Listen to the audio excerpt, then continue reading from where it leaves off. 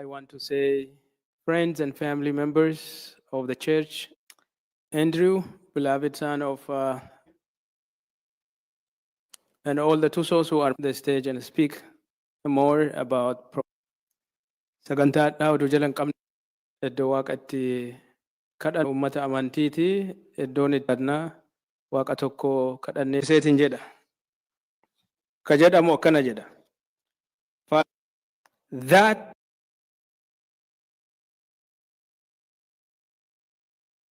we may gain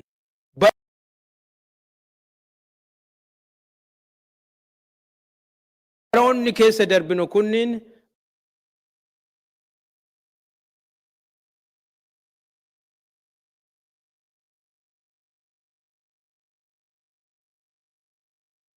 ogummaa akka keessaa argachuu dandeenyu inni nu his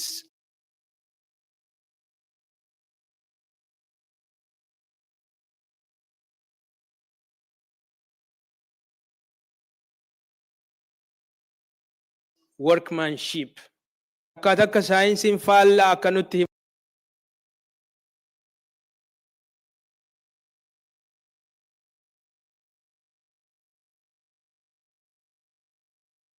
himuu hin taane created by an intelligent God.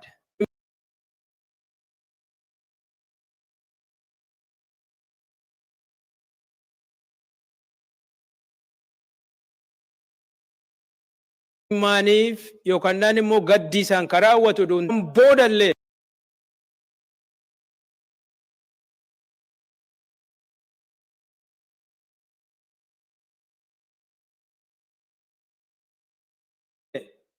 jireenyi kanaafuu iddoo kanatti yeroo wal geennee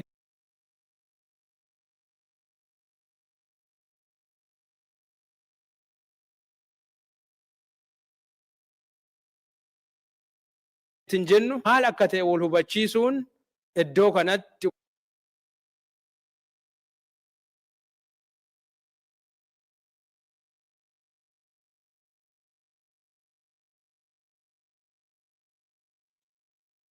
takka we don't have to cry over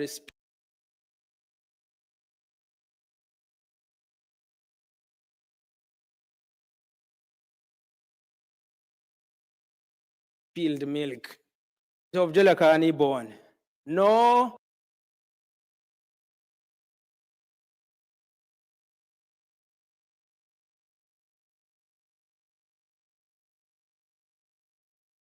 for us yoo rabbii wajjin tarkaanfanne deemna.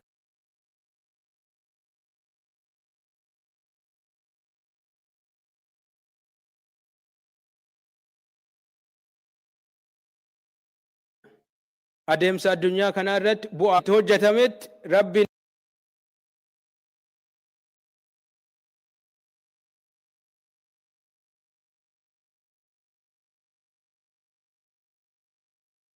nin galateeffannaa sun oduu iskuula deemanii barachuu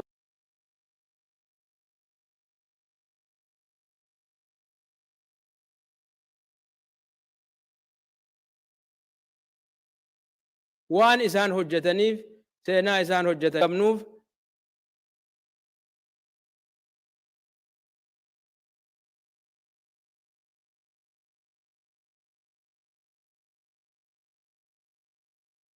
wanta guddaa hojjetaniiru. It is time to rejoice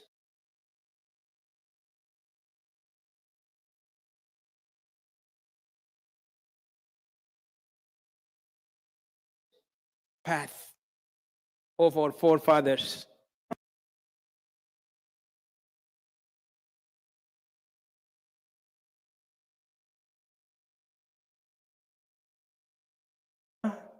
Jireenya kanamaaf kennitu jiruun kasif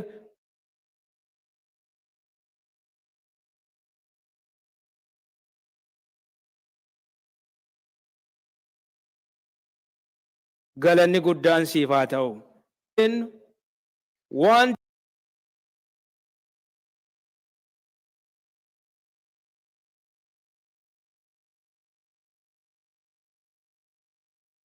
Professor haasa'uu qofa hundumaa waan godhuu dandeettuuf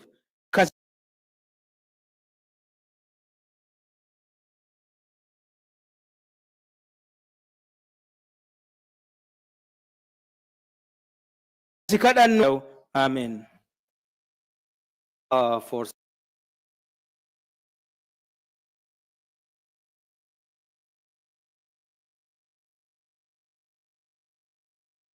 setting that positive tone, Chichimo.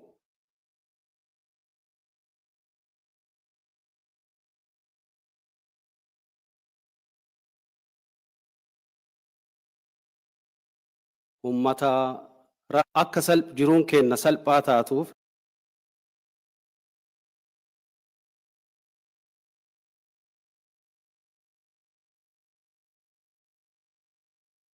hegereen Hamdeessaa Tusooti.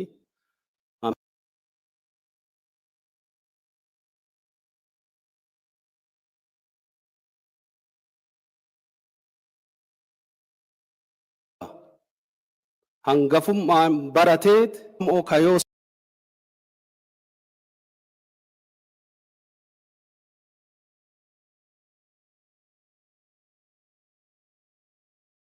san ture ka community sanniin keessa Oda duubaatti waa sirreeffataadha.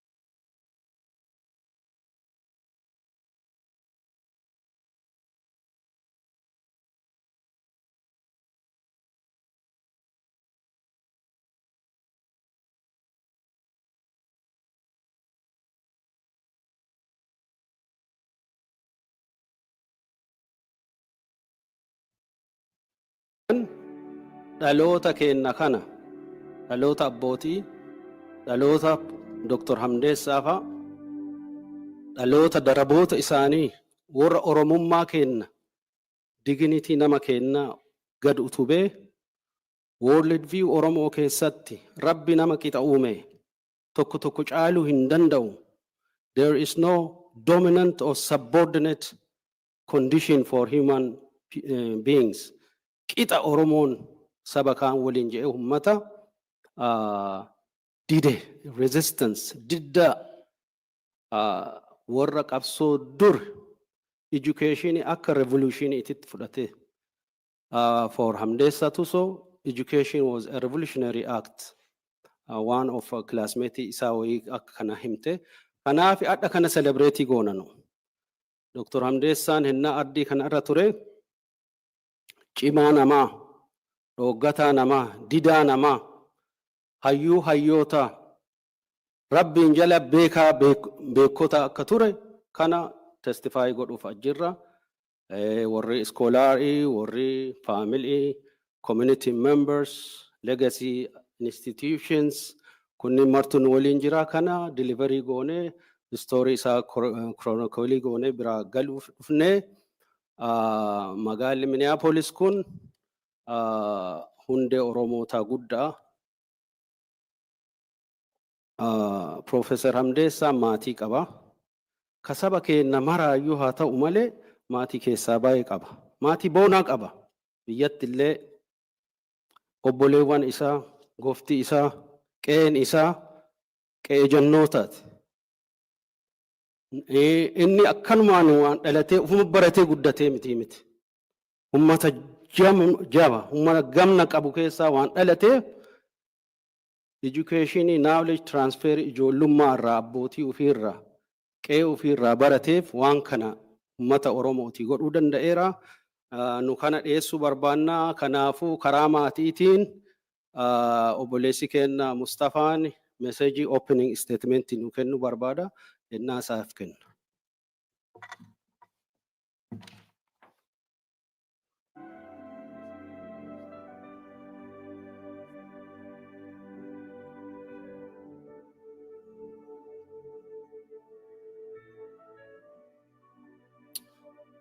The family of Professor Hamdeessaa Tusoo is deeply grateful for the overwhelming condolences, support, and the support they have received from Oromos and the non-Oromos around the world. The family also wish to extend a sincere appreciation to those who travel from near and far and gathered here today to honor his life and the legacy of Professor Hamdeessaa Tusoo, bidding him a final farewell. Professor Hamdeessaa Tusoo was not merely an individual. He is a symbol of a nation. He dedicated his life to advocating for justice, dispelling the darkness that shrouded the identity of our people from the entire world, and igniting a flame of hope that continue to guide and inspire his nation, the Oromo people. We pray for the strength, unity, and the mutual understanding that binds us together. May God, Allah, Waaqa, bless his soul. Wamama kana gabaabsee afaan Oromootiin hiika. Uummanni Oromoof saboonni biroo erga Professor Hamdeessaa Tusoo boqotanii addunyaa hunda irraa gadda keessan ibsachuun maatii Professor Hamdeessaa Tusoo jajjabeessaa akkasuma gargaaraa jirtan hedduu galatoomaa. Har'a warri dhiyoo fagoo dhuftanii sirna Gaggeessaa Professor Hamdeessaa Tusoo irra argamtan hedduu galatoomaa, kabajaa guddaa isiniif qabna. Professor Hamdeessaa Tusoo nama tokko miti. Professor Hamdeessaa Tusoo saba biyya. Professor Hamdeessaan jireenya isaa guutuu mirga dhala namaaf keessattuu saba isaa Oromoo fi falmachuun haguugaa dukkanaa eenyummaa uummata Oromoo addunyaa irraa akka dhokatu godhame cabsuudhaan uummata Oromoo akka addunyaan beektu taasisuudhaan abdiif hawwii uummata keenyatti horeera. Uummata keenyaaf jajjabina tokkummaa fi waliigaltee Rabbi nuuf haa kennu jenna. Rabbiin isaas warra jeennataa haa godhu.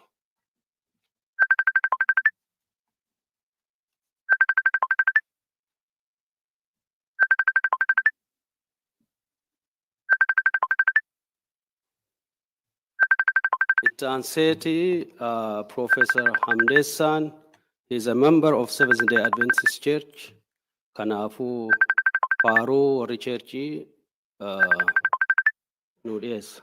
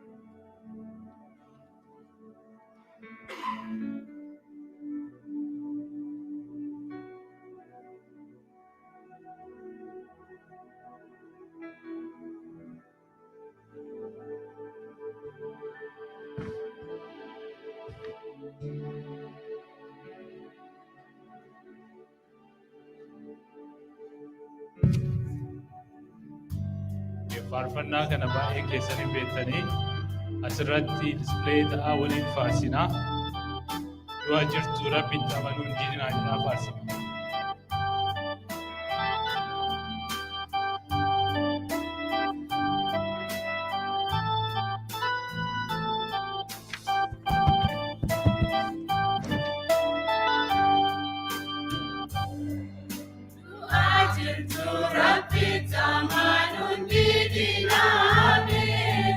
Tundu amitata tuniribu mabe, duajitu rabita manundini nabe. Tundu amitata tuniribu mabe.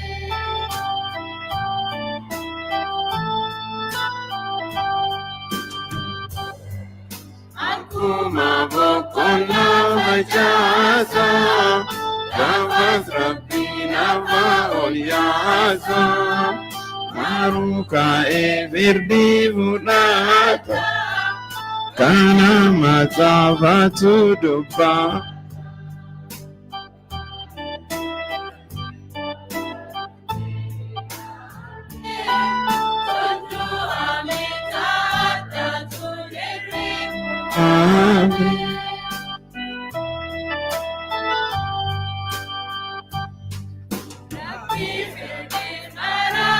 Kasam kajubung kamne samiwa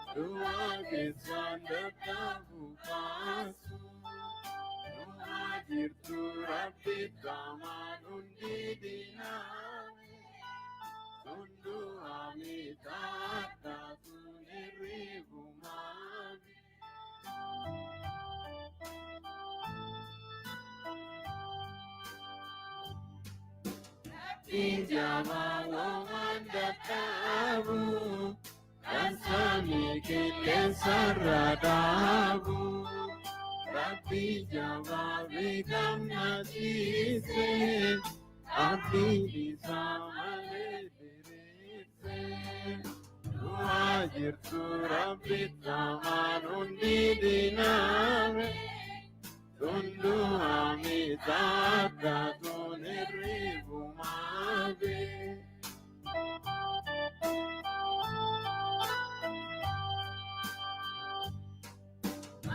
Akase virti kenavi Kulkuloni akamangavi Due maru achini labu Karasunis nama imbasu Doa jirtu Rabbi tamanun didiname Tundu amitata tuniribu mabe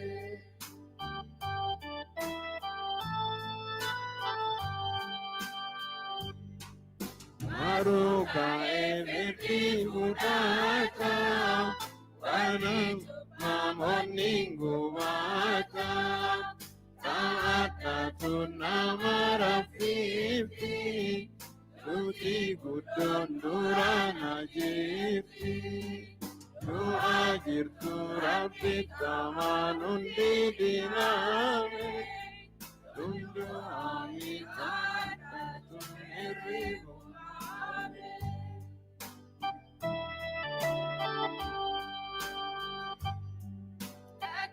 Ya Rabbi tamana Yodin nega mazingu mana Nakaduga vuta Rabbi mbiram Kuya gapanin takam nejira Doa jirtu Rabbi tamanun didiname Tundu amitata tuniribu mabe Doa jirtu Rabbi tamanun didiname Tundu amitata tuniribu mabe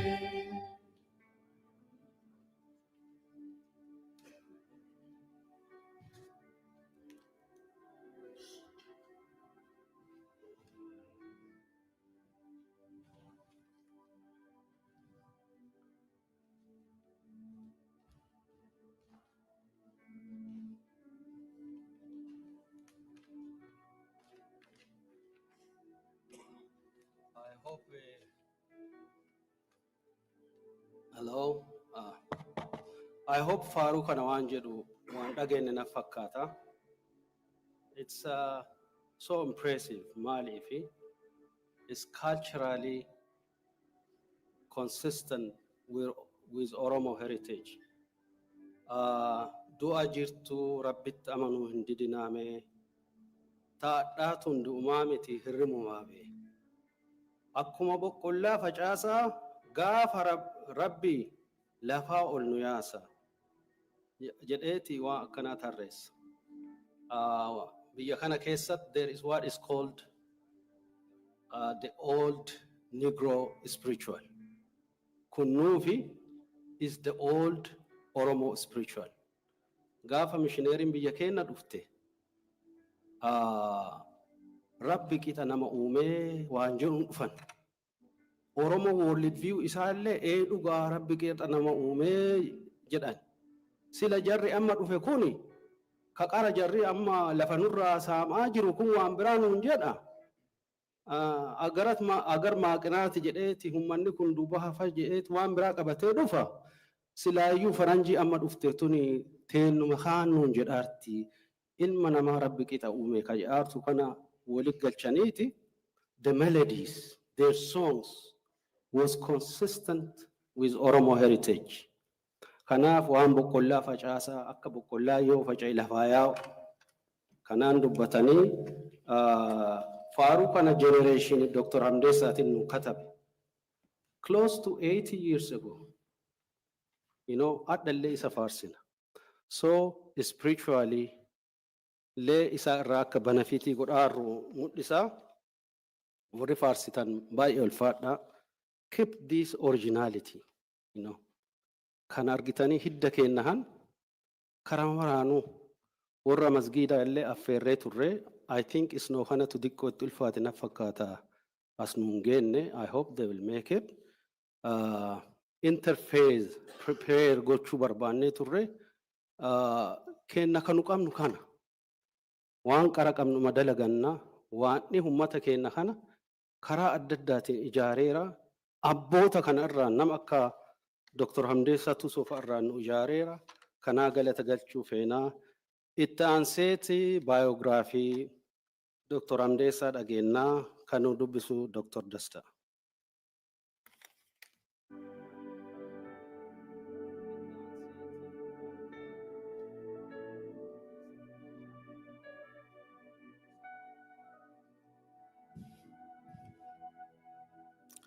Biography Professor Hamdeessaa, biography isaaniitu kitaaba guutuu ta'a. I'm going to give you just a telegraphic summary of his biography. Guutummatti yoo dubbise yeroo dheeraa waan fudhatuuf gabaabsee dubbisa. Achiin duratti immoo I just want to quote. Here is what Napoleon said. Takka takka namoonni waan gaarii hedduullee keessaa argattu. Seenaan isaanii waan biraatiin warra beekamanis. A leader is a merchant of hope jedha. Namoonni geggeessaa ta'an, namoonni uummataaf hotti deeman warra abdii namootaatti horan ta'uu qabanii jedha. A leader is a merchant of hope. Professor Hamdeessaani fundura utuu ilaalan forward looking. Boru gaarii ta'a. Tomorrow is going to be better than today. Kanarra fooyyata abdii jedhuun jiraataa ture. Noise. We should not have place for despair. Abdii kutachuuf yookaan akkuma duraan jedhe dukkana argaara utuu hin taane I see hope. I see light. There is a way out. Isa kanan namoota keessatti baay'eessuun nurraa eegama. Summary and key points. Early life and education. Born in 1947. In the early 40s in Arsi Nagele, Oromia, Ethiopia. Early literacy began secretly in a local school. Walked long distances to attend Kuyara Adventist Training School, where his worldview and activism took shape.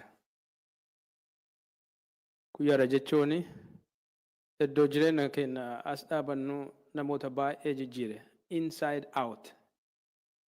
Takka takka namoonni iskuula keessa darbu malee iskuulli isaan keessan darbuuyyu. Professor Hamdeessaan warra iskuulliin jireenya isaa keessa darbe. Warrin isaan duukaa bu'anis, we didn't go through school. The school also went through us. Worldview'n isaa niif activism live in isaanii achitti sheeppii ta'e. A leading member of the RC Oromo youth movement in the 1950s and 60s, advocating for education. Yeroo san beektu lafa dhufaniituma lafti teenna lafa akaakilee kennaati namoonni jedhanii irra jiraatan namootuma fidanii irra safarsiisanii laftin ammaan booda keessanii miti jedhu. Kunin komii guddaa ture. Isa kanneen dura warra dhaabbataa turan. Taught as a student teacher while still in high school. Later taught at mission school in Kambata and Gimbi. Schoolota keessatti barataa ta'ee nu barsiisaa ture. He earned his BA from Avondale College in Australia, 1972, Masters in Andrews University, 1974, and PhD from Michigan State University in 1981. Scholarship and academic career. Professor Hamdeessaa specialized in conflict resolution and peace building and indigenous knowledge and system. Known for bridging Western scholarship with African traditional mechanism of justice and peace. Takka takka nagaa buufnaa jedhaniituma namoonni nu hin fakkaanne dhufaniit impose nama irratti godhu. Nullee we are so brave and courageous to copy whatever waan nu hima hunda. Professor Hamdeessaan miti jira. Uummanni keenya itti jiraateeyyuu kan nagaas araaras ittiin geggeeffannu ittiin bullu rakkoonis yoo jiraate ittiin hiikkannu jira jedhaniitiin warra yuunivarsiitoota keessatti bakka adda addaatti nama dubbataa ture. Held academic position at George Mason University, Nova Southeastern University, University of Winnipeg, and University of Manitoba. This went on for over 40 years. There are many articles published, of which published widely, including books such as Creating the Third Force, Gender and Peace Building, Peace on Earth. Peace on Earth in Jechikun Esadu. Right, you find it in the Bible. Nagelni lafav hata ukajedo. Authored over 41 scholarly work and presented 36 global conferences. Renowned mentor and educator, admired for combining theory with lived experience. Advocacy and leadership and community service. Professor Hamdeessaa is known for this. Jireenya ofii tajaajila kennuu irratti kadabarse. Founded the Oromo Committee for Immigration and Refugees, known as OCIR in 1983, contributed to the US immigration reform efforts. Poolisiin biyya kanaa bara sanniinitti warra biyya kana nu dura dhufanii qubatan, of course kan nu fakkaatan garii giddiin as fidanii poolisiin kunniin gara biraatti feverii ka godhu. Inni kunniin fooyya'uu qabaa jedheetiin irratti hojjetaa ture. Co-founded and served as first president of the Oromo Studies Association OSA. Isa kana manguddoonni waa'ee kana irratti ana caalaa harka hedduu beekan isaa wajjin ka hojjetan as jiru yeroo isaaniif kenninaa isaaniin dubbatu. That was in 1986, helping institutionalize Oromo scholarship. Wanti nu hojjennu wanta afaanumaan dubbannee haasofnee deemnu uduun taane barreeffamee standardii haala eeggameen akka galmaa'ee taa'uuf warra hojjetaa turan keessaa tokko. Engaged in global Oromo community organizing, fact-finding mission, and political advocacy. Played a role in shaping transitional politics of Ethiopia. That was in 1991 yeroo konferensii Londanitti ta'usanis yaada isaanii gumaachaniiru. Chaired the Shanacha Jarsumma Peace Mission 2001-2004 to address internal Oromo political misunderstandings. His guiding principle, unity, self-determination, and affirmation of Oromuma, that is the Oromo identity. Return home and the final reflection, that was returned to Oromia in 2019 for ceremony honoring the RC Oromo Youth Movement, which he started at early age, expressing his pride, the progress made since his youth. Yeroo dargaggummaa xiiqiif aarii of keessaa qabu qofa oduu hin taane deebi'eetiin yoo laaleetiin jedhu iddoon inni keessaa ba'e sun maal fakkaataa akka jedhu. Passing and legacy. Passed away November 22, 2025 in Winnipeg, Canada, surrounded by family and community, to be interred at Kuyara Adventist Cemetery, iddootti uf beek, iddootti uf barat. Biyya keenna, yeroo tole qonnee irraa nyaanna, yeroo boqannu immoo isii uffanna. Remembered as a scholar, activist, and visionary whose life lit the path for justice, peace, and Oromo dignity. His legacy endures in the students he taught, the communities he empowered, and the institution he helped build.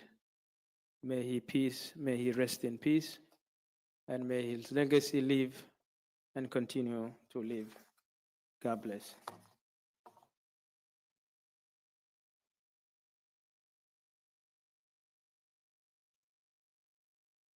Dr. Dasta, thank you so much. The biography of Professor Hamdeessaa Tusoo is difficult to cover in a moment or in a short minutes. Garu, I had an opportunity to have a close discussion, interviews, tape him on videos about his life and his contribution to the society. So he doesn't like to be called professor or doctor or, ufakka tuulu kanan fedhi illee hin qabu. Hamdeessa naan jedhi namaan jedha. So akkana jedhi naa himi. Maal si himaa? Namni kun bubbule. Guyyaan namni hara baafatu hin hafu.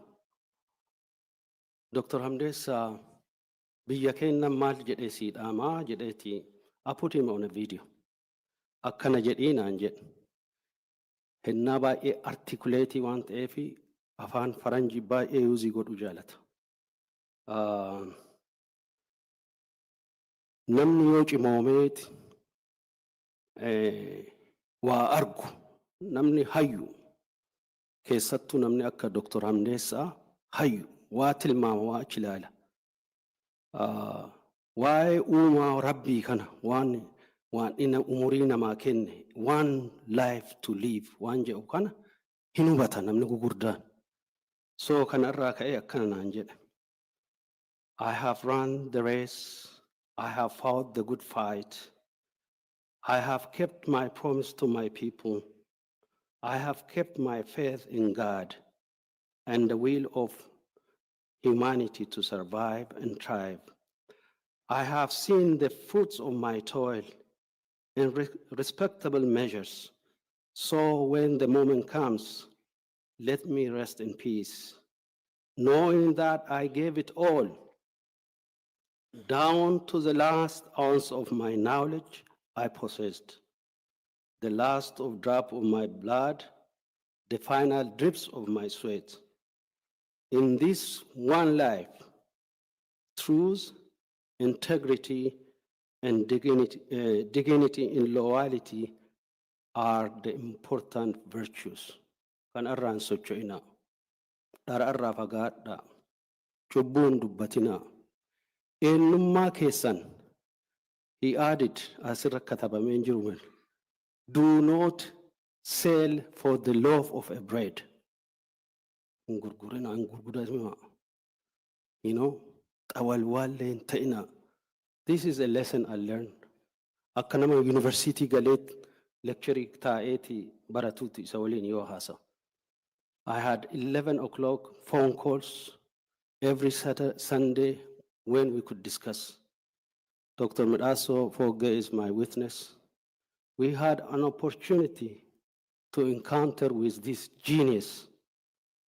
And I consider it's a privilege of lifetime to have known him. Kanafin, he stood for truth. Himbetani, Oromon himbenna. Oromon civilization, ufi adda qaba, marriage institution qaba, fira gargaru qaba. Hamdeessaa wanti jedhu saba, the people, the nation. Sabni kun yoo waa wayyoofneef waa ufafoo hin siifan mana kiyya callaa mana tusoo callaa gargaareef bu'aan namummaa, the humanity, the human dignity, the human aspiration, the elevating of that, you know, the human concept ka jedhu sun urgee argatu. Dhuga namni na himata waa inni naan jee isin hima. Dhuga namni na himata natti hin gammadu ta'a. Garu, I made a choice. Inflat. I chose to speak up for my people. Yokun ka kondeni na godulle. Yokun ka kondeni na godulle. I'm willing to die with it, Nanje, you know. So you guys understand. One in Nihuj, conflict resolution, peace building. Tabaka Dabilisumma Oromo henna sa wullolan. Adda bilisummaa Oromoo ka duri kadhaa isiniin jedhan jiru. Ka abbootiin kennan barsiifte.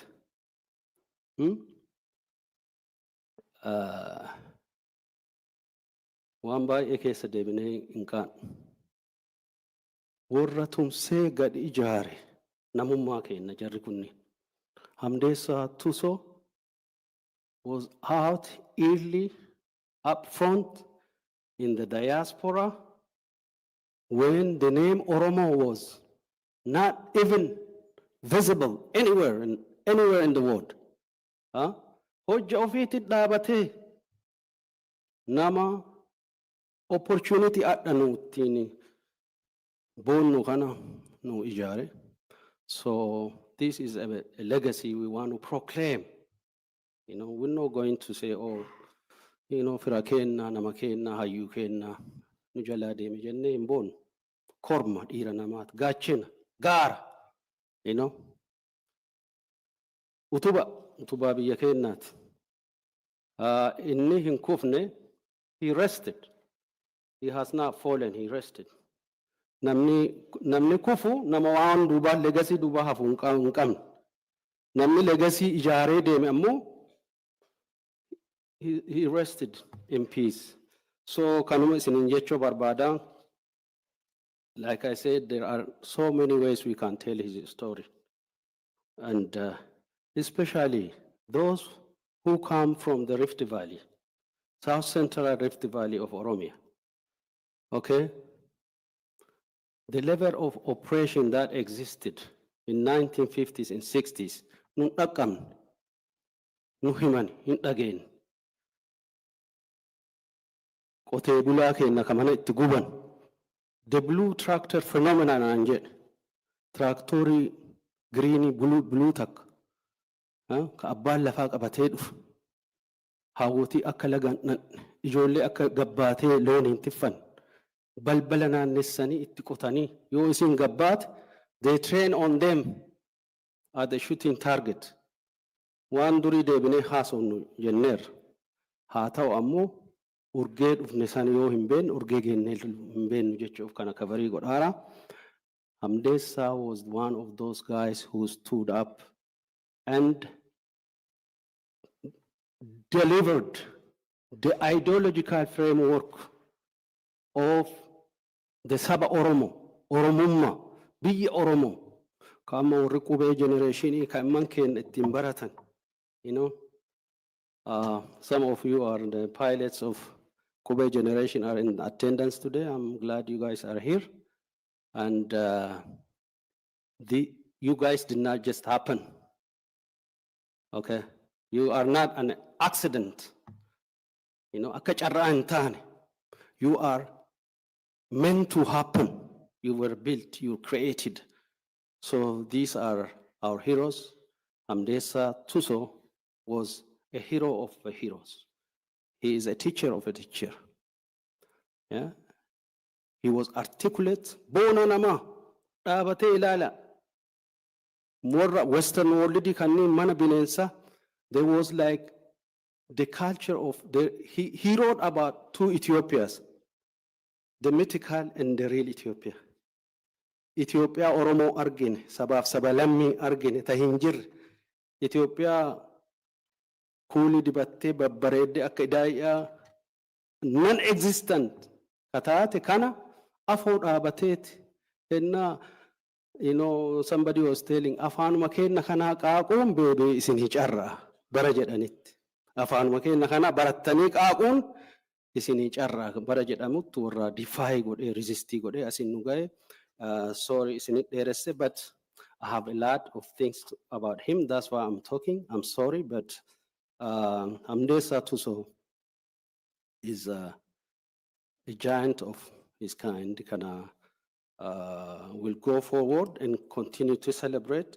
And I want to call up the scholars who would present their first-hand account.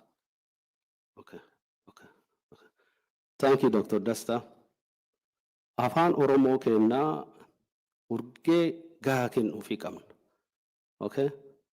So Uti will deliver the biography in Afaan Oromoo. Uta and Haja Qabnuun.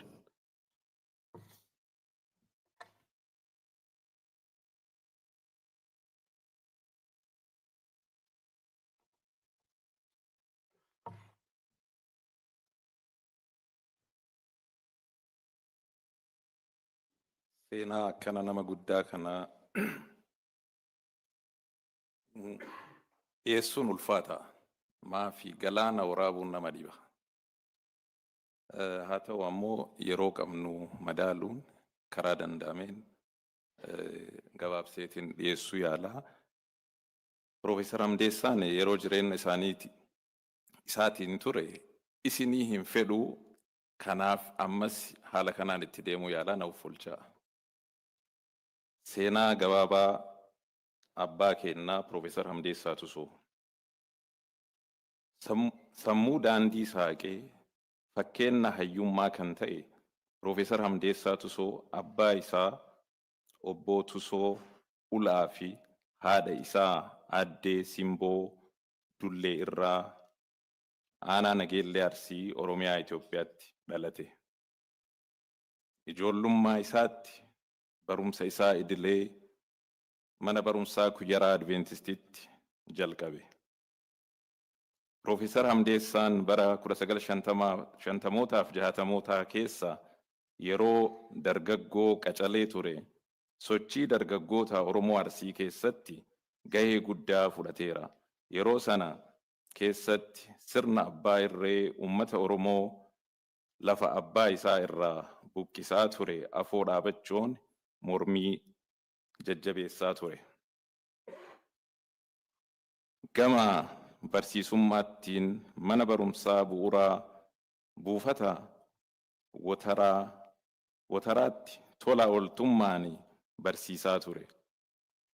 Barumsa sadarkaa lammaffaa yookaan haayiskuulii keessa osoo jiru warra sadarkaa tokkoffaa yookaan elementarii barsiisaa ture. Bara 1964 barumsa sadarkaa lammaffaa xumuree mana barumsaa Abboomsaa Adventist Mission Kambaata keessatti bu'uureessuuf barsiisuun qooda fudhateera. Waggaa tokko booda barsiisaa ijoollee mishineerii yookaan faranjootaa ta'uun Gimbii Wallaggatti tajaajileera. Dandeettiinii fi cichoominni inni qabu qalbii mishineerotaa waan hawwatee fi bara 1969tti carraa barumsaa argatee dachiif galaana qaxxaamuree Awustiraaliyaatti imalee digrii isaa kan duraa bara 1972 Avondale College irraa fudhate. Itti aansuun dheebuun inni barumsaaf qabu gara Ameerikaa isa geesse. Bara 1974 Andrews University irraa digrii lammaffaa, bara 1981 Michigan State University irraa PhD fudhateera.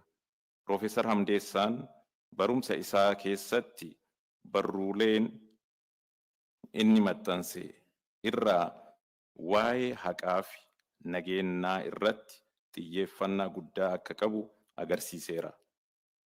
Aadaanii fi duudhaan akka eeggametti waldhabbiin hayyummaan akka hiikamuu danda'u qorannoon agarsiiseera. Profeesar Hamdeessaan Ameerikaa kaabaa keessatti George Mason University, Nova Southern University, University of Winnipeg fi University of Manitoba waggoota 40 olii fi sadarkaa olaanaan tajaajileera. Profeesar Hamdeessaan barsiisaa qofaa osoo hin taane mirga dhala namaatiif nama dhaabatu ture. Kongireesii fi State Departmentii mootummaa Ameerikaa irraa gaanfa Afrikaa ilaalchisee nama hayyummaan isaa barbaadamu ture. Profeesar Hamdeessaan Oromoon uf ganuun yookaan eenyummaa irratti fe'ame fudhachuun osoo hin taane tokkummaan dhaabachuun hawwii ofii akka ofii fedhetti gonfachuu danda'a jedhee barsiisaa ture. Bara 1983 koree dhimma baqattoota Oromoo hordofu hundeessee itti aansuunis dhaabbolee 120 qindoominaan baqataaf dhaabbatan keessatti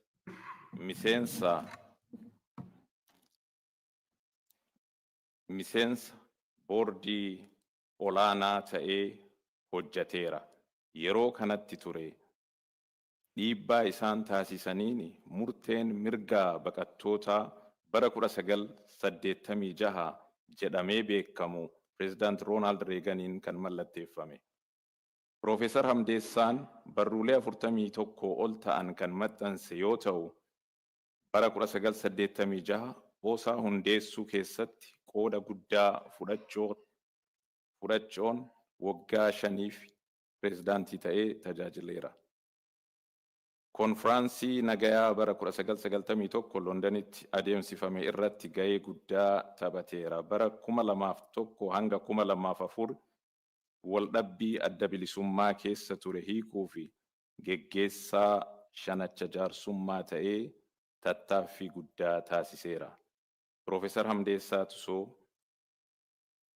uduunurraa hin fooyamini akkana jedhe gabaabamatti.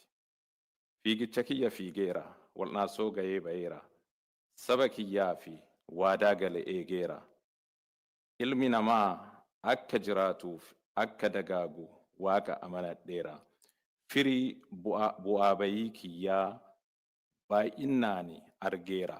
Kanaafuu yeroon hennaa gahe waan qabu hundaa kennuu kiyya beekaa nagayaan boqadha. Profeesar Hamdeessaan dhukkubsatee osoo yaalamu Sadaasaa 22 bara 2025 addunyaa tanarraa du'aan boqate. Profeesar Hamdeessaan hayyuu keenna, beekaa keenna, goota keenna. Maatiif hawaasa Oromoo hundumaaf Waaqayyo jajjabinaa kennu. Profeesar Hamdeessaa nagayaan boqadhu.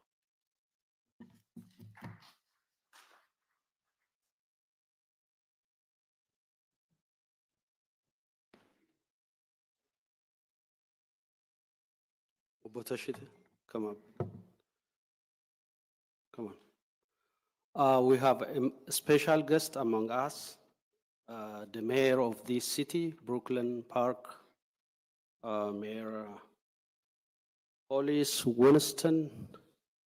Akkuma beektanii hawaasni keenya kan Minnesota kuni urgee jiru kanatti sirri ijaarameera, and it's an honor to have him among us and give him a moment to deliver a comment.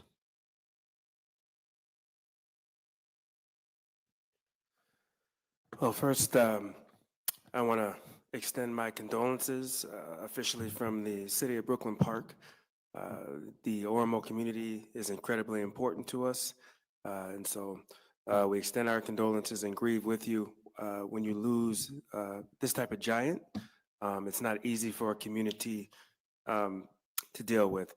I know that Professor Tusoo is incredibly important to you in terms of just in my meetings with the Oromo community and dealing with leadership. Education is something that has been extremely valued within the community. I know people pursue it, people value it. When people put together their plans or even movements within the community or back home with many of the struggles that you're dealing with, there is often an academic component that is part of that. And so I know Professor Tusoo was a large part of that in terms of speaking for refugees and immigrants. Who are continuing to free violence and seek dignity in new lands. I know that that is something that he would continue to ask folks to fight for. And I think even in the environment that we live within now, within our country, we know that he has laid the groundwork in terms of talking about the importance of immigrant communities, how to deal with issues within immigrant communities, but also how that extends overseas in terms of creating that unity that people are looking for. He would also say to continue to uphold the unity and self-determination of the Oromo people, fostering that understanding and reconciliation. And then again, I know a ton of his research was in terms of how to champion indigenous approaches to conflict resolution. And I think even within the United States, that gets lost quite a bit. Our own indigenous voices get lost. And I think he made a good case for us valuing that here, but also again, talk about overseas and when people come in with their perspective, or the majority group comes in with their perspective, understanding that those indigenous voices have a wisdom and an understanding that goes back long before whatever current regime is in office. So I think when you lose a giant that has that understanding of the world, that nuance and that wisdom, it is a time to grieve, aside from just the grief of losing someone that the community loved and knew. And I think, someone said it earlier, you're not here by accident. This is not an accident. And you don't move in terms of academics, in terms of your influence in the community, in terms of your importance to our city of Brooklyn Park. You don't move that way by accident. There were those who came before who laid a particular groundwork. I have that within my own community. So I understand when one of those folks leaves, sometimes the younger generation doesn't understand that. But I would say, hold on to that. It's incredibly important. We don't fully understand your loss because it's not us, but we do extend our condolences, and whatever we can do as a city, let us know. Thank you.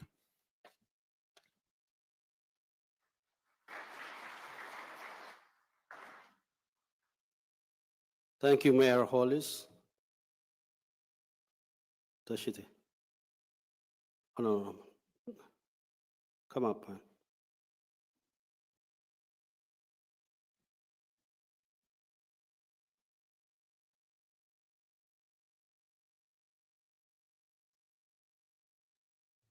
Okay, Ifama Nagoda. Just to introduce our next speaker who is amongst us, Honorable Representative Hulda Hensley, who represents this area. She is the first Kenyan American to represent this area in the state of Minnesota. In honor of all of us, she is amongst us, and we give the time for Representative Hulda to say a few words.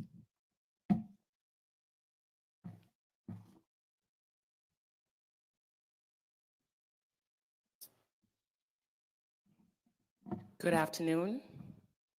Good afternoon once again. Thank you so much, my brother Tashidi. It's so good to see you, Mayor Hollis, and to all of you. My name is Hulda Momanyi Hiltsley, and I have the great pleasure of representing this district, Senate District 38A in the state legislature. And so I want to give a brief remark on behalf of not only this community, but also as an African immigrant in this country. And as he said, as the first Kenyan to be elected into the Minnesota legislature.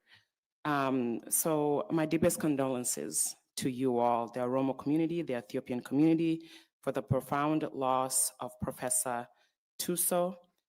His life, from my understanding and from my research, was a powerful testimony of scholarship, advocacy, and unwavering support for his people, you, all of you. He combined academic work with lifelong political and cultural advocacy. I think that's one of the things that I really admired when I was researching his life. And he combined academic work with lifelong political, cultural advocacy, becoming one of the key intellectual voices in modern Oromo national movement.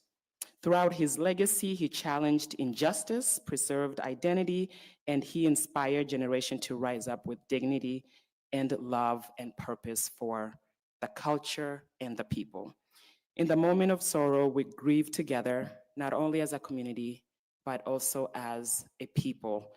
And we must also stand together. So let us surround his family with love. So my condolences to the family, our elders with care, and our youth with guidance and hope. And let this be also, and also let this be a call to us as Africans to follow his example, to lead with courage, to serve with integrity, to protect our culture, and to serve boldly, stand for justice wherever we are. And the greatest way we can honor him is through action, by showing up for one another, strengthening our communities. And I hope as you continue to celebrate his legacy, may you remember that his legacy is rooted in what we do next as a people. What are we doing for our young people? Making sure that they understand, even though we are so far away from our homelands in the continent of Africa, that they too have a say in how our cultures, our language, our traditions continues. So I honor him today, and I also say my condolences to you all. Thank you so much.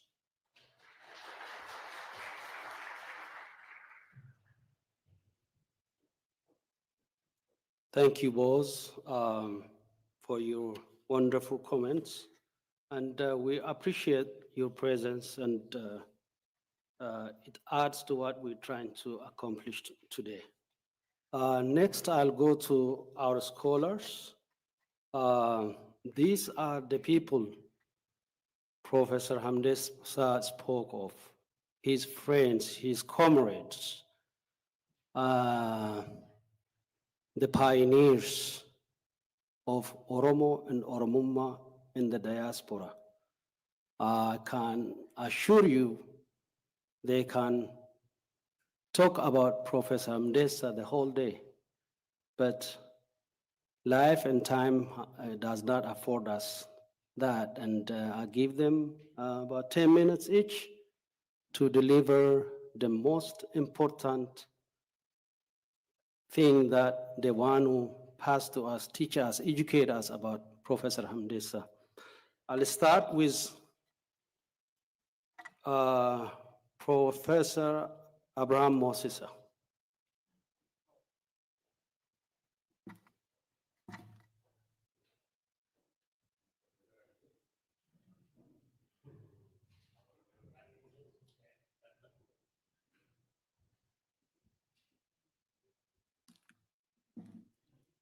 Attam jirtu Abraham Moosaan jedhama. An Profeesara miti, ani warra biirokraata jedhama.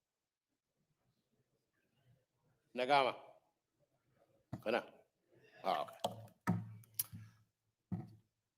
Huh? Atau. Bayar.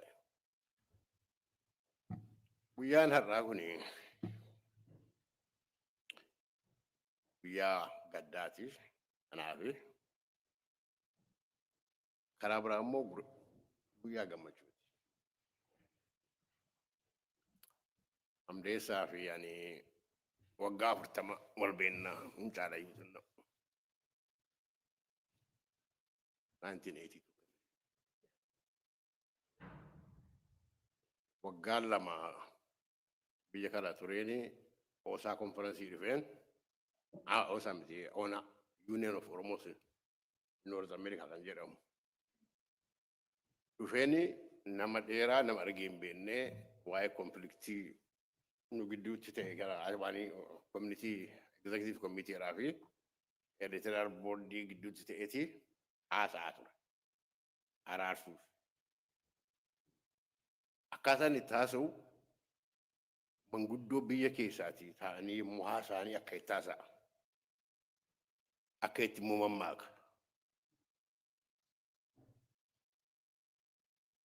Tiyoorii mooderni immoo fideetu haasa'a.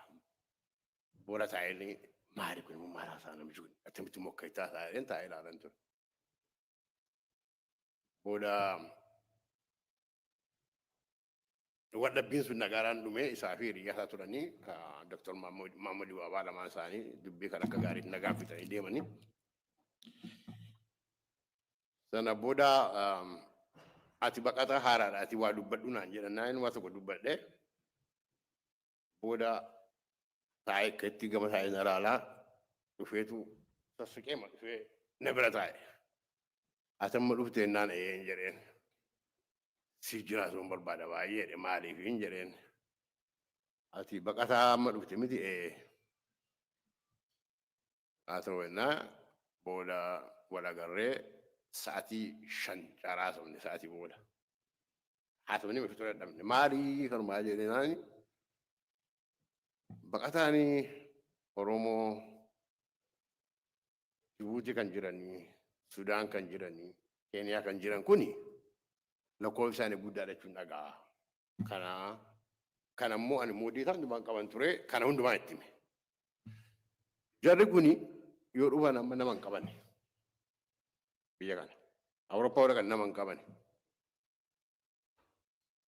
Kanaafi tokkoffaa akka isaan itti biyya kana dhufuudhaaf danda'anii kaampeenii gochaa jira komiteedhaa beeran. Kan hojjechaa jira.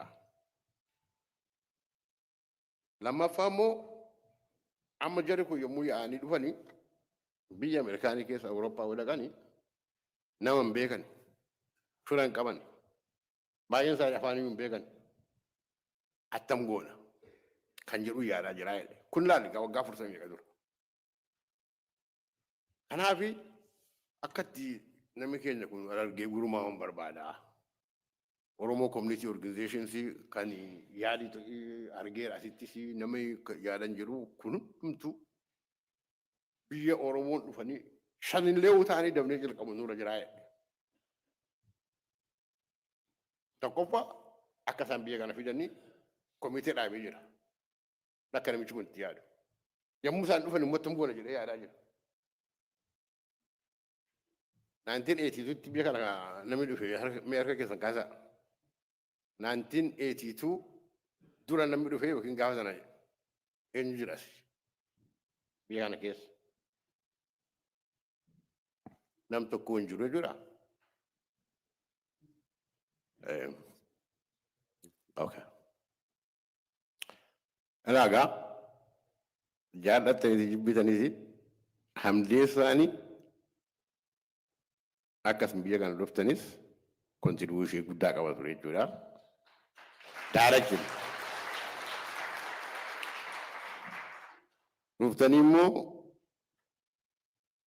akka qubattanii community keessattis immoo galtanii communitiin Oromoo yommuu dhufu yommuu isin dhuftanii ofitti isin qabee isin gargaaree akkasin biyya bartanii gochuu irrattis Profeesar Hamdeessaanii jireenya keessan keessatti directly contribution qabaa jechuudha.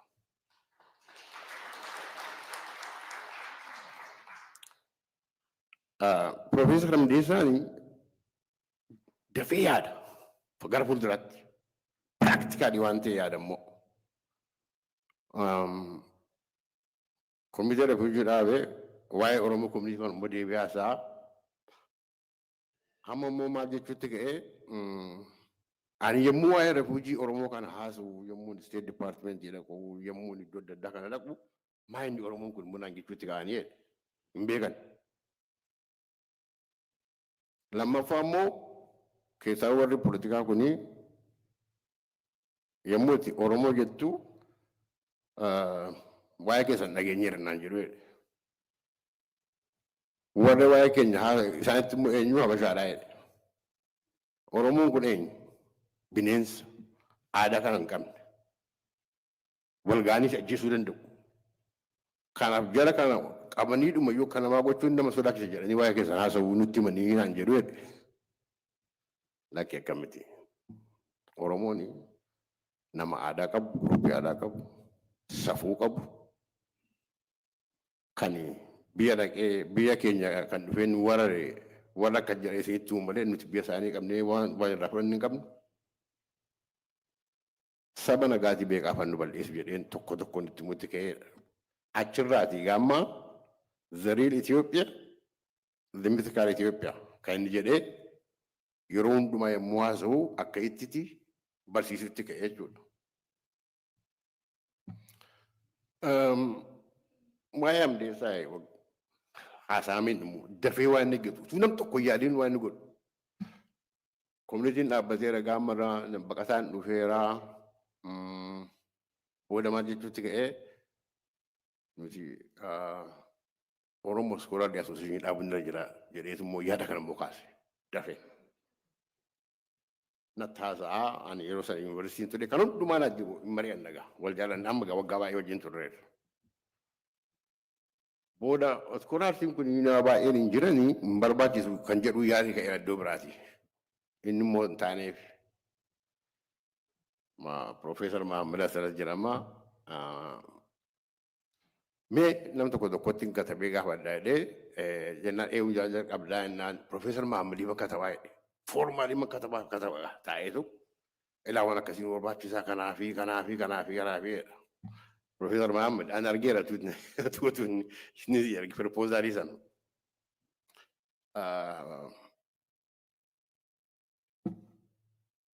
Yeroo xinnoo booda warra akka Profeesar Mahammad Hasan fa'aa warra akka Profeesar Makuriyaa Bulchaa fa'aa obviously yaada isaa baay'ee jaallatee namni hundumtuun ta'ee Profeesar Ismaa'il Abdullaahis jira. Oosaanii yeroo gabaaboon dhaabbate.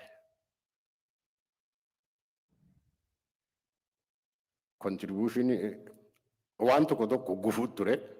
Gufuu sanaanii inni isaa fi Profeesar Ismaa'ilii kontinuu gochuu hin dandeenye haa ta'u malee oosaan garuu dhaabbate. Damee isaatu cimaa ture. Profeesar Hamdeessaan yoo gufuun sun tureyyuu oosaanii innumti keessaa wanti godhee akka inni gara fuulduraatti garuu deemu barbaade. Kanaaf waan hamaan hin jenne. Ilma dhiisee ba'e. Kan karaa koo akkaataa ammatti deemaa jiru illee jaalladhu haa deemu garuu. Ani iskoolaarshiippii karaa mataa kootii yuunivarsiitiin bakka hin jirutti konferansii bakka naamanitti kontiiniin godha jedhee akkuma baay'een keessan dubbattan kontribuushinii isaa hundumtuu jira. Paabilishii kan ta'e baay'ee jira. Kan paabilishii ta'e mana isaa jira. Kuni ani personaalii kana rekomendii godhu ani keessaa waan hin beekuu fi piliis kaataloogii godhaa faamilii isaa as jirtu future generationiidhaa fi akka darbu waan akkasii kun. Kontribuushiniin oosaa inni duraan jalqabe suni oosaan egaa waggaa meeqa ta'eera. Seenaa qabsoo Oromoo keessatti namatti hin dubbatu baay'een dubbatu malee kontribuushiniin Oromoo Study Association one of the top 1 or 2 3 jedheen fudhadhani. Attamitti. Yommuu Profeesar Hamdeessaan deemee haasa'u Oromoon eenyu jedhan Oromoo iyyuu hin beekan. Har'a garuu seenaa sanaa seenaa sobanii waan jarattiin jarri Oromoo jibban haasa'anii warra akka Profeesar Mahammad Hasan warra akka Profeesar Makuriyaa Bulchaa Hamdeessaa Tusoo Abbas fi Profeesar Asafaa jaallatamaa lakkaa'ameen dhumu. Kontribuushinii isaan godhan seenaa Habashaan ukkaamsitee gadiin boo jettee mooneerra finneerra jettu qotanii baasanii addunyaan nu baree yoo waan barbaanne hundumaa hin arganne ta'e akkuma Hamdeessaan naan jedhu ilaamee moosiseedha. Har'aa jalqabnee amma gaafa duunuutti galgalaa ganama jenne yookaan waan barbaanne sana nu hojjenna hin arganna. Yoo nuti immoo hin argannu ta'e immoo bakka gaamuun irra hin geenye irraa jedha. Garuu maal jedha Hamdeessaan bilisummaan Oromoo negotiation hin qabu. Oromoon bilisa ta'uu jira 100% jira immoo. Shantaman fudhannu jedhe, jaatama sin fudhannu jedhe, 99 sin fudhannu jedhe. Maaliif yoo 99 fi 0.9 fudhanne pointii tokkitti sanaaniti nu mootii. Pointii tokko munduraa qabaannaan nu caaltee jechuudha. Isa kanaafi dhibbatti amma Oromoon bilisummaa isaa argamutti 99 fudhannu jedha. Nuti gaama dhibba fiduu dhiisuu hin dandeenyaa jedhe. Garuu dhiibnee iddoo tokko ga'uu dandeenyaa yoo dadhabnees immoo warra kaaniin fixuu jedhe. Jireenya isaa keessatti Hamdeessaan kan na koolsiisus kan yommuu taphannu aboo moosisa eessaan keenya ammaa persentii kwantifaayii gochuu hin dandeessaa naan jedha. Lakkaan kwantifaayii gochuu danda'u obboleessaati. Deebiin jedhaan utuu akkasitti dhiibuuti gaa utuu akkasitti Oromoon jaallata. Janna gurbaan kun janna. PhD lama qaba. Tokkoffaa Arsii keessa dhalatee guddate. Yeroo Haayile Sillaasee immoo dhalatee guddate. Namni zamana Haayile Sillaasee Arsii keessa dhalatee guddate isa amma akkaataa itti sabi keenya jiraachaa jiru isa oduudhaan odeessan osoo hin ta'in piraaktikaalii beeka. Warattiin amma kanan goone nafxanyaan saba akkasin goone wusatti riksina jettu kuni Hamdeessaan garuu beeka isaan beeka. Dhaloota isaan beeka. Akka sabi keenya itti saamamaa ture, arrabsamaa ture, xinnaamaa ture hundi ishii beeka. Jireenya isaan beeka. Namni isa goomsuu hin danda'u. Tokko. Lammaffaa immoo hin barate. PhD isaa bite. Inni gaa hin qopheessisa. Diina Oromoo bakka isheen jirtutti yommuu argu keessaa nafxanyooti bakka konferansii keessatti haa ta'u miitingii yommuu dhannu yommuu isheen kaatee sabdi yommuu dhannu takkaa mana utaa itti si qalame. Maaliif akkatti ishee qabu beeka. Akkatti ukaamsa ishee qabu beeka. Hin sodaatu immoo janna. Hin sobdeedha. Kanaaf janna dhabne garuu baga zarate. Baga Oromoo nu ta'e. Waan baay'eedha inni keessa. Fayyaataa waa'ee namicha kanaa guyyaa guutuu ta'uu ni danda'a fayyaataa.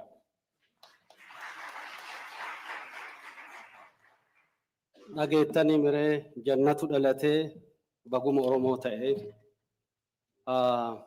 Ulfaadhu Obbo Abraham. I'm sorry to cut you off, but it answered Dr. Abdullahi Yusuf. No. So, maqaa steetii godhee dhiifama naa godha. Ismaa'eel Abdullahi dhiifama naa godha.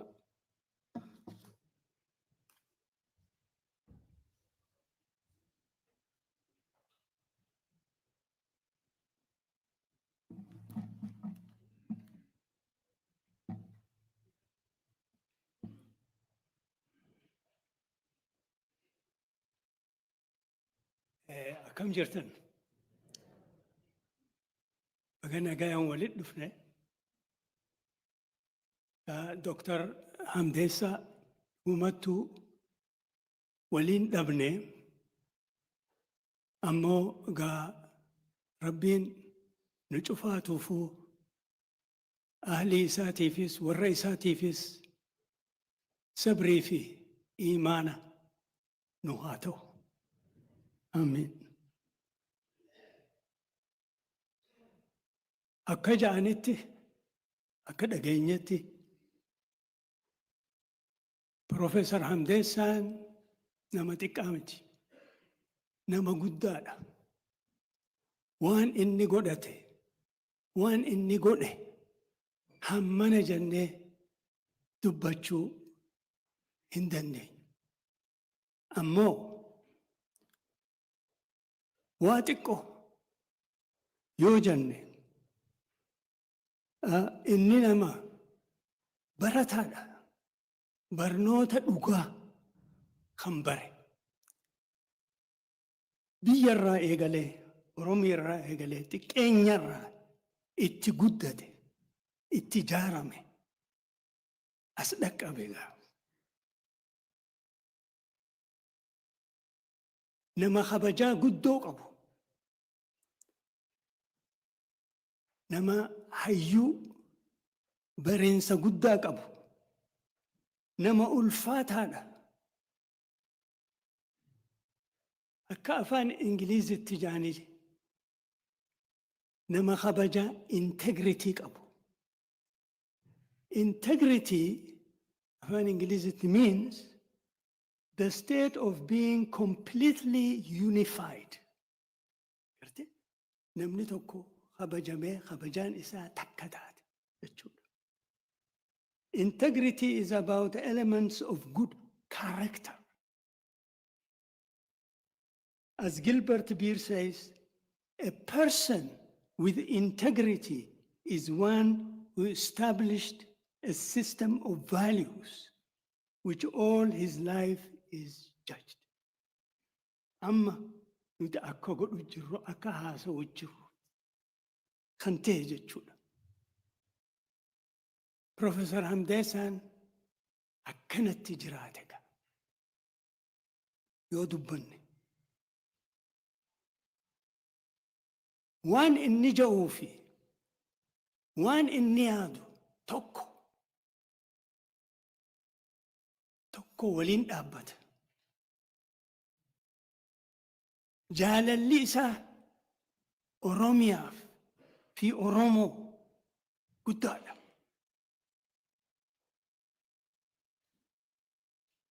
Ammaas amaanummaan waan inni itti amanu takka Oromummaadha. Bakkattoo sunirraa hin ba'u. Anaaf inni bara 1990 wal barre hoggaan biyya Awurooppaarraa dhufe. Booda fuudhaniiti ana kana osaa president na godhan duraa. Ammoo gaa duruunuu Professor Hamdeessaan bakkattootana hodduu itti laffa'e, hodduu itti cinqamees gaa hayyoonni keenya intellectual hobatti bahanii ijaaranii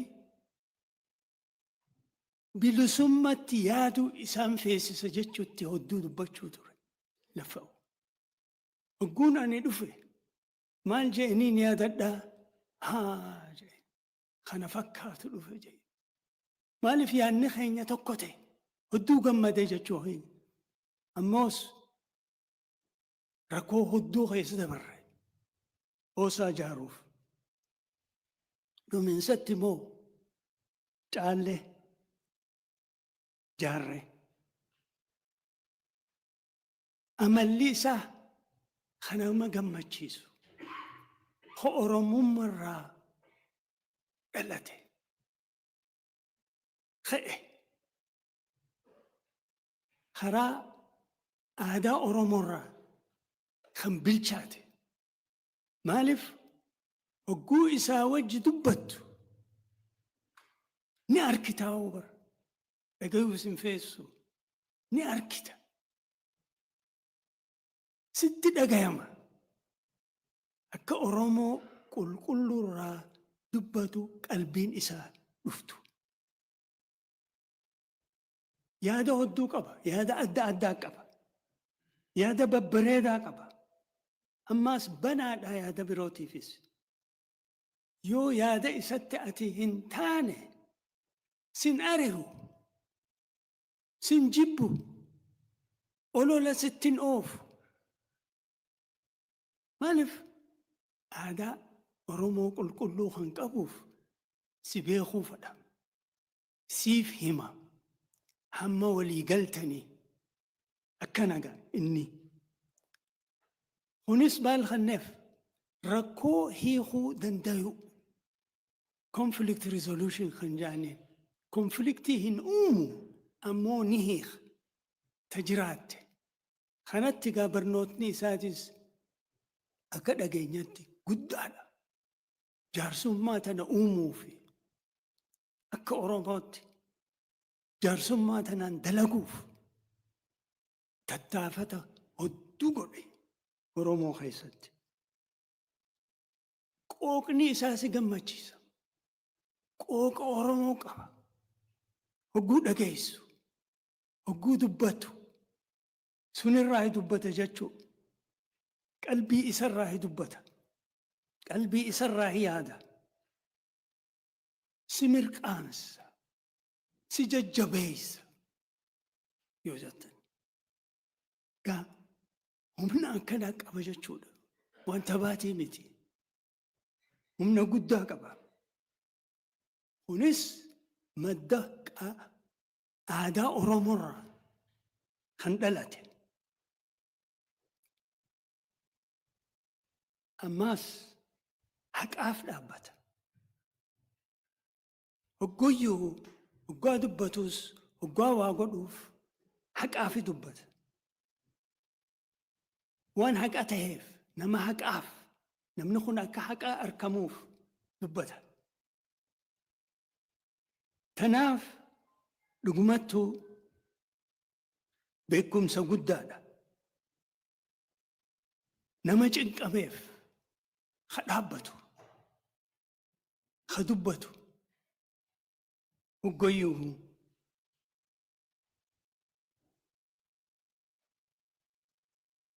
kana gaa inni waan jennuuf. Gama kiyyaaf akka nama isa beekuu, isa kabajuu, akka dubbatamuuf fuulduratti yoo laalle. Yaada isaa, bal'ina isaa kana, bareedina isaa kana, bilchaataa isaa kana akkanumatti dhiisuu hin dandeenyu legasii isaa kana akka jedhametti. Kanaaf yaadaan qaba. Yaada kanaas maal yoo jettan yaada isaa cufa harkisiisuuf ammoo yaadni isaa yoo laalle falsafaadha. Is a philosopher. Dr. Hamdeessaa is a philosopher. Yoo laalle maaliif yaada hedduu qaba. Akkuma philosopher Awurooppaa Pilaatoo fi jara kana. Kanaaf ani waan hin jiru isa kana yaadachuuf irraa baruuf yoo instituut takka dhaabbachiisne bareedaan fakkaata. Instituut kunis akkuma oosaa dhaabbachiisnetti Professor Hamdeessaa Tusoo Institute of Oromo Studies for Peace and Unity jennee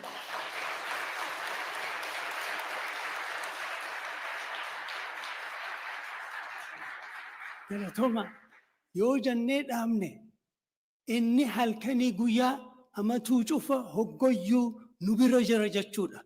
Instituut kana guddisnee bal'isnee Dr. Hamdeessaa Tusoo University dhaabnee dhaloonni cufa Oromoo waan Oromoon taate Oromoon cinqamte seenaa Oromoo itti baru godhuu nu feesisaa kana narraa fudhadhaa.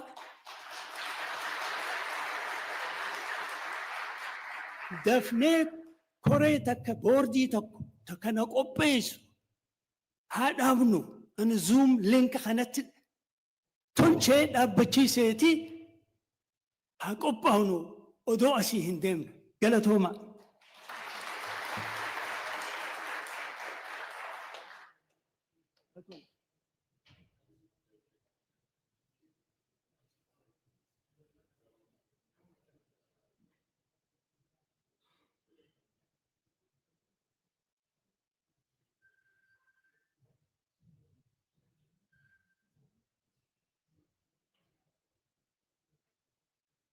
Maal jennaree abbootii tanaan.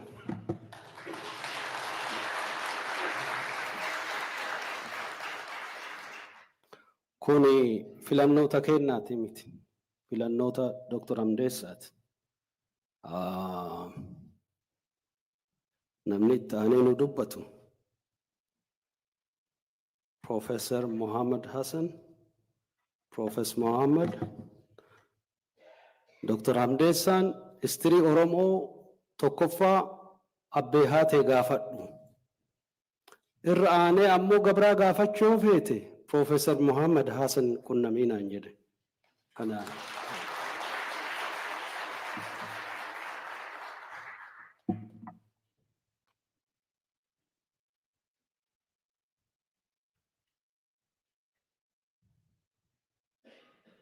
Komiteen celebration Professor Hamdeessaa godhu dhaabbatee akkanatti waan bareedaa, waan nama boonsaa, waan nama gammachiisaa. Honestly, waan bareedaa akkanaa komiteen qopheessitan hedduu galatoomaa.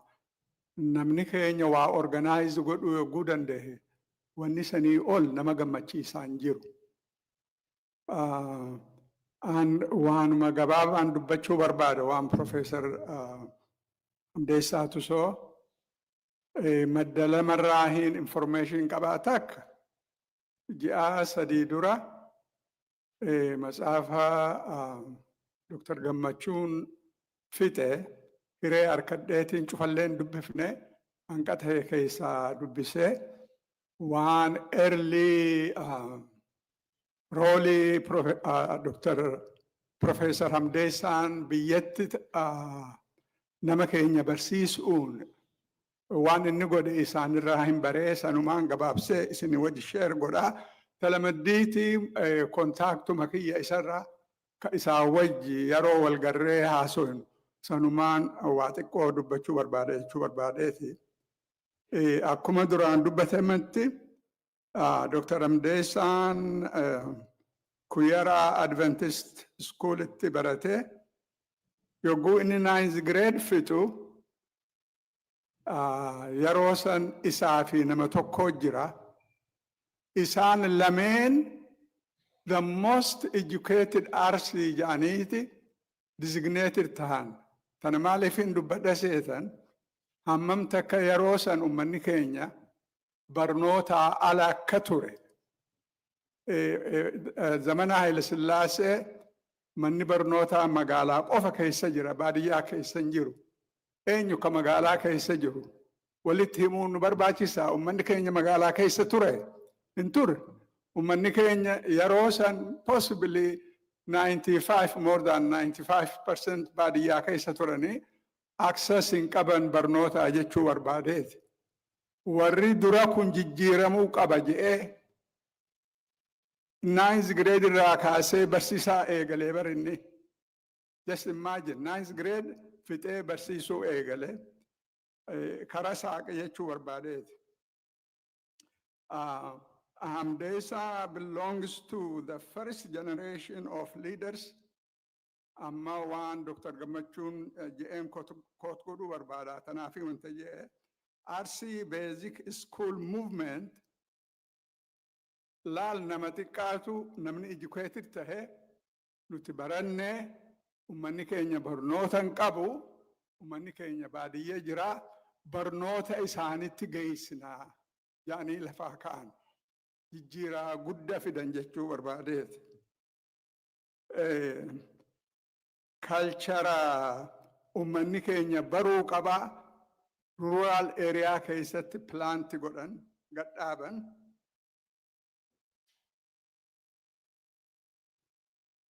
Isaan ummata barsiisuu akka responsibility, national responsibility fudhatan, which was the right thing to do. Barnoonni of course jiruu namaa jijjiiruu qofa kan hin ta'in sammuu namaa bana, sammuu namaa dammaysa. Namni conscious tahee haala ummanni isaa keessa jiru bara. Tanaa jecha karaa saaqan waan laaftu fakkaatti har'a yogguu ilaalanii. Namni keenya hedduun namni barate An Dr. Hamdeessaa malee nama kontinentii sadii irratti barate hin beeku.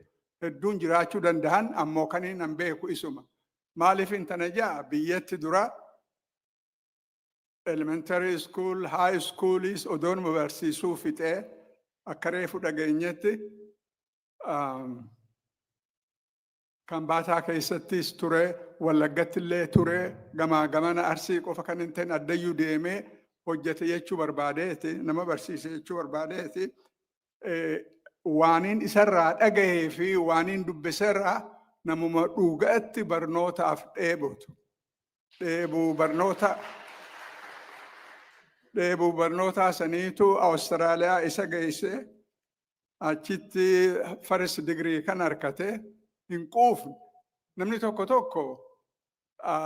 dafeeti quufa yogguu graduate godhe fixadhee eegas boodaa jiruun itti fufa jee hin quufne gara Ameerikaa dhufee masters degree harkate sunis isan quufsifne achi deemee Michigan State University East Lansing'tti PhD isaa fixate akkuma tarameega dubbatametti Topikiin dissertation isaa conflict resolution and peace building ka jiru 1981tti fixe.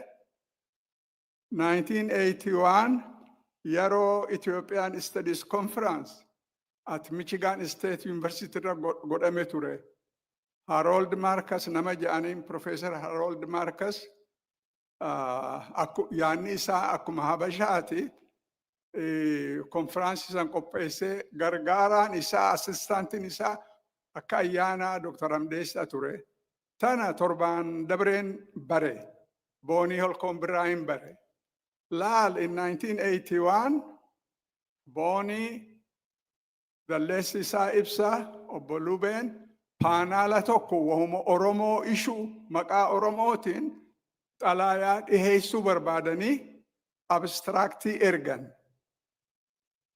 Harold Marcus arkeeti jara habashoota akka isa gargaaru isaanii wajji marihate noo kun ta'uu hin qabdu akkamitti wanni Oromoo Ethiopian Studies Conference gubbarratti godhama jedhanii namtichi reject godhe.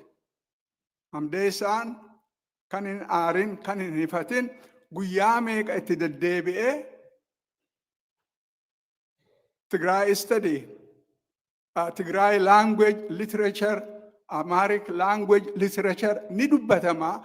Maaliif wanni Oromoon dubbanne jee arguu isaa wajji godhee at one point even threaten godhee dhiiseetiin kana nin dhiise jee eegas booda beeytu faranjiin scholarly argumentiin kee convincing yoo ta'e yaada jijjiiran fixed taanii hin deemanii.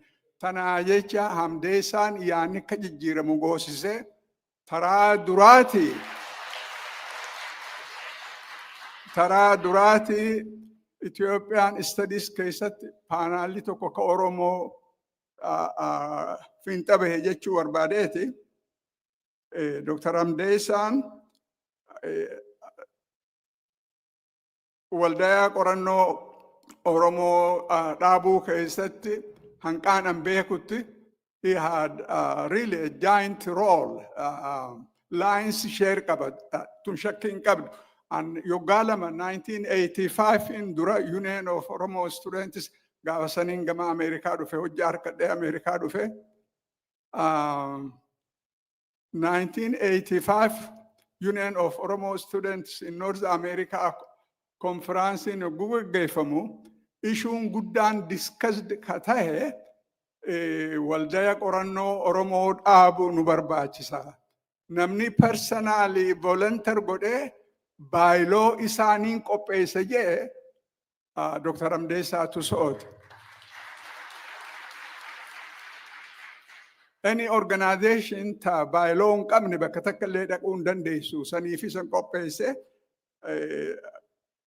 1986 during the Union of Oromo Student Conference waa hedduun discuss taate baayiloon sunis dhihaate on the basis of that bylaw Oromo Studies Association kan formit ta'e Tanafin, he has the lion's share in the formation of Oromo Studies Association Kaninje. Tahafte, wahuman personally sawaj contact kiya wanta godu barbade. 1988, namni Oromo, community in Oromo lenganan jaramne Georgiatti, talaya katabe akkan isa invite gode. Emere University akka nama keenya ka Atlanta jiru, nama Faranjiitis, nama hanqaxiqqaa kan waliin mallu, xalayaan itti ergamee Dr. Hamdeessaan invited tahee speechii wasana hin qabne really ta move nama gootu taniin ammallee yogguu yaadadhu bilchina isaa ta agarsiiftu dhufee achitti Emere University haasawee halku afur mana keenya bule azizaan warri kiyya as jirti. Gaafa hojii turre san opportunity argannee mooru wal bar'uuf magaalaa Atlanta historic sites gamana geessine hedduu wajji haasofne tana waanin isin himuuf hin qaba ittiin deebi'a. Ta lamaddiiti 1989 Oromo Community of Melbourne nama sadii schoolara sadii alarraa invite godhan. Tokko Dr. Hamdeessaa Tusoo, Professor Hamdeessaa Tusoo, George Mason University ra, Kalamaddi Paul Baxter, the late Dr. Paul Baxter, Manchester University, England, Kasadeessa Anature, Gafasan Hunter College, City University of New York University Ture, Nusadeni Tuchi Australia Reke, Torbaan lamachi turre mana tokko bullaa addayyuu wajjin deemnaa nyaata tokko nyaannaa hiree guddaa naa kenne akkaan dareen isa baru as a person jechuu barbaadeeti. Sanirraa barnootiin takka kaneen arkadhe kaneen ammallee yaadadhu guyyaa tokkollee Hamdeessaa tokkummaa Oromoo hin dubbatin dhagahe hin yaadadhu. Yoggayyuu oomu tokkummaa uummata keenyaa dubbata jechuu barbaadeeti. Uummanni keenya akka uummata biratti kabajaa qabaatee, kabajamee, biyya qabaatee, qabeenya qabaatee akka uummatatti jiraachuu qaba jedhee nama 1989 dubbatu jechuu barbaadeeti. Talamaddiitii konfliktiin uummata keenya jidduutti konfliktiin even ummata biraatii fi ummata keenya jidduutti dhalattu haasawaan furamuu dandeessi jedhee nama amanu.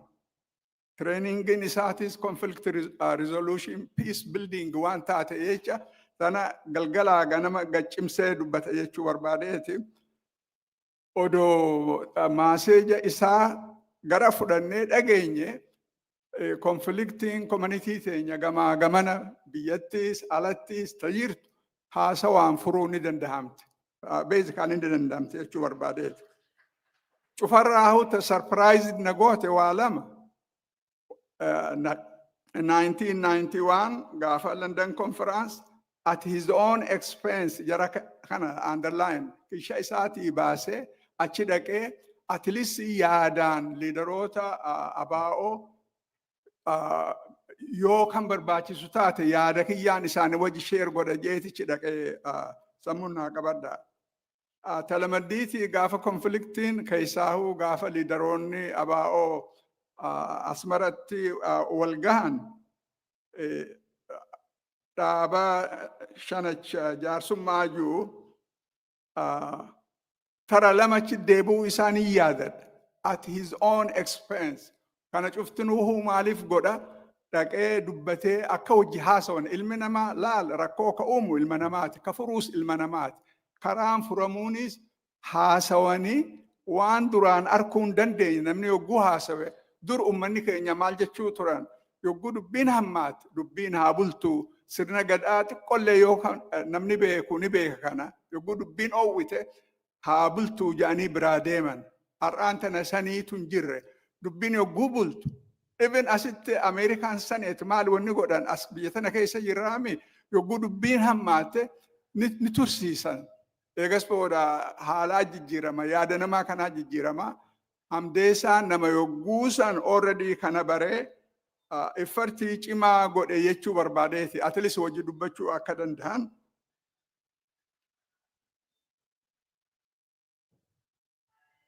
Sanirraa tarraa boodaati galgalaa ganama inni uummanni keenya if kabajuu qaba. Identitii isaa kabajuu qaba. Namummaa isaa kabajuu qaba.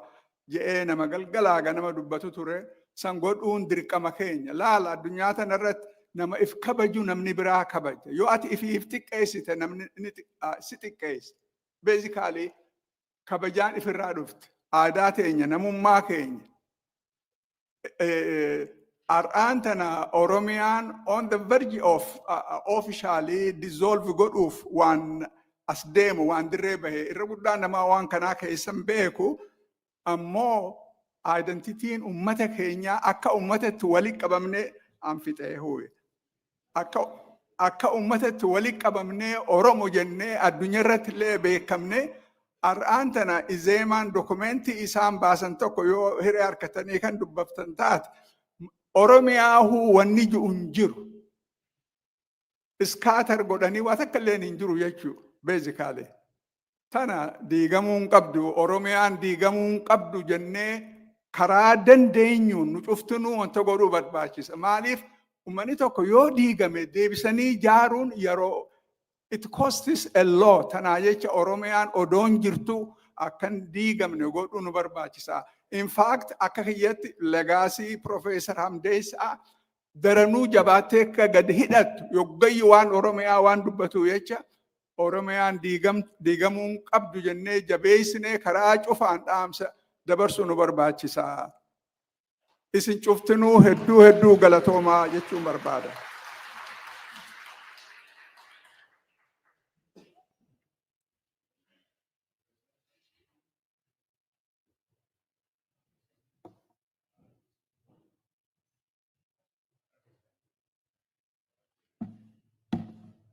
Professor Muhammad Fayyata'a. Professor Muhammad is from Georgia University. He covered his early encounter with Professor Hamdeessaa Tusoo, Tusoo's contribution to the African and Oromo diaspora, and he attributed the progress, the institutional development of civic organizations, Oromo organization, to his contribution. He described as Tusoo having a lion's share to these Oromo institutions. Professor Fayyata'a. Next is Professor Abbas Haji Nyamo. Professor Abbas is an expert on Oromo RC culture and the conquest, you know, the resistance. I went to Addis Ababa University and learned in History 101. Manjira Satan. I still remember the mighty cavalry of Menelik broke the RC resistance. Yeah, sentencing. Hagat dagabat. Achi ammo bayo dagaw. Lucky warriken nabe. Waggaa shanii jaha torbaaf Miniliki mataa isaatu harka kennachuu didee isaayyuu booji'ee oole. Dabtara isaa wannaa dibbeedhaa ka deemu isaasan jalaa booji'ee ka jedhu baradhe. And this is the expert, and he is very close friend with Professor Hamdeessaa, especially the last years. He pleaded with me on the phone every time. Manguddoon kun gara firaasii kuu qabani. Poortilaandi galuu qabani. Maaf jedhifta gammachuu naan jedhanii ganama galgala na dubbataa turu. He's a passionate, he's he's original. Professor Mo.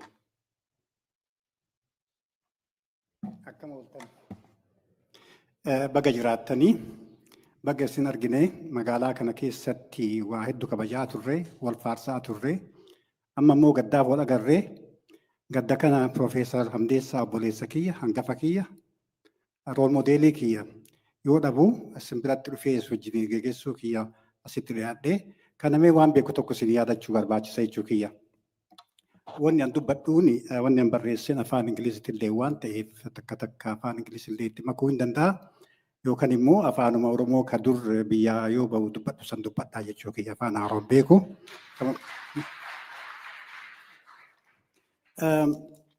Thank you very much for inviting me to be part of this commemoration of the life and the work of Professor Hamdeessaa. He is perhaps the leading expert, not only on Confucian, a philosopher, a thinker, high scholar of high caliber, perhaps one of the best writers, perhaps with mastery of language and analytical skills. So I'll be talking about him perhaps in more details. But first of all, let me talk about personal touch.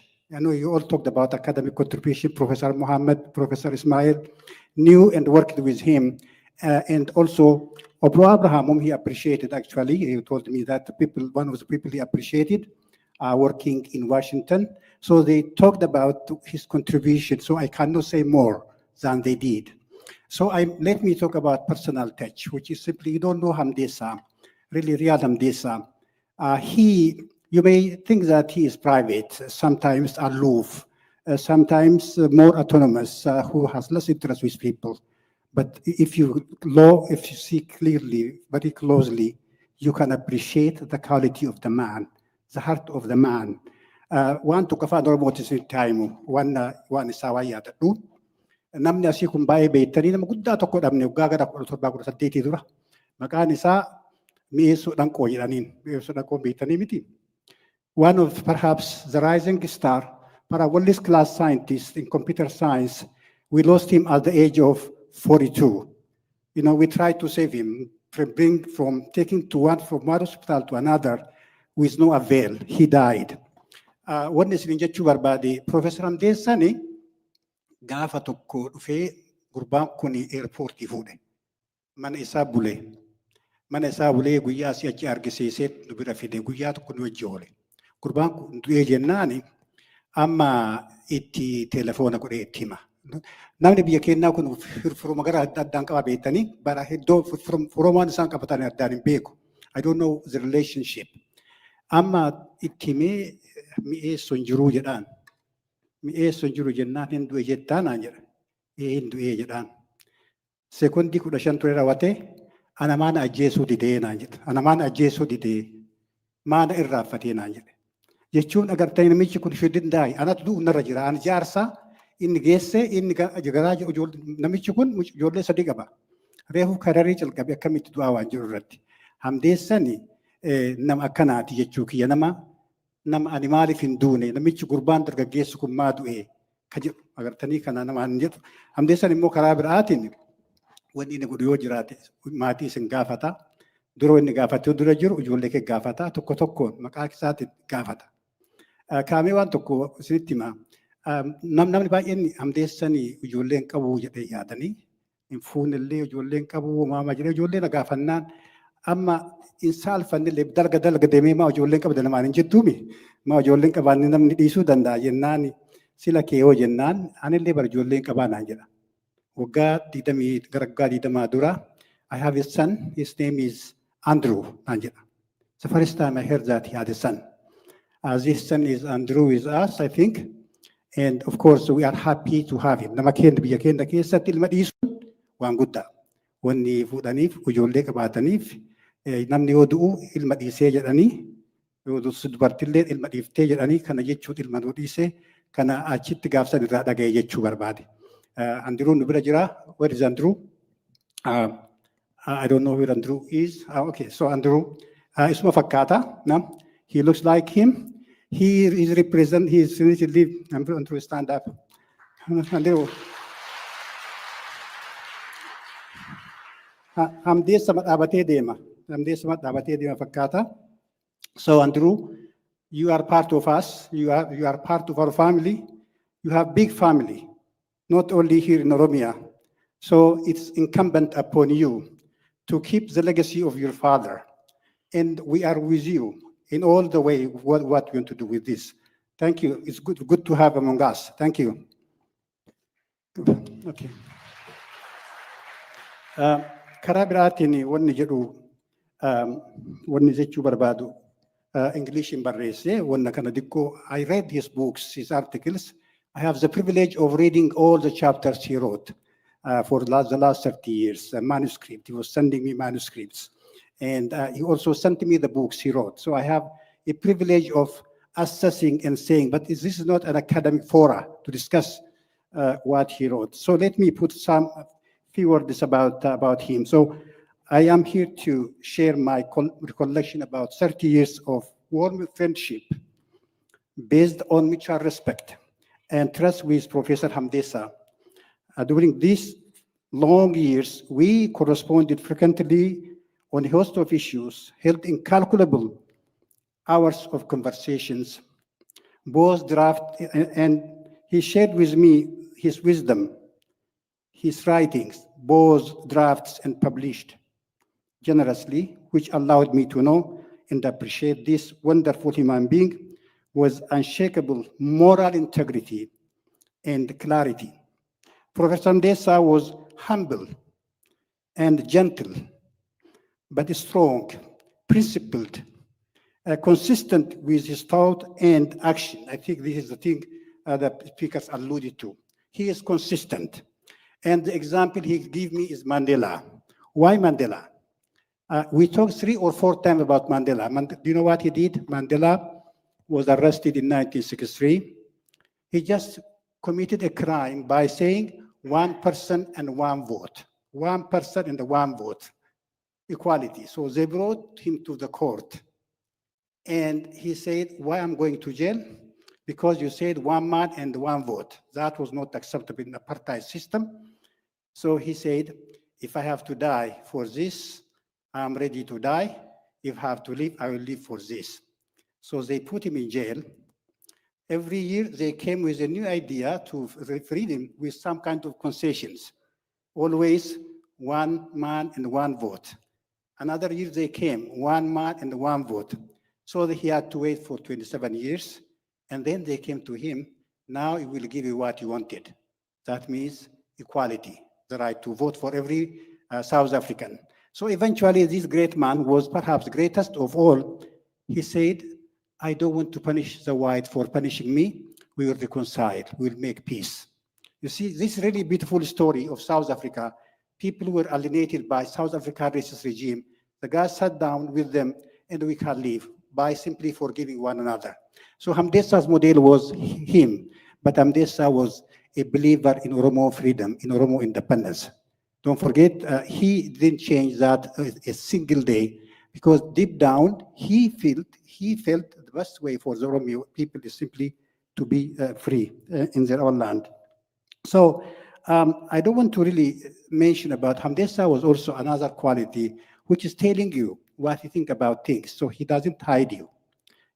If some of you who may know him know that he doesn't like dishonesty, lies, and of course, almost allergic to dishonesty and duplicity. I think that is simply one of the problems. That's why you have some problems with some individuals who wanted to, that of course, the way he worked, duplicity.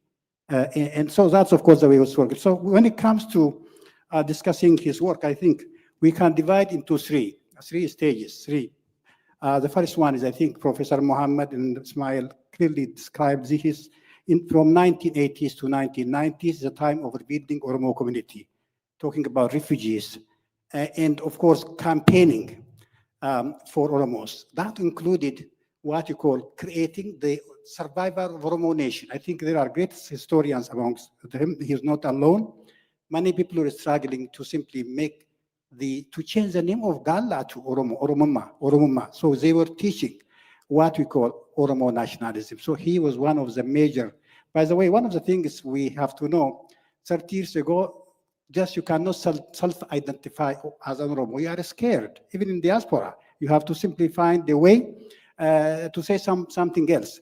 But of course, Professor Muhammad and of course many others taught what you call long-distance nationalism. Long-distance nationalism. That exactly, long-distance nationalism means we love our country, we cry when things bad happen. This simply didn't exist before 1980, so they devoted a lot of time for creating this thinking that we are in host land, but our homeland is in Oromia. That means we are in host land, we are hosted in the United States, maybe in Canada, maybe in Norway, but don't forget our homeland is Oromia. So this is what called homeland long distance nationalism. So Professor Hamdeessaa was one of those who taught us about long distance nationalism. Okay, thank you. And then, of course, in the 1990s, I think many people talked about, I don't want to focus on this one. He also wanted to solve the time of mending, the time of reconciling. Beetu waan tokko Hamdeessaan ijaarsarratti dabarse gara waggaa 60 keessa. Bara immoo 90 keessa wanna inni ijaare akka hin diigamne godhuu yaaduu ture. Maaliif OLF diigamuu ture yaade. The divide was big for him to be reconciled, so he worked hard. I actually have the number from the report. They traveled 4 times to Horn of Africa. They traveled to 12 cities in North America to fix the problem of the OLF, because if a divided OLF means divided Oromia. So he wanted pan-Oromo nationalism. It's not really localism. By the way, Hamdeessaa was fighting against regionalism, against localism. He never simply worked for the RC. He never identified I'm an RC, so let us do this for the RC. He was always pan-Oromo nationalist. Have that in mind. So I think this is really very important to have in mind. When he talked about OSA too, he created OSA with Professor Muhammad and many others, but he saw problems of localism and regionalism in OSA system. I know it's really sad to say, he identified some problems with the OSA system. He wrote 100-page report on OSA system, why OSA was going in the wrong direction. Yeah, that I have the report, 110, which includes most of the things they discussed. And so that means Hamdeessaa wants to identify problems and find solution. I think whenever he writes a report, by the way, he wrote a report of 300 pages under my disposal on different issues, including the Shanacha Jarsumma report and the OSA report, which are more than 200 pages, single space. Imagine this was not recognized and paid for. Imagine how devoted he is to write all this to fix the problem. So kana beekun namarra jira Hamdeessaan yeroo isaa uduuriin hin kaffalaminiif Afrikaa deemuu ripoortii kana katabuu immoo rakkoo hiika jedhee waan katabeef jechuudha. Kaani isaa martuu dubbattanii yaanni amma dhiyaate kun Hamdeessaa kan asumatti kanneen biraan deemnu, we will kind Hamdeessaa Tusoo Foundation. The Hamdeessaa Tusoo Foundation, what kind of institution we create is, of course, we have to really study, feasibility study, what can we create, what simply represents him. Financially, humanly, what can we do? Because we have enough resources for sure. We are ready to help. Of course, this institution is feasible and also sustainable. So we have to discuss with the family members. I'm sure the family members are here. And then we decide. I think in the coming weeks and the months, there should be a Hamdeessaa Tusoo Foundation, a world-class foundation, which funds, which educates, which teaches, which empowers the Oromo people, because his whole life was empowering the Oromo people, and therefore this institution must be that way. So we cannot really throw this on the table because we don't know. We have to really consult with family and eventually decide to create it. So that's what we do. Maaree waan isaan jennu galata guddaa si qabna jennaan Hamdeessaan oduu akka namni si haga si jaalan haga namni kun bayu haga namni si jaalatu argite hin boonta. Garuu wanni godhan qabu namni du'e namni dhalateen du'a biyya keenyatti waan jedhantu jira beektu namni guddaan gaafa du'e waan saniin sirraa fixa. Biyya keenya namni guddaan agarsi as guddaan baay'ee dhalatee leenjisuu jedhaniin. Leenjisuu diigaa jedhanii hin du'e namni gabbayeeti bannee jedhan. Kan namni boo'uu dhaabuu dhiise hin boo'anii jennaan jaarsi tokko dhufee maal jedha jedhanii ka akka leenjisoo homuu hin qabne ka akka namaan huuhafne jedhan. Ka akka namaan huuhafne jechuun life goes on jechuun inni illee du'ima jiraanna ka akka namaan huuhafne jechuun akka isa argachuu hin dandeenyu immoo namni biraa ima jiraataa jechuu isaati. Akkasanii ka akka Hamdeessaa kana baay'een argannu maal goonaa homa qabnu hojii jiraannaa jiraadhaa nagaatti ulfaadhaa isin jechuu barbaada. Thank you.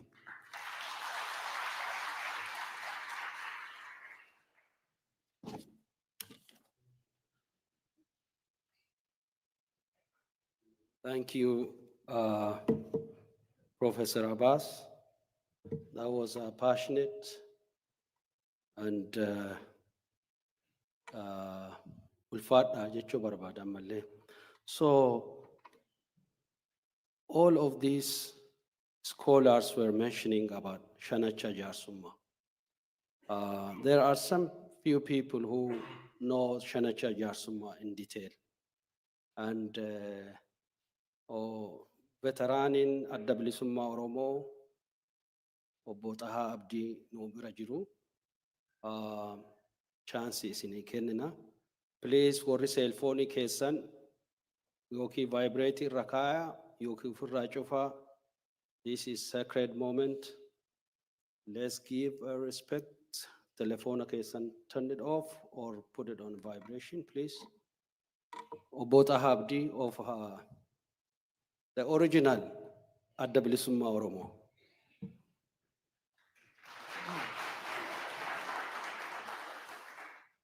Hayyee baga wal agarree ta duraa namoonni walgayii tana akkas bareechitanii qopheessitan katti gumaachitan baay'ee galatoomaan jedha. Carraa argadhee asitti argamus hedduun itti gammada.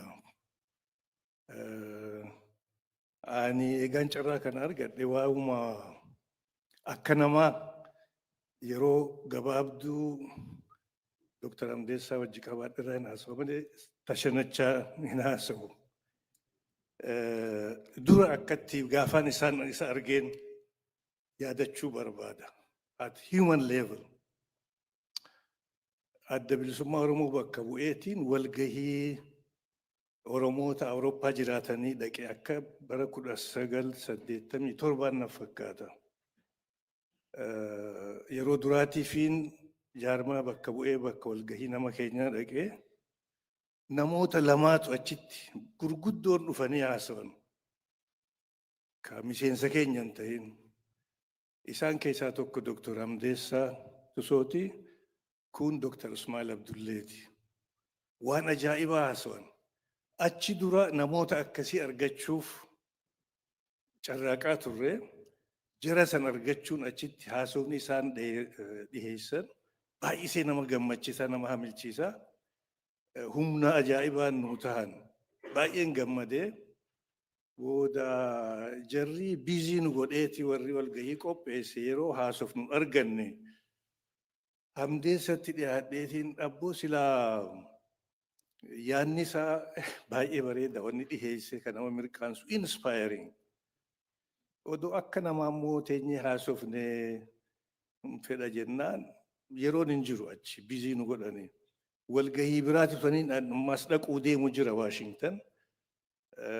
Eessa jiraatta jennaan akka Washington DC jiraatu himee waaw akkas taanaan wal argina jennee baallamanne anyway gabaabsuuf achi wal argine.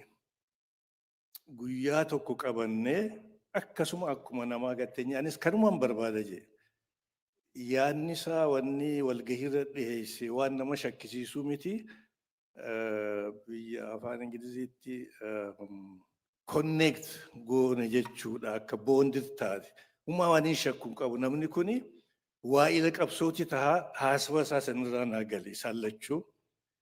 So gatteenyee dhalootarraa hamma guyyaa wal agarree sanitti waan keessa dabarre walitti himne. Warri baayogiraafii isaa beekuu ni beekanii uumaa qulqulluudha Oromticha. Wanni garii wal fakkaate ta keessa dabarree boonduma goone. We really connected jechuun danda'a. Achi booda takka shakkeen beeku bakka wal agarre hundatti. Yeroo Awurooppaa dhufu egaan ani Awurooppaa dhufe waggaa walgahii qabu Londanitti goreeti ammaa haasofnaa abdeet goone jechuudha waanni keenya. Ta duraa kana gaafa wal agarree akkas personaalii haasofnu sani waa'ee immigration refugee forum san kan inni hoogganuu naa himee waanuma nutis hojjechaa ture bakka bakkatti ijaarama akkasii barbaadna waan qophaa'e baay'ee na gammachiise gabaasee ijaaramaattis.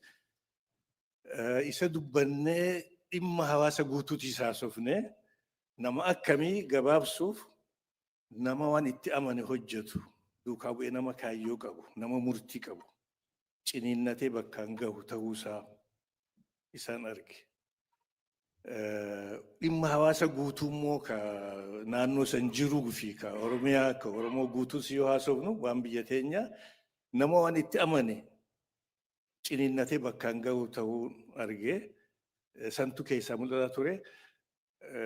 Waan itti amane san hojjechaati yaada namni biraa dhiheessus hin fudhata. Kompromaayiz godhuufis yaada biraa ka uummata waliif fidu fudhachuufis qophii ta'uusaa asseeti jechuu namni kun. Achi booda takka if duba laallee hin beeknu waan dandeenyu waliin hojjechuu malee rakkoo adda addaa tagaafas turtes akka walii galuun haasa'uun mariidhaan akka furamuu dandeessu walii gallee akkasuma waliin hojjechaa turre amma dhumaatti. Gaafa oosaan jaaramuus akka reefuu kaka'etti qooda guddaa qaba. Akka carraa achiin ture gaafa sanis jalqabarraa yaada san namni yaada adda addaarra qaba ture. Constructive ture kasaa baay'ee irratti hojjetee qoonni isaa qooda leencaati ka jedhan sanii. Kanumarraa kan ka'e gaafa addi bilisummaa Oromootii fi mormitoonni mootummaa Itoophiyaa gara biraa mootummaa gaafasitti wajji akka mari'atan Ameerikaaniitu afeeree namoota keenya ka dhiibbaa uumuu danda'an ka yaada gumaachuu danda'an ka yoo achitti argaman dhaamsas bakka irraa dhufanii deebisuu danda'an afeeruu barbaanne. Namoota Oromoon ta'inis afeerre olloota keenya ka akeeka wal fakkaatu qaban ka afeerreetu jira. So bal'inaan akkasii yaadne qabsoon bakka guddaa gahaa deemti jechuurraa warri yaada wal fakkaatu qabu akka dhihaatee duukaa deemu yaada san ka yaada gargaaruu danda'u yaada gumaachaa at least dhaggeeffachuu witness godhuu akka danda'aniif namoota afeerree tokko isaan keessaa Dr. Hamdeessaa ture. Horii isaa baasee dhufee achi ture. Akka carraa tahee mariin sun bakka hin geenye. Maaliif mootummaanis hin kuftee waan gara biraatu ta'e ka namuu hubatu na fakkaata. Garuu namoota gaafa san dhufanii dhaggeeffachuuf itti dhihaatanii yaada gumaachuufillee mariifillee dhaamsa galchuufillee in ta'an jedhanii warra affeeraman keessaa ture. Kuni namni suni qooda inni qabsoof qabu hamilee isaa kutannoo isaatiif ragaadha jedheetii yaada. Akkaan amma argutti yaadannoo isaatiif yaada baay'eetu dhiyaachaa jira. Gaariidha. Yaadannoon guddoon akkana fakkaattu haala uummanni keenya keessa jiru ka ammaa gaariitti yaadachuudha. Wanni Hamdeessaan jiraateef namoonni isa fakkaatan hedduun ka jiraataniif ka lubbuus kennaniif uummanni keenya jiraachuudha akka uummataatti sarvaayiv godhu ta dura jiraate immoo mirga dhala namaa guutuu argachuu bilisummaa isaa argachuudha. Isa santu amma ka biraa hafnaan akkitti waa himannullee gaaffii jala galaa jira. Qabsoon hangarraa deemaa turte ta Hamdeessaa fi warri isa fakkaatu irratti dadhabaa turantu gaaffii jala gale amma. Isa kana jabeessinee hubannee bakka jirru hunda jaarmaanis tokko tokkoonis akka gaaffiin hin kaane waan kana irratti. Maaliif 1991 jechuun impaayaraatu injifatame. Biyya santu jijjiiramuu qaba. Uummattoota cunqurfame koloneeffameetu bilisummaa argachuu qabaadha. Kanaatu gaaffii jala oolaa jira. Qaanyiidha kun uummata qabsaa'e. Ka baay'eetti wareege uummata Oromootii fi olloota keenyaafis qaanyiidha. Hamdeessaa yaadachuun kabajuun meemorii isaa jiraachisuun dhimmi kun akka if duuban deebine naareetiivii haaraa sobarratti jaarra jedhanii waan itti jiraniif kana falmuu qabnaa. Ulfinni namoota paatriyootota akka Hamdeessaatiif kennu kana tahuu qabaan ja'a. Galatooma.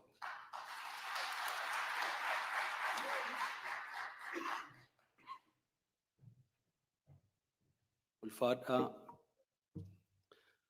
Amma I think kaman guddoota ka iskoolaarii kenna fidneerra na fakkaata.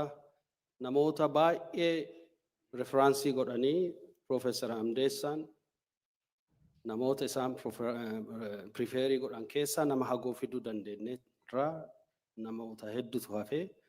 Kuni waan dalaganii akka gurmuutti dalagan viizhinii ka nama garii ka fullaasee waan tokko yaada fidu nama tokko lama ta'u malee waan godhan kana gurmuun godhanii.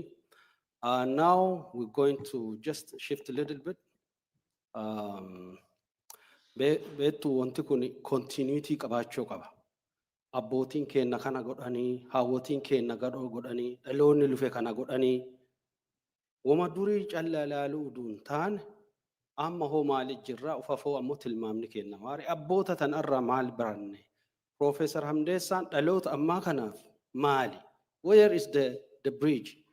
He is intergenerational approach inni. Wanti inni walii haasa'uuf knowledge and transfer godhuun walii haasa.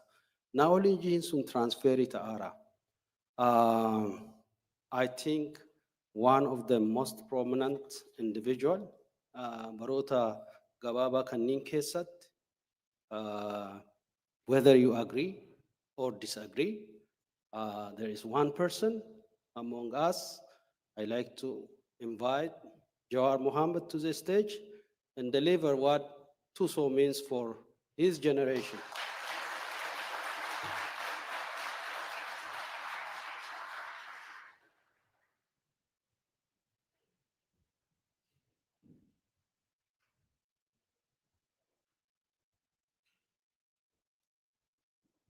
Akka moltan.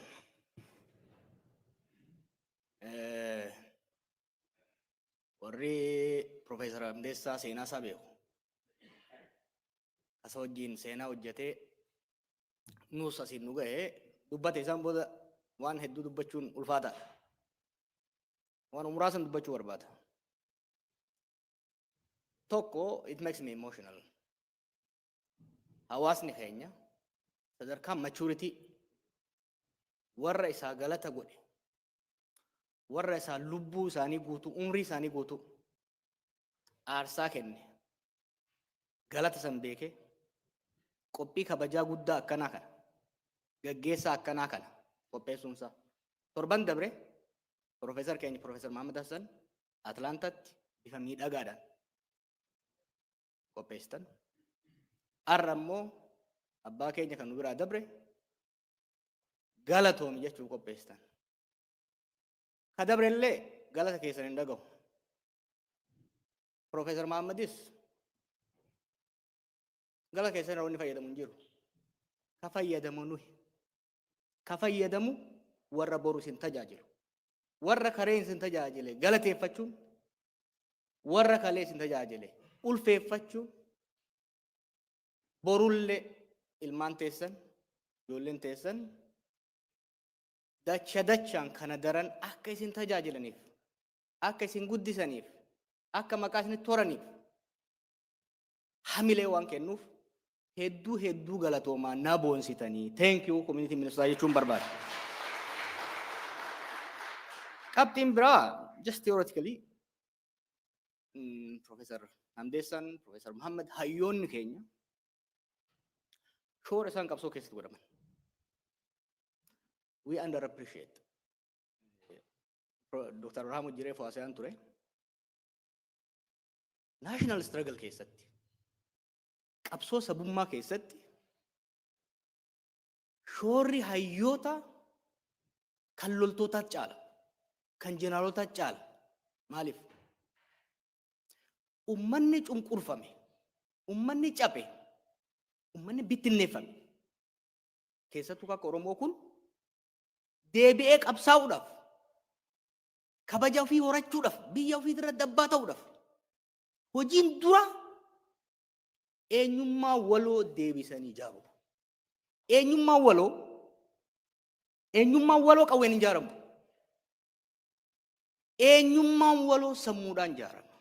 The role of an intellectual in national struggle is to produce knowledge towards reconstructing the nation.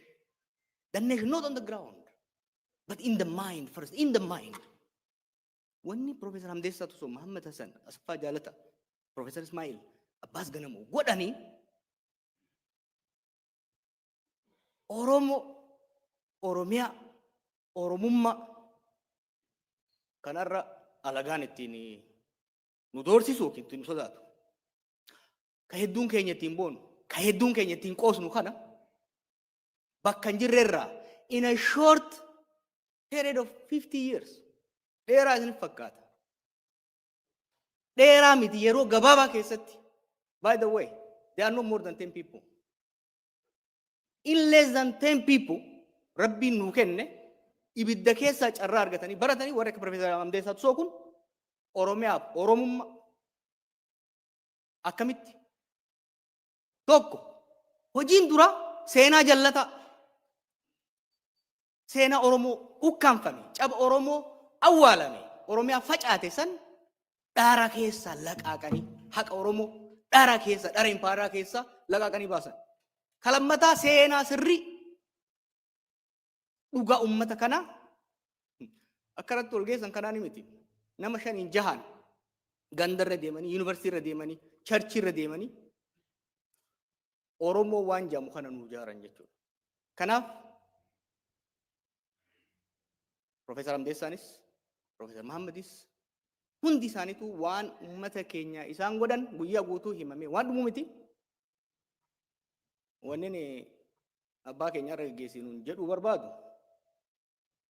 Ummanni kee, ummanni ati dhaloota irraa kaaftee hamma gaafa deemtutti beekumsa kee osoo irraan qusatin, humna kee, sa'a kee osoo irraan qusatin, carraayiteef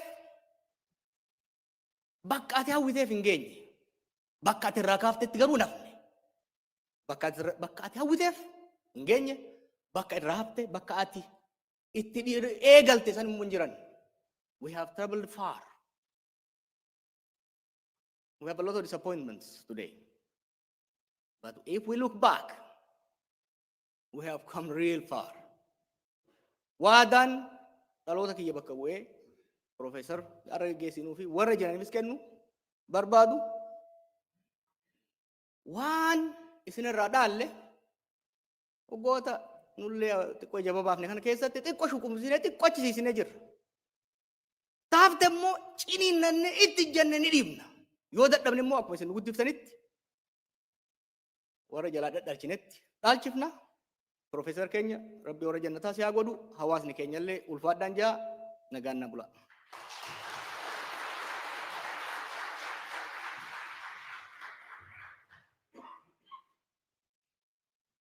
Jawar ulfaadhu, even though he is a young person, he knows, he has tested what sacrifice means. Anafi, you represent a generation that has made us proud. Anafi ulfaadhu, I hope Oromo of Oromummaan haga imagination abbootii keenyaa san guutuuf dhaabattu nutti hin fakkaattu. Kanaaf ammoo sabboona, ummata sabboona qabna, generation sabboona dhalateera. Biyya Oromiyaa jedhamtu jira, nama afaa ofiitiin katabee dubbisutu jira. Kana ummata akka shakkii hin qabnu. We're proud of what this generation and the past generation have done, and ilmaan keenya dabarsina jechuudha. Ittaanee we have the current president of OSA, Dr. Ibrahim Amme.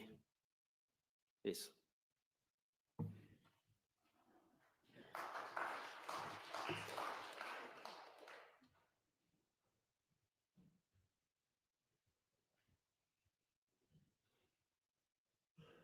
Aye, of culture, and then one erga boqochuu Professor Hamdeessaa dhagaheen booda waldaa qorannoo Oromoo keessa hoggansa dhaabbata keenyaa keessa waan mari'achaa turreef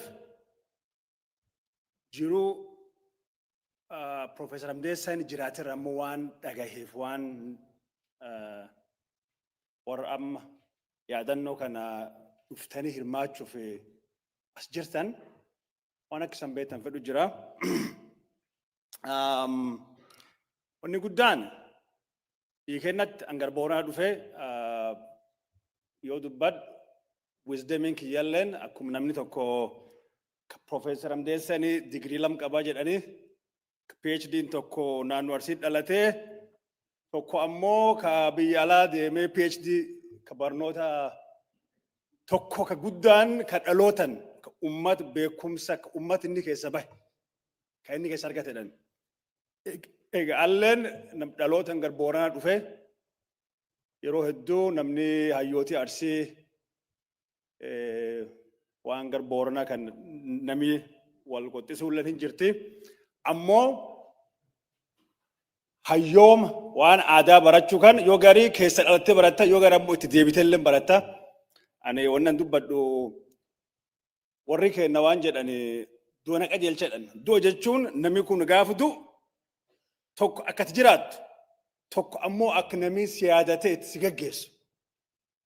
Warri kenna yoo namni gaafa guddate du'a na qajeelchi jedha. Gara Arsii ammoo kaatimaa na qajeelchi jedhan. Kaatima jechuun tun warra qabsoo Oromoo eegalee lubbuun godaanan keessa warra akki warri itti du'elleen nuhu hedduu gaddisiisee jira.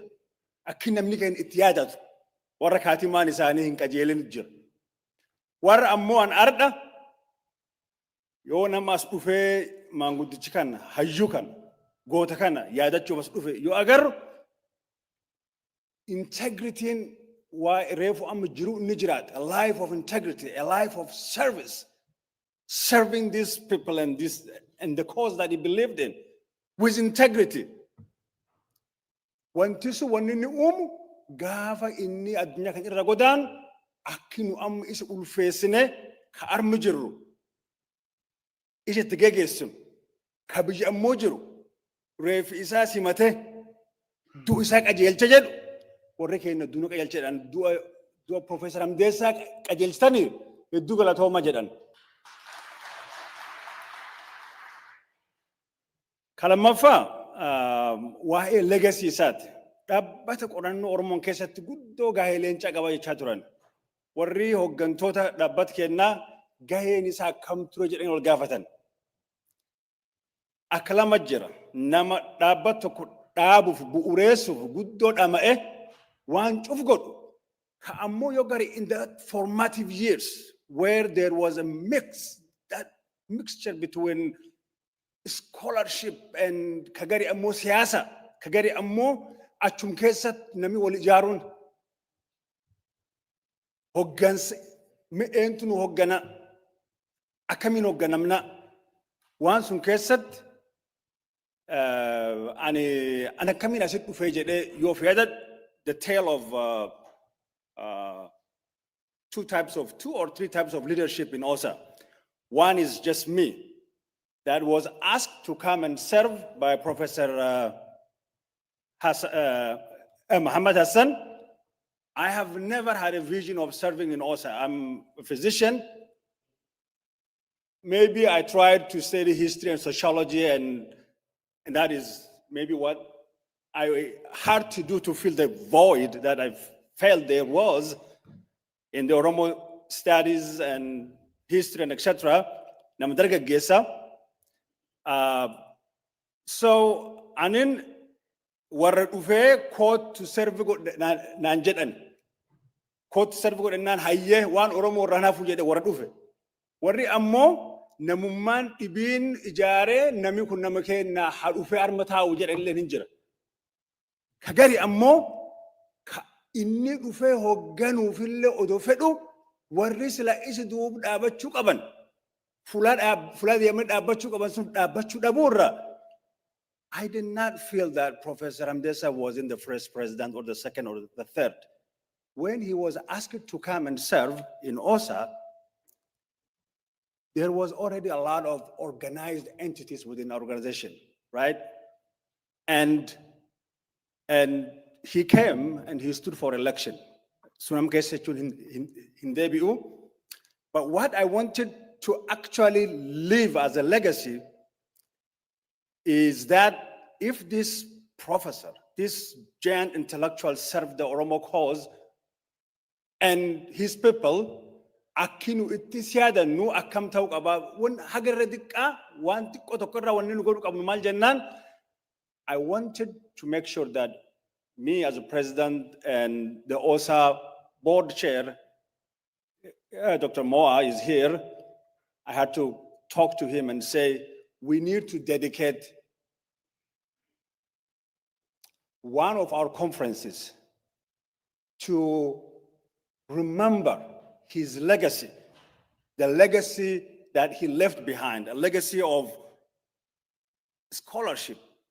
One beekumsa Oromoo kana keessatti gahee inni qabu konfereensii waldaa qorannoo Oromoo ka walakkeessa waggaa bara kana nama sila akka Professor Muhammad Iwoon kan gaaf inni lubbuun jiru sila guddoo ulfeessine ulfinni qabnuuf illee agarsiifna ka gari ammoo akkuma reefu san jedhsun yoo inni du'e awwaal isa du'u isa sun qajeelchina.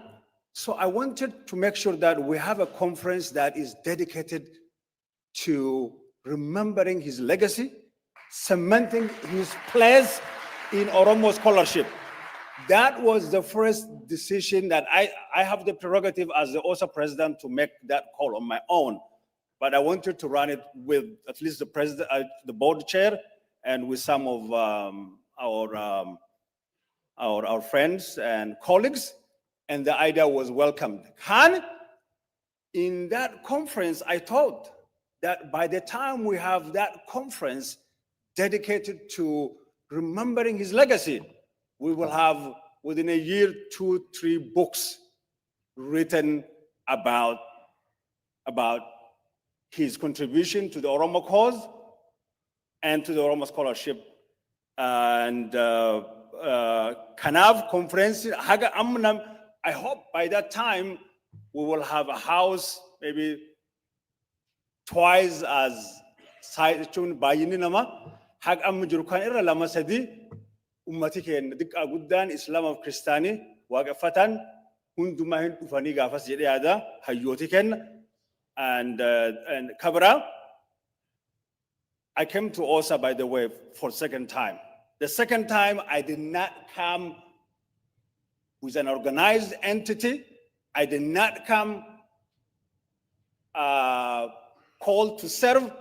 I stood for election on my own terms. I came because I saw that there was some division and infighting, and I saw it. It happened at my hospital where I was serving.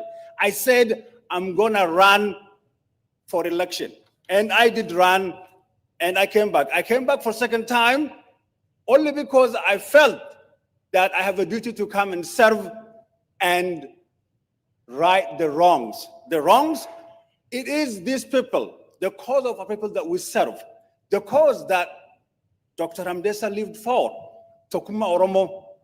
If you will, not who is serving, but what the person that is willing to serve will do serving the cause. So, when I do, Professor Hamdeessaa,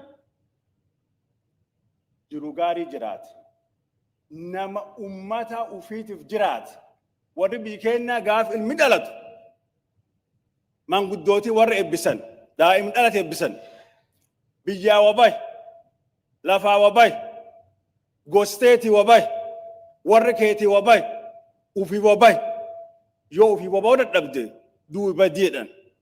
One Nijal Kava, Nama Ummat Ufiti Wabay Bijufiti. Ka ummata wabahu diqqeen jalqabe hawwe jiruufa keessatti waan hedduu dhabu ka ufitti sun ka maayyiin kam ufiitan teetiif jiraachuu ka irri guddaa kam biyyaaf ummata yoo sun dhabdamoo gosan teeti. Professor Hamdeessaa nama jiruu isa guutuu ummata kanaaf biyyi tanaaf jedhee jiraate ummata ufii tajaajilee kabajaan boqotee kabaju guddaa isaaf qabnaa nama ummata kennaaf jedhee waan hedduu dhabee ammoo akka nam tokkotti maqaa ummata keenya godhee jennaa horaa bulaa galatooma deebana jedha.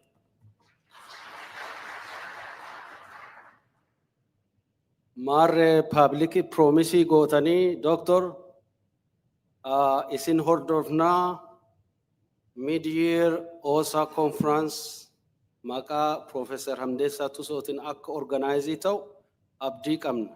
Sunin ta'u taanaan wal dhabuu kenna.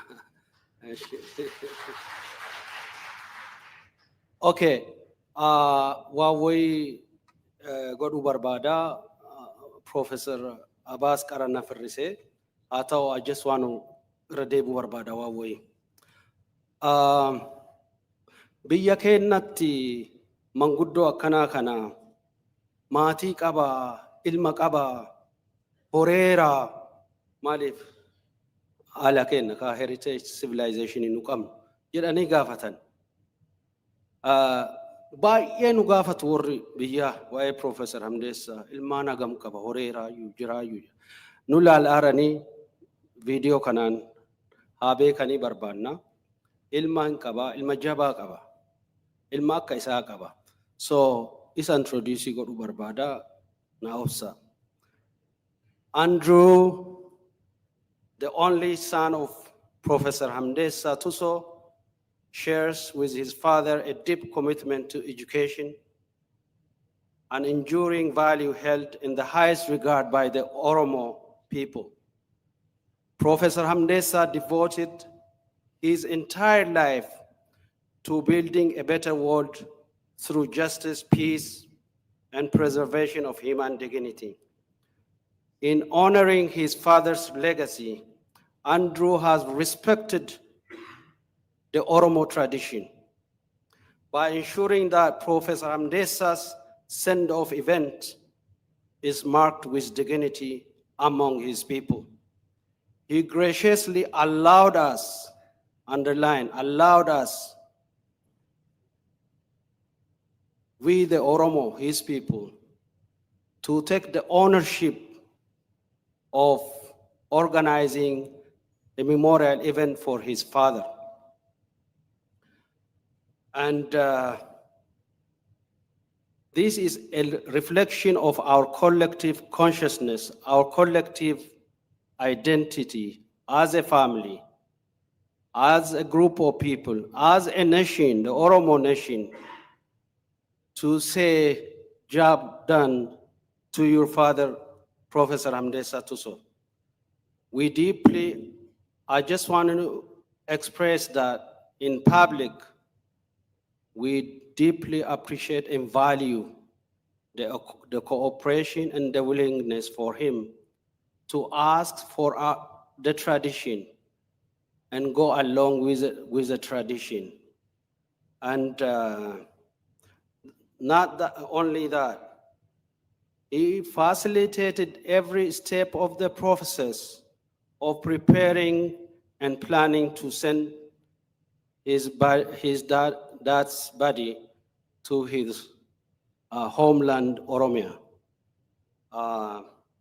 His actions embody both the final love and the communal responsibility, ensuring that his father's legacy continues to inspire generations. Andrew is, like Dr. Abbas earlier pointed out, is among us. I want to ask him to come up front.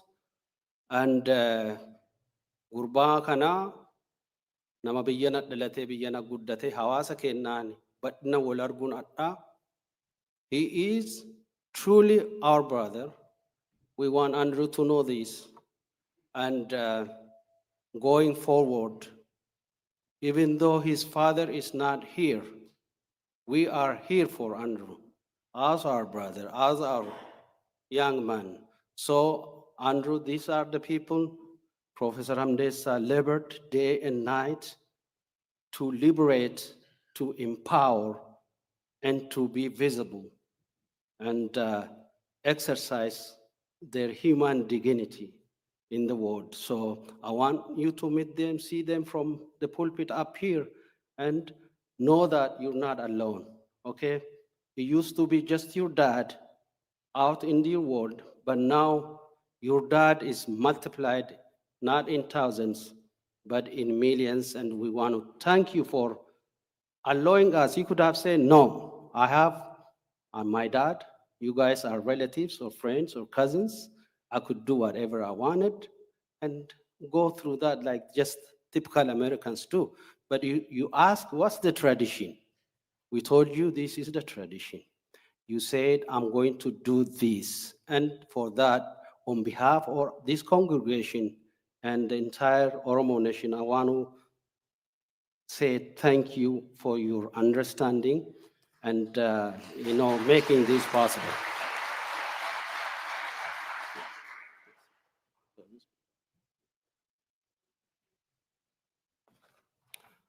Okay, we'll go into the next session. Do you have the slides ready? If we're not ready, there is somebody who's ready. Ready? Okay. Let's hear it from Prof himself. Okay, thank you. Oh God, you are all welcome. We want to help you to learn about medicine, about religion, about education. That's the way we were treated. And our students were having still difficulty. Culturally, it's different. There was a high rate of dropout. There was some episode of complaints against our kids in the school. This is a boarding school, very structured. So we were having difficulties. A lot of our kids could not go to, their parents didn't want to go to their schools because they make them to go self.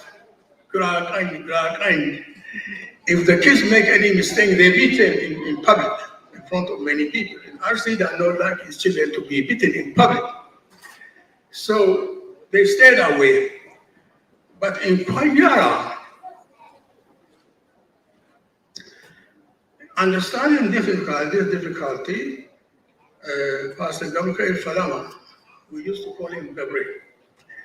The organizers came together. Listen, our students are failing. There's a lot of complaint to our students. Why don't we organize ourselves as RC?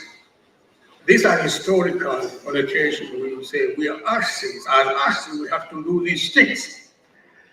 Why don't we come together and they meet monthly, work with each other and take studies, assignments, make sure also nobody gets into trouble. So we have spies to watch us. If anybody comes late to work, if anybody mistakes, so we have monthly meetings.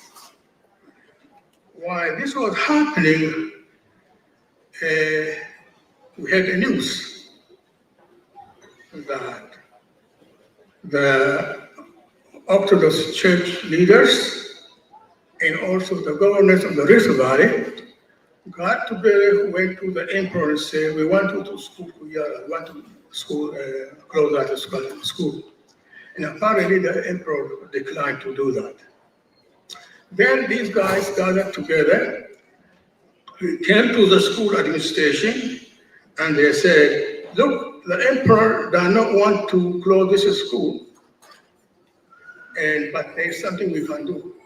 There was a gentleman who was listening to this, a pastor, an Oromo from Central Oromia, who grew up under the repressive systems. Of course, he has his religion to teach, but he always had our people in translation.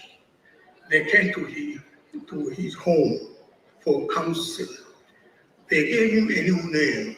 They called him Abamagal. And he heard about this. He got offended. So he has some connection with some leaders. The CET leaders were but also Nashinafi, our pastor. He called them. He said, hey, you guys, this is what I heard. I have a new idea for you. In the government policy, there is a doctrine, tradition, somebody can teach his or her own people, basic schools, literacy schools. I wanted to be able to do that. What? Yeah. So he said, these are these three young guys, don't have friends in Shanfinne, don't have big governors to support them. He's going to send them out there to Confinne. For many of us, Confinne was a very complex place at that time. And he has another bright idea. Okay, I have a friend by the name of Ephraim Boro, my former classmate. They used to be Adventist school in Addis Ababa. And they said, this is what the pastor told us. We have to do it. So you stand with us. We were not going to allow this to be done. So we need funds for transportation. You should support us. These are big speeches now, like Oromo tradition. I want to believe that. And then we agreed to support them. Whatever we had, we sold soaps, we got a border school, whatever we have, we sold. We gave, maybe they got money from other places, so they had the transportation, they went to Finland. They stayed there for 3 months. Indeed, Ephraim Boro, I met him later on, he's a big guy, very charismatic. He's a Oromo for Lagga, particularly a village called Siva. I worked with him for 2 years, I lived in a village. And Selassie turned 70. We were all obsessed with how old Haile Selassie was and what change would come next to Ethiopia. We were a generation of idealists with unshaken hope, and we truly believed that we could change the world overnight. And hope and purpose of change were our guiding principle. Specifically, Hamdeessaa was so focused on imagining a better and equitable future for his people, now called Oromo. Okay, so everyone seemed to be on the run. Hamdeessaa, Gabre, afa isi amma katabdeetu hin jedhu, the RC, I think afaan durin jedhaniin kan katabdeetti, were already running around running a rural literacy program. Everyone hoped for more education, travel abroad, and big ideas of change. Back then, I spoke to Hamdeessaa. He believed education was a revolutionary act. And I realized he was already very busy. He seemed to run everywhere, engaging in Oromo politics. They did not call them Oromo at that time, and now I understand. 50 years later, Facebook allowed me to find my classmates, Hamdeessaa and Gabriel Mikael, and I had a wonderful reunion in Los Angeles in May of 2014, facilitated by Gammachu and friends. That was me. We went over our memories of youth days, ambitions, photos, and yearbook pictures. That was the Swedish in me. It was an emotional and revealing reunion. Since then, we kept in touch. Now that he has been a university professor for many years, we had much to catch up on. He desperately missed Oromia. He desperately missed Oromia and was completely dedicated to helping his dear homeland. He also told me about his son, whom he wished he had spent more time with. Therefore, his idealism, his imagined future for his people never left him. I have great respect for what he has accomplished and endured. What a journey, a life, and a road traveled. May he enter with the saints in the final home. High school classmate, 1964, Annette Palm Johnson. This is an amazing testimony. So Hamdeessaa never changed. 1964, he was envisioning empowering his people. 2025, he died envisioning empowering his people. So Saganta Itano, it's okay, we'll skip the slides. Lata is with us again. He's an amazing talent, especially Nano Antufu, Southeast, Central, South Central Rift Valley. Namni kenna oratory. Naology kana abba barbadde ganda fute yo haasofte, you have to really we have to really think to understand. Everything is distilled, the key information it package mamakani, the assemblages have like rehearsals, poetry. It's talented ajaibat. I think Lata will do an amazing job. Let's give him a hand. Yeah.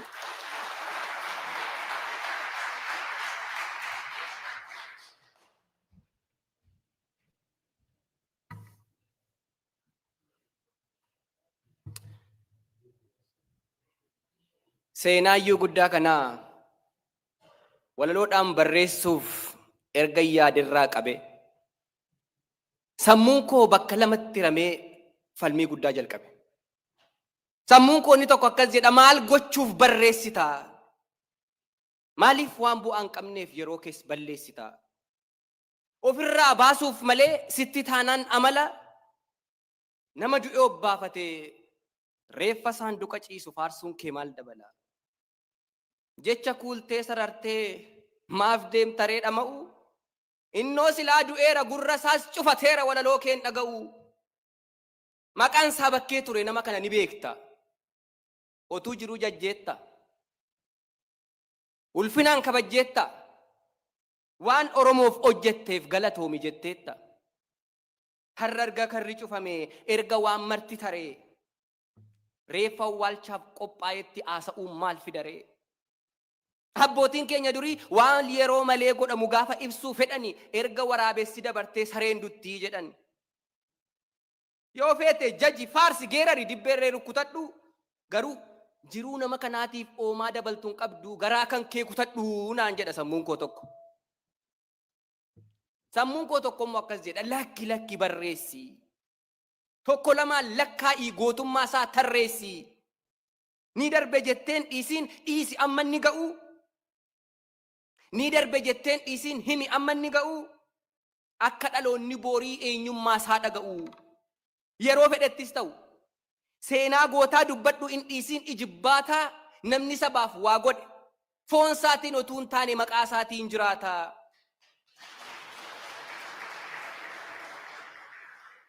Yoo ofiif jette himi. Himtu yaada baafattee sammuun kee nagaa taati. Hin himu jennaan dhiisi waan Hamdeessaan hojjete dacheenuu ragaa isaati.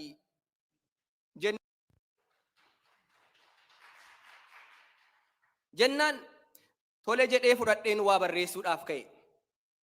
Itti beekna kana hoo herga duunee wal faarsuun amala nutti ta'e. Jiraatti wal daganne, jiraatti wal harcaafne, herga duunee immoo boonya mimmaan dhangalaafne. Nus maal goone jarana? Dhiiga keenya xuuxanii lafee keenya qorqanii akka aara galfannee jiraatti waliin kabanye boqonnaa nu dhorkan. Nurraa dhaabbachuu dide. Madaan nuuf qooruu dide nuuf gamte ni rakkanne. Otuu kan du'a awwaallu, otuu kan cabu wallaannu warra lubbuudhaan jiru galateeffachuu hanqanne. Galateeffachuu miti sagantaa baafnee tarree. Maqaaf seenaa gootota keenyaa baay'ee erga du'anii barre. Bakka itti nu eeggatan, bakka itti nu abdatan qaqqabuuf hin dandeenye jiraa isaanii wallaallee du'aa isaaniitiif boonye. Ta'us gaabbiidhaan affeelamnee hidhii tuttuuxaa namnu boolla awwaalaa cinaatti ni dhufa barri tokko barri aara galfannee wal kabajnu jiraatti. Dubbiin keenya baay'eedha waan baay'eetu dubbannu wanta baay'eetu bulaa. Arri guyyaa Hamdeessaati gaa Hamdeessaa Tusoo ulaa.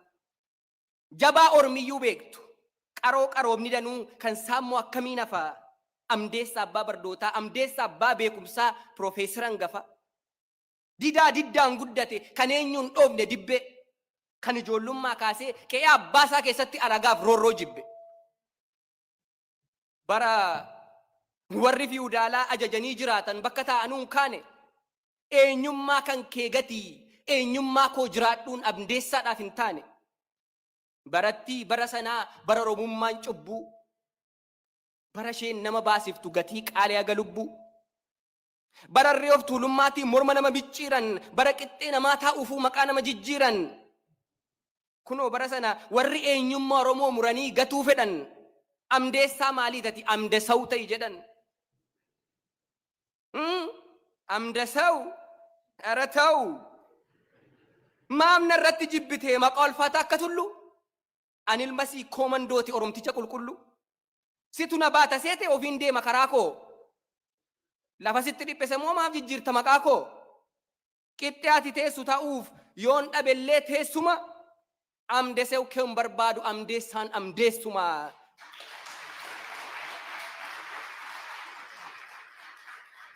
Jedhee dide gaafa sana gaafa namnuu waan dinne ijaaf ijatti itti mee hin sodaanne irra hin dimne. Hamdeessaa sammuun qaraa, Hamdeessaa sammuun xiyyoo.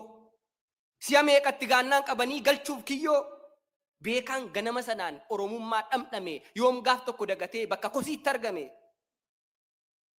Bara afaan Oromoo ilaalamu akka qaaniif yakkaatti Hamdeessaatu dhaabbatee lallabee namaan haasa'ee Finfinnee walakkaatti.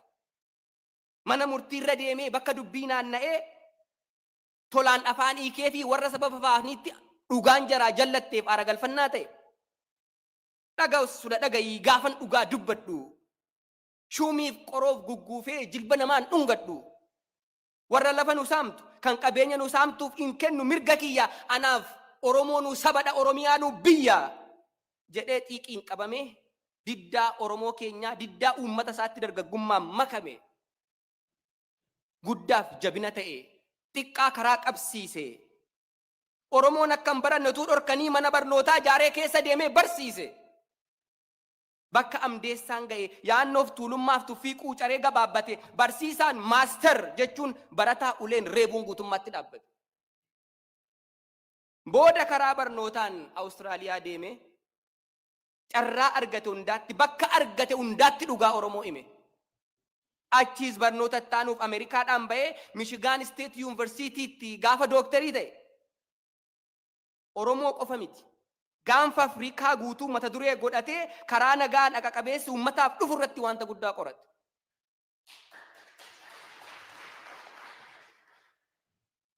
Qarooma warra dhiyaa beekumsa Afrikaa ganamaan wal qabsiisee yuunivarsiitii gurguddaatti affeeramee barsiise.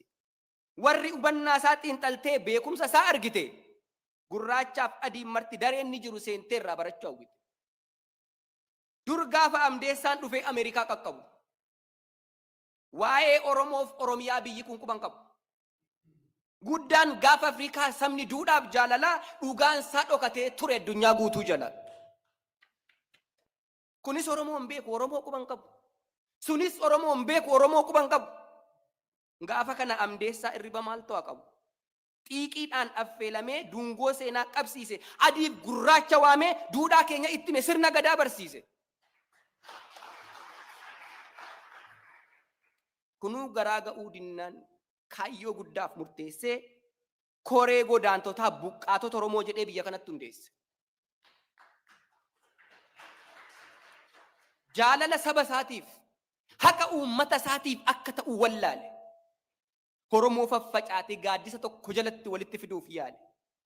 Bitaaf mirgaatti ramnee maaf jiraanna rarra'a. Oromoo waliif obsaa, Oromoo wal danda'a. Facaanaan ta'uu keenya alagaaf oolaa qalmaa tokkummaa jabeeffadhaa mirga keessaniif falmaa. Jedhee dhaame Hamdeessaan Oromummaa lallabee. Gaaf tokko yoom mufate, gaaf tokko yoom dadhabee. Beekumsa abbootii keenyaa qarooma isa qulqullu. Duudhaalee jiruu keenyaa akkaataa nutti bullu. Seenaa dhugaa nu qabnu, aadaaf duudhaa nu qabnu addunyaan akka bartu, barreeffamaan dhiyaatee ija isheen akka gartu. Hamdeessaan itti yaadee yaadaaf qalbii sassaabee waldaa qorannoo Oromoo oosaa gadi nuuf dhaabe. dhaabee biraan sokkine hojjetee galmaan ga'e waggaa 5 ittananiifuu pirezidaantii ta'e. Waldaa qorannoo qofa miti waldaan hawaasa Oromoo addunyaatti akka hundaa'u qooda Hamdeessaa Tusooti bakka hangafaa kan taa'u. Gaafa ABO keessatti hooggantoonni wal dhaban wal hubachuun hanqatee bakka adda addaatti caban. Qaawwi gidduu isaaniitti damee baasee bal'atee gaafa qabsoon bilisummaa hadhabatti rakkate. Hamdeessaan gaafa sana aariif gaddaan waadame yaaddoon irriba dhabee keessa isaatti nyaatame. Asiif achi marmaare waan meeqaatama yaale waan meeqaatama fale shanacha jaarsummaadhaan obbolaan araarsuudhaaf aarsaa guddaa kaffale. Didaa gabrummaa diduu kallacha Oromummaa. Hamdeessaa abbaa dhalootaa, Hamdeessaa abbaa tokkummaa. Koongireesii Ameerikaa qoradhaa galmee seenaa irra laalaa dhimma Oromoof gaafa Afrikaatti eenyu deemee dubbate Hamdeessaa Tusoo caala. Daandii qorumsaan guuttee imala waggaa dheeraa anjiruu kiyya maraa saba kiyyaaf kenneeraa. Dhiigaaf lafeen hidhamtan walirraa qabdan waadaa tokkummaa keessan cibsaa dhugaa keessan barbaadaa. Keep the hope alive. Abdiidhaan itti fufaa. Nan amana Oromoo barri gaarii ni dhufaa.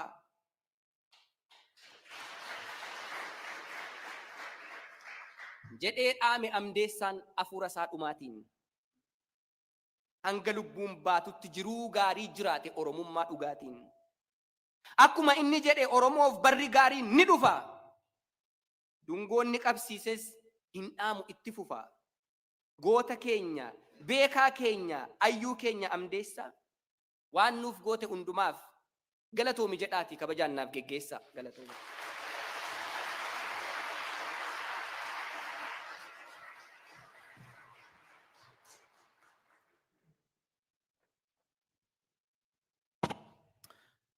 Lataa baay'ee galatoomii pooyitik akkaataa walitti sassaabattee qindeessitu Rabbi haa beeku. Wanta peejii hedduu ta'u yeroo gabaabaa keessatti nuuf dhiyeesse baay'ee galatoomi lataa. Iddoo kanatti kan wajjin jiran seenaa guddaa jireenya isaanii keessatti baadhatanii nu wajjin ka deeman torbee lamaan durallee wal arginee turre. Maatii janna Oromoo kan biraas maatii Baaroo Tumsaaf Ayyituu intala guddinaa wajjin as dhufaniitiin jedhanii garan as koottaati yeroo isaaniif kennineetiin jenna. Isaan irraallee wanta hin beekne hedduu irraa dhageenya garan koottaas kabajaan naaf simadhaa.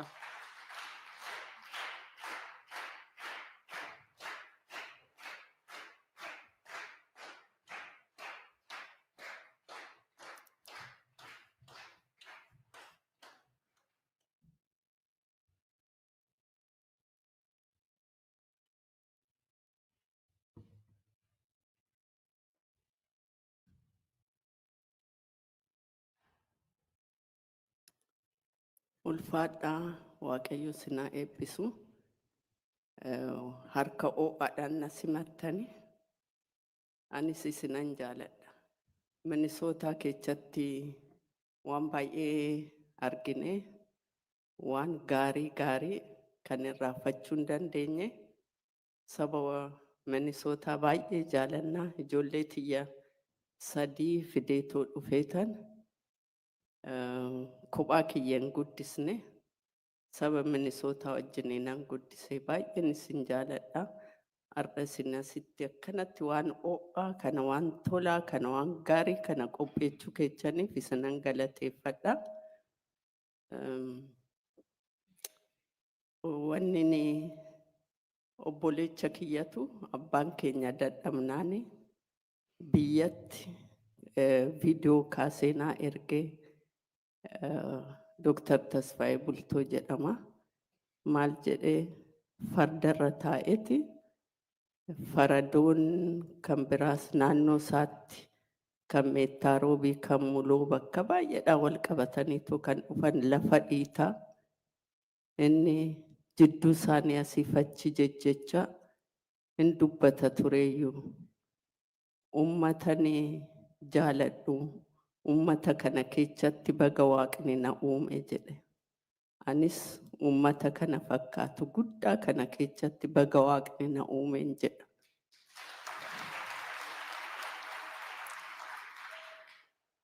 Itti aansee wanni guddaan anis dhaabbadhee fi Profeesar Hamdeessaa Tusoo akka warra kaanii yoon wajjiniin illee hojjechuu baadhee guyyaa tokko addi bilisummaa Oromoo kan Daawud Ibsaadhaan geggeeffamu walgahii tokkotu ture. Achitti biyyatti akkuma biyyatti galleen Eertiraadhaa gallee gaafa san isaanii wajjiniin walgahii san irrattan argee dhufeet na dubbise. Na dubbiseet maaltu sitti dhaga'amaa ammaa namni hunduu galee inni garuu hin jiru jedheet bootti ka'e. Hin boo'iniin jedheen kun hunduu bu'aadhaa anaa fi bagani asitti warra kaanis arguu danda'e jedheetan isatti dubbachaa tureeyyuu. Ani boo'ichi kiyyaa inni jalqabaa 91 irra tureeyyuu. Garuu warri adda bilisummaa Oromoo geggeechan waan adda addaatiin sammuu kiyyaa qabanii biizii na godhanii mana maree keessatti akkan isaanii wajjiniin dhaqeetoo hojjedhu barbaadanii na fuudhanii deemanii dubartoota immoo akkan geggeechuu na godhanii. Kanaaf ani yeroo hin qabuyyuu waa'ee isaa yaaduudhaaf dafee tan dhiisee ammas sabni kun ittuma fufeetu akkasitti baay'atee adda bilisummaa Oromoo gadi ba'ee simachuunsa anaaf bu'aadha jedheetan isa wajjiniin haasa'an tureeyyu. Isa booddee akkaataa inni itti natti dhiyaatetu nama raree akka Profeesaris ta'e nama guddaas akka ta'e waan naa galeef waan hin beekuuf waan tokko tokkoon gaafadhan ture yookaan gaafadhu odoo jedha. Waan hundumaan odoo jedha. Odoo kan jedhu kanarratti odoo baaroonfaa jiraatanii jedha. Odoo uummanni Oromoo tokko ta'ee jedha. Odoo hojii keenya harka wal qabanneetoo hojjannee jedha. Odoo karaa qaxxaamura barbaaduu baanneedha. Odoo warri seenaa durii hin beekne jidduudhaan waan tokko tokko irratti kana wayya jedhaniitoo gara isaan barbaadanitti deemuu baatanii odoodhaan waan dheeraa dubbata tureeyyu. Namni kun nama marara waggaa dubbatu gadi ba'ee yeroo baay'ee in argu miidiyaa irratti baay'ee in argu garuu waggaa odoo kan jedhu kana dubbatus aariin fuula isaarraa mul'atu nama qabbaneeffateetoo haasa'u waan ta'eef biraa deemuun jibbe isuma bira taa'ee tan waan tokko tokko isarraa dhaggeeffadhan tureeyyu. Tolee ammaa waan kanaa fi ati maal yaaddaa?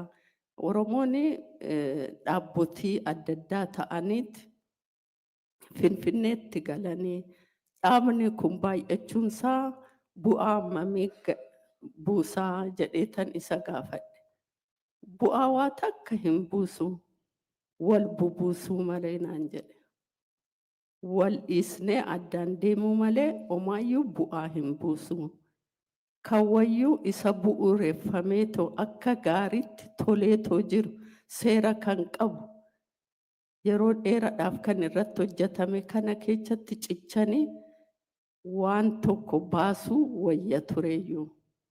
Aannan yoo raasan malee dhadhaa hin baasuu jedhe. Kanaaf namni kun baay'ee beekaa akka ta'e irraa hubadheetan isa biraa deemuu dide isa wajjiniin dhaabbadhan tureeyyu.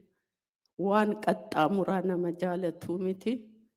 Nama waan jiru bilcheechetoo sirriitti hojjechuu danda'uudha barbaaduudhas. Kanarratti baay'een isatti boona. Akka isa dhabuun keessan isin gaddisiisu naaf gala. Hin gaddinaa. Gaddi salphaa miti. Wanni amma asirratti dubbatame kun hundinuyyuu dhugumatti wal qabatanii yoo irratti hojjetan bakka tokko ga'uun hin danda'ama. Warri asitti dubbatan hojiirra akka oolchan jajjabeechuudha kan nurra jiru. Wanni dubbatan immoo waan salphaa miti, waan nama boonsudha, waan kutatanii ka'an waan ta'eef nan abdadha waan tokko inumatti hojjetama jedheetu. Itti dabalee kan biraa seenaan namaa seenaa ta'ee hafuu irra hin jiraatu. Abalu kana godhe kana godhe san godhe jedhameetoo haasa'umaan irra darbuun nurra hin jiru. Hojiirratti mul'isuutu nurra jira. Kanaaf itti fufnaa. Mucayyoon tiyyattuun kana na bira dhaabbatte waa'ee abbaa ishii yeroo dheeraadhaaf irratti hojjechaa turteeyyuu sababa adda addaatiin garuu gadi ba'uu hin dandeenye. Seenaan yoo irratti hojjetameetoo bakka ga'e malee ummataaf omaayyuu hin dabalu. Kanaaf waan tokkorra akka geechu ishiis nan abdadha. Isinis isa laaltanii dhaloonni dhufu kun kana laalee waan tanaan dura kan Oromoon hin jiru tureeyyu hoggaa baaroonfaa jalqaban. Egaa haadha manaa baaroo akkan ta'e akka hubattan amana. Yeroo baaroonfaa jalqaban maqaan Oromoon jiru gaalladha. Daangaan Oromoo hin beekamu. Abbuma fe'etu keecha gulufa. Abbuma fe'etu keechatti utaalee lafa qabata. Yoo barbaade lafarraa ka'i jedhee ofiisaatii itti ijaarrata. Ofiisaatii tolfata. Kun hunduu xumuratti godhame. Maaliidhaan lafti kan qotee bulaati kan jedhamu. Isa booddee daangatu tolfameef. Kanaaf kutannaa barbaada. Irriba dhabuu barbaada. Diduu barbaada. Wanni hunduu diddaa argisiisuu barbaada. Ani immoo nan amana erga amma kana ta'etti hoggaasan dhokannee sodaannee kan hojjennutu har'a gadi ba'ee miti. Amma achimmoo waan caalaa miidhaguutu gadi ba'a jedhee tan amanaa sirriitti hojjetama. Oromoon immoo duubatti hafee akkanatti hin jiraatu. Inuma abbaa biyyummaansaa inni dhugaa isa amma irra dibaa godhan kana odoo hin ta'in inni dhugaa inuma gadi ba'a jedhee tan amanaa. Ulfaadhaa waan na dhageechaniif.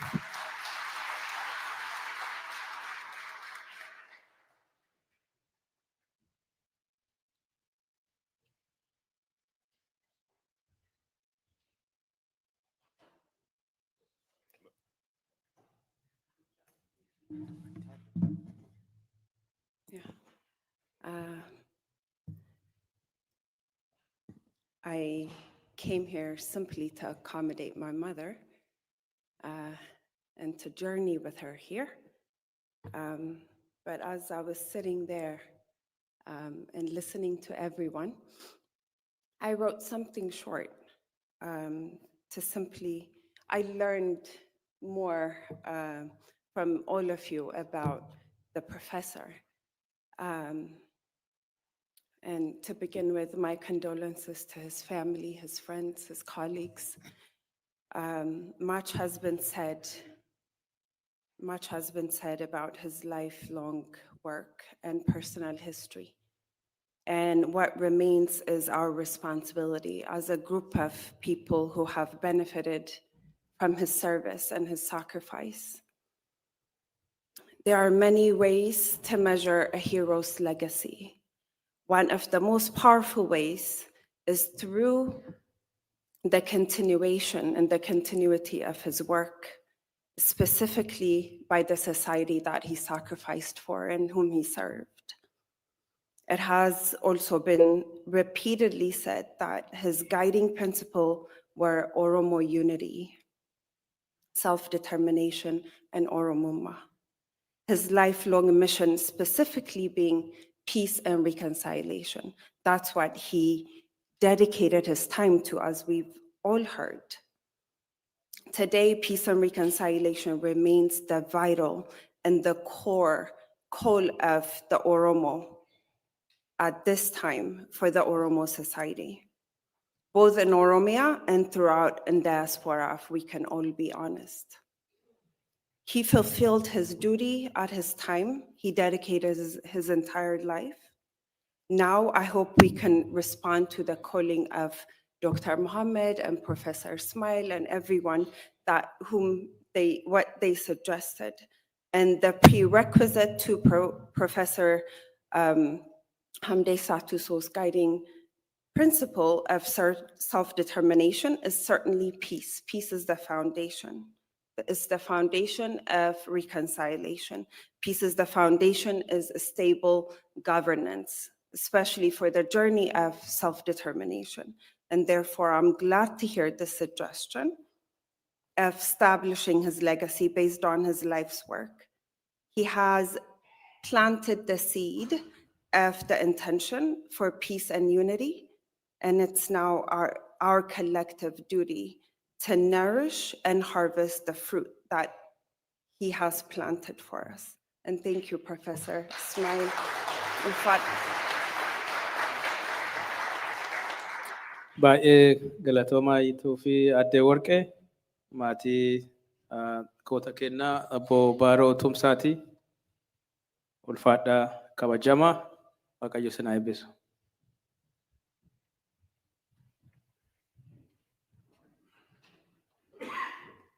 Okay, thank you.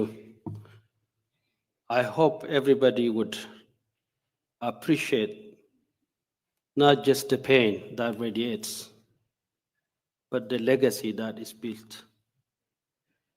Even today, after paying so much sacrifice, many families, they still persist and insist on what they believed in generation ago.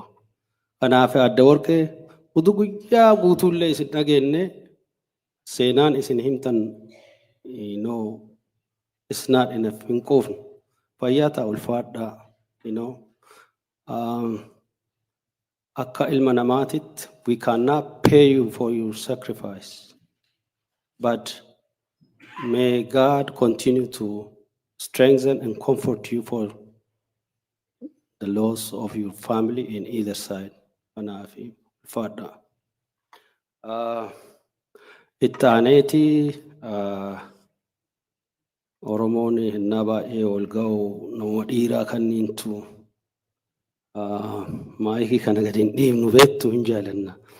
Haa ta'u nama hin dhiifanne watu jira seenaa. I know you were working with Professor Tusoo with your organization. He was telling me stories about conversations you guys had. I want to give you the opportunity to say a few things.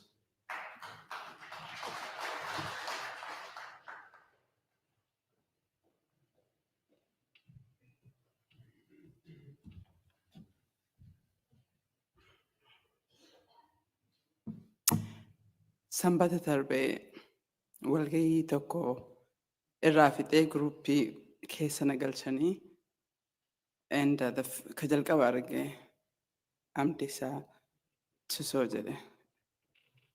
Gruuppii san keessa warri jirtanii I was so shocked. I think otumaa hin dubbisini barreessee jedhe jechuudha.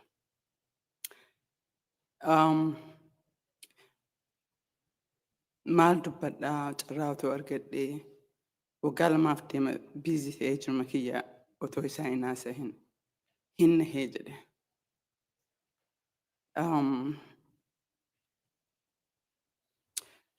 Waan isaa hoo yaadadhee jedhu kan namni baay'een dubbate obbo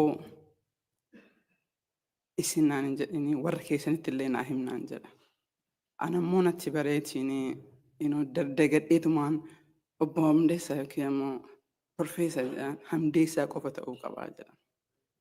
So waan isaa hoo yaadadhee jedhu bara 1980 jalqaba irratti jechuudha. Qabsoo Oromoo kan tibba ittiin baanee Oromoo ta'uun keenya kan Oromoon ta'in iyyuu Oromoodha yookiin haadhaaf abbaan illee ofiin jedhu. Bara san keessa bara Oromoon mataa isaatti Oromummaa obboleessan maatiin bara san keessatti Oromoo ta'uu waakkatu Hamdeessaan Oromoo ta'uu isaa fagoo lallabaa ture. Sanyiin keenyaa qabxii lamaa tokko dubbadheetiin gabaabsee jedha.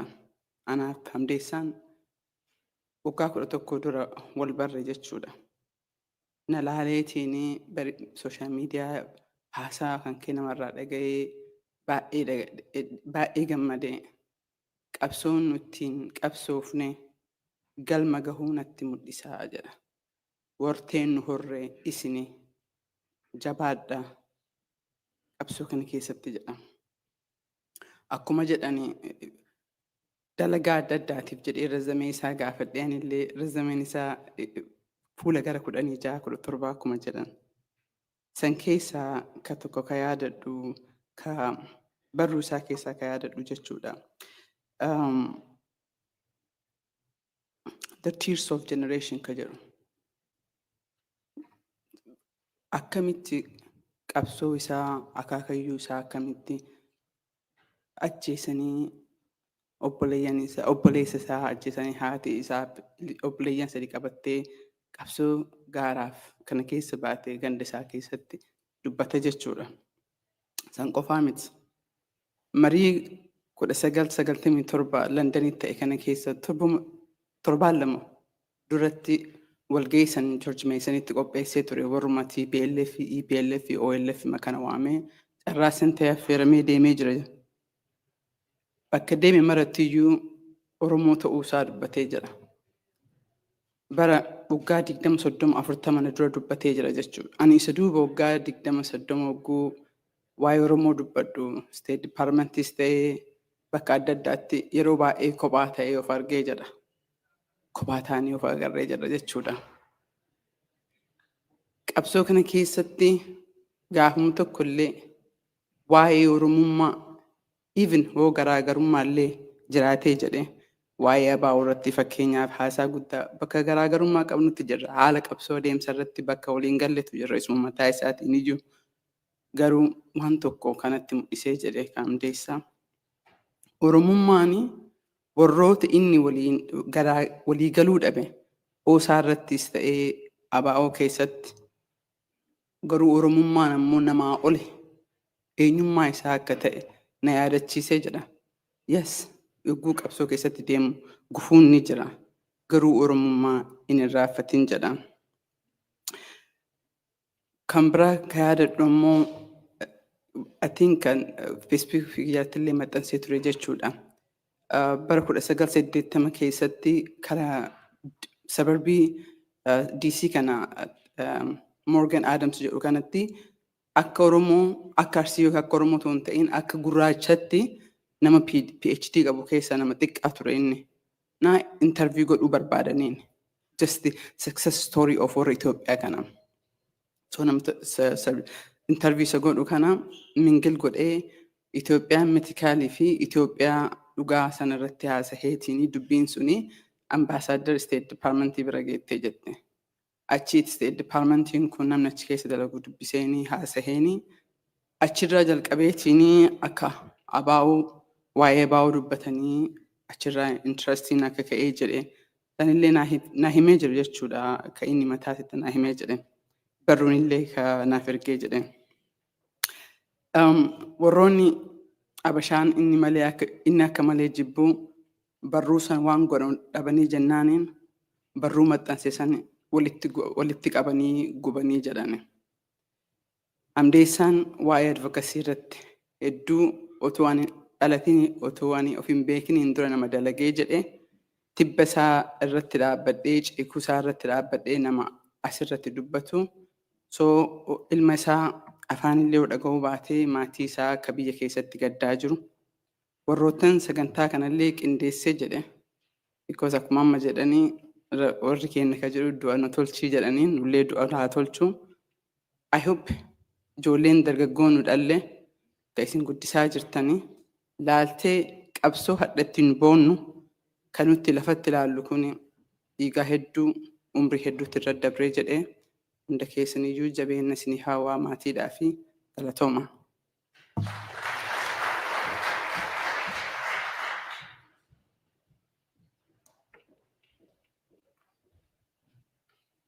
Sena, that is beautiful message. Ulfaadhu gara dhumaa dhiyaataa jirra dikkoma siin obsa. Seeshinii manguddoota obboleessa keenya gabiitu hostii godha. Please wanti Dr. Hamdeessaa wanti qaannu gudda. Dhumeellee qaanneellee dhumu. Kanaaf hit the point. One point gaggabaabdu waan Hamdeessaa Professor Hamdeessaa itti yaadannu nu dhiyeessaa gabi.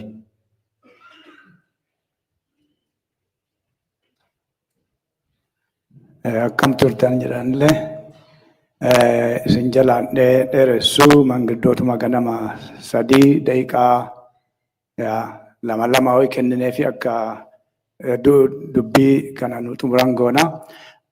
Anis daqiiqaa tokko fudheeti carraa kana fayyadamee dhugumaan duraan durseeti uummata keenya community keenya Oromoo bakka adda addaa jiran maatii Dr. Hamdeessaa hunduma isaaniitu dhugumaan guyyaan kun hunduma kennaafuu guyyaa gaddiinsaati. Guyyaa gaddiinsaa kanallee ammoo seenaa isaanii kana celebrate gooneet gammachuu akka gammachuutti dabarsuu qabna. Dhugaa gaddineerra garuu isaan yeroo fi jiranitti waa hojjechuu isa jedha isaan jechuun jaallatu jaarani. Dhugaa inni yeroo fi kanatti waan guddaa dabarsee akka darbeeru hayyoota kennaa fi hiriyoota isaanii irraa dhageenyeerraa. Kun ammoo dargaggoon keenya Lataan poemii inni nu dhiyeesse sun walaloon sun walaloo ajaa'ibaati. Baay'ee galatoom jechuu barbaada. Lataa akkuma torbaan tokkomoo lamaan dura akkasuma sagantaa kana irratti wal geennee sagantaa walaloo bareedaa nu dhiyeessee ture. Baay'ee galatoom jechuu barbaada. Nu ammoo yeroo keenya kana yoo duuba deebinee ilaallu baay'ee maal gooneerra nu maal goonee darbineerra maal gooneerra gammaa ka jedhu nu yaachisiisa. Ani yeroo guddataa ture yeroo mucaa xiqqaa ture warra Professor Hamdeessaan abbootii keenya kee waliin warra dur waa'ee barnootaa warra jalqaban uummata keenya akka barsiisuu irraa wannaa fudhatanii sadarkaa guddaa geessan kan dhagaa ture. Wanti guddaan ammoo dhaga'u yaadadhu keessaa tokko maaliif Dr. Hamdeessaan haadhaa fi abbaa ofii yookaan ijoollee ofii obbolawwan ofii biyya Ameerikaa biyya Faranjii deemeet hin gargaarre jedhaniit akka baay'ee guddisee waan dhageetii godhanii haasaan yeroo baay'ee xiqqaa ta'e dhagee yeroo isaan barnootumallee jalqabeen jiru yoo waan sayyaadu jaarsichi kuni jaarsichi attam akkam namni kun nama baay'ee garaa jabaa to'iti jechuu haadha ofii hin gargaarre nama attamiiti namni akkanaa kun jedheetti baay'ee akka ijoollummaa yoo saniititti itti gaddaa ture jechuudha. Inni ammoo deebii isaa akkuma hedduu keessan beektanii haati Oromoo hiyyoomtee jiraatte akkuma Oromoon kun jiraatu haa jiraatu warri kiyyas. Haatiniif abbaan kiyyas obbolawwan kiyyas Oromoo tokko waliin namni wanti adda isa godhe hin jiru. Akkuma isaan hiyyoomanii jiraatan isaanillee hiyyoomanii haa jiraatanii. Maaliif ani isaan gargaara yoo isaan qofa maal gargaara anka gargaaru jiru Oromoo hundaa waa hunda kiyyaan ka jedhu waa akkasii dubbate jedhanii dhagaa. Wanti sun ammoo nu namoota generation kiyyaaf naaf asiisa yookaan namoota adda addaa jirtaniif yoo ilaaltanii namni biyya alaa dhaqee yoo droomee maallaqa godhatee yoo jedhee tokkoffaa wanti godhuu hin qabnu maali? Maatii keenya biyya itti gargaaru maallaqa ergu jajjabeessu akkasii godhu. Inni kanas godhuu hin dadhabne garuu ammoo kana caalu Oromoo yoo irra darbeeti dhugumaan nama barattoota PhD lakkoofsa kana hin jenne nama baase. Barumsaanillee taate yoo addanii jettanii Professor Hamdeessaan ani naannoo kuyyaraatitti nama guddadhee achittillee baradhee ijoollee overseas ka barsiisu overseas jechuun ijoollee warra expatriate biyya alaatii dhufan ijoollee isaanii ijoollee faranjii barsiisan jechuudha. Ijoollee san nama barsiisu ture. Inni kana danda'e kuni nuuf ammaa tana afaan guddaan fakkaatu baruu akka yeroo sanitti yoo ilaaltanii wonna sadarkaa guddisee olaanaa wonna qabu ture. Lammaffaa immoo inni nama dhugamaan xiiqii adda addaa waa'ee Oromoo kana irratti kutatee keessattuu waa'ee human rights kana irratti waan baay'ee nama godhaa ture kan namootiin asiin dura naan dura jiran haasanii fixamu keessattuu akkuma Profeesarri tokko dubbatee nama integrity I think Profeesar Ismaa'eel na fakkaata integrity guddisee nama beekamu dhugumaan kanaaf integrity ofiitiif jedheet yoo mootummaan Itoophiyaa yeroo adda addaallee jijjiiramu wanti inni Oromoof qabu yeroo hundaa hin jijjiiramne. Yeroo hundumaan kana ammoo dhugumaan itti yaadeet yeroo baay'ee irraa waan godhaa ture. Kanaaf isiniin jedhaa dhugumaan baay'ee galatoomaa yeroo guddaallee isirraa duun fudhanne yeroo ammaa namoota manguddoota waa'ee isaanii dubbachuu barbaadan daqiiqaa lama nagalaa namni hundumtuu waan hedduu haasofnu qabna garuu gabaabsinee daqiiqaa lama qofa dhufeet jajabaadhee maayikiroofoonii harkaa isin qabuun barbaadu garuu akkas godhuun dirqama ta'a. Kanaaf yeroo ammaa abbaa keenya obbo Bayyana Badhaasoo duubii isaanii kataanis akkasuma ammoo manguddoo keenya kataan akka fuulduraas dhufaniit gabaabsanii afaan lamaan nu dubbatan kabajaan asafeera warri kuwaanis duubaa duranaan isin dubbisa.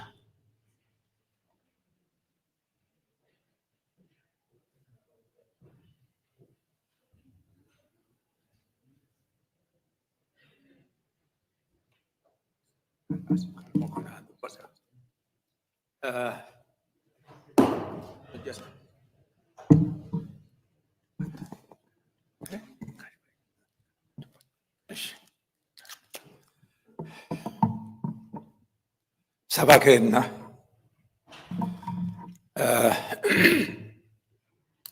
guyyaan har'aa akkuma beekamu laafaafillee jabaafillee hiyyeessaafillee dureessaafillee guyyaa sadaffaa yookiin guyyaa lammaffaati. Tunta gammachuu gaafa fuudhaa heerumaatiin tunka gaafa dhalatan. Har'a guyyaa boodaa kanatti sabni kun hundinuu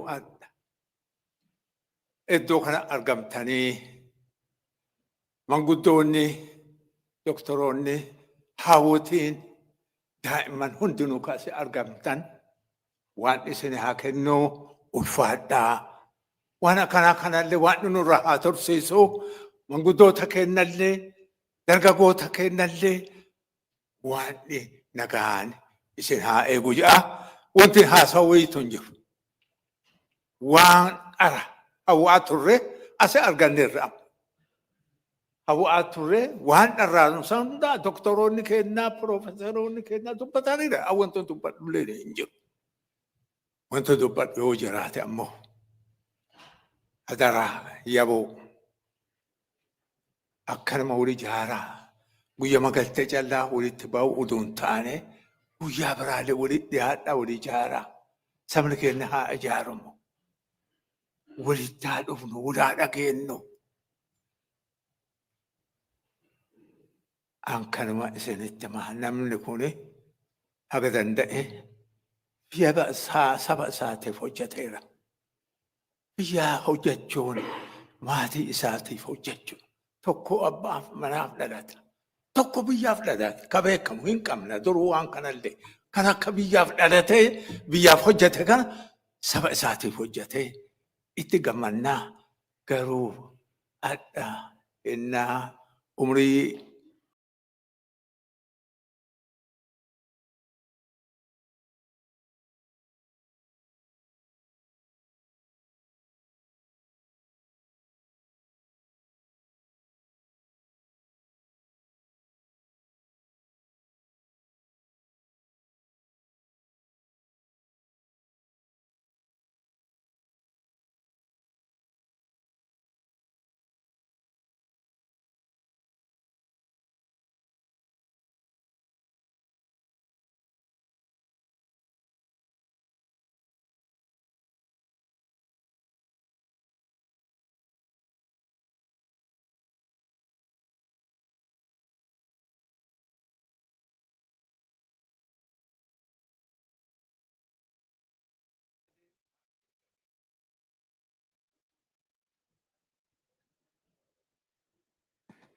Gaashbayyuu dhiifatu hadhallee harka ofirraa na darbe dhugama. Baay'ee galatoom Gaashbayyuu daqiiqaa lamayyuu hin guunne yeroo ammaa kana Paaster Tigroo akka fuuldura naa dhufan gaafadhaan namni gargaaraani. Gaashlataa koottaati moola.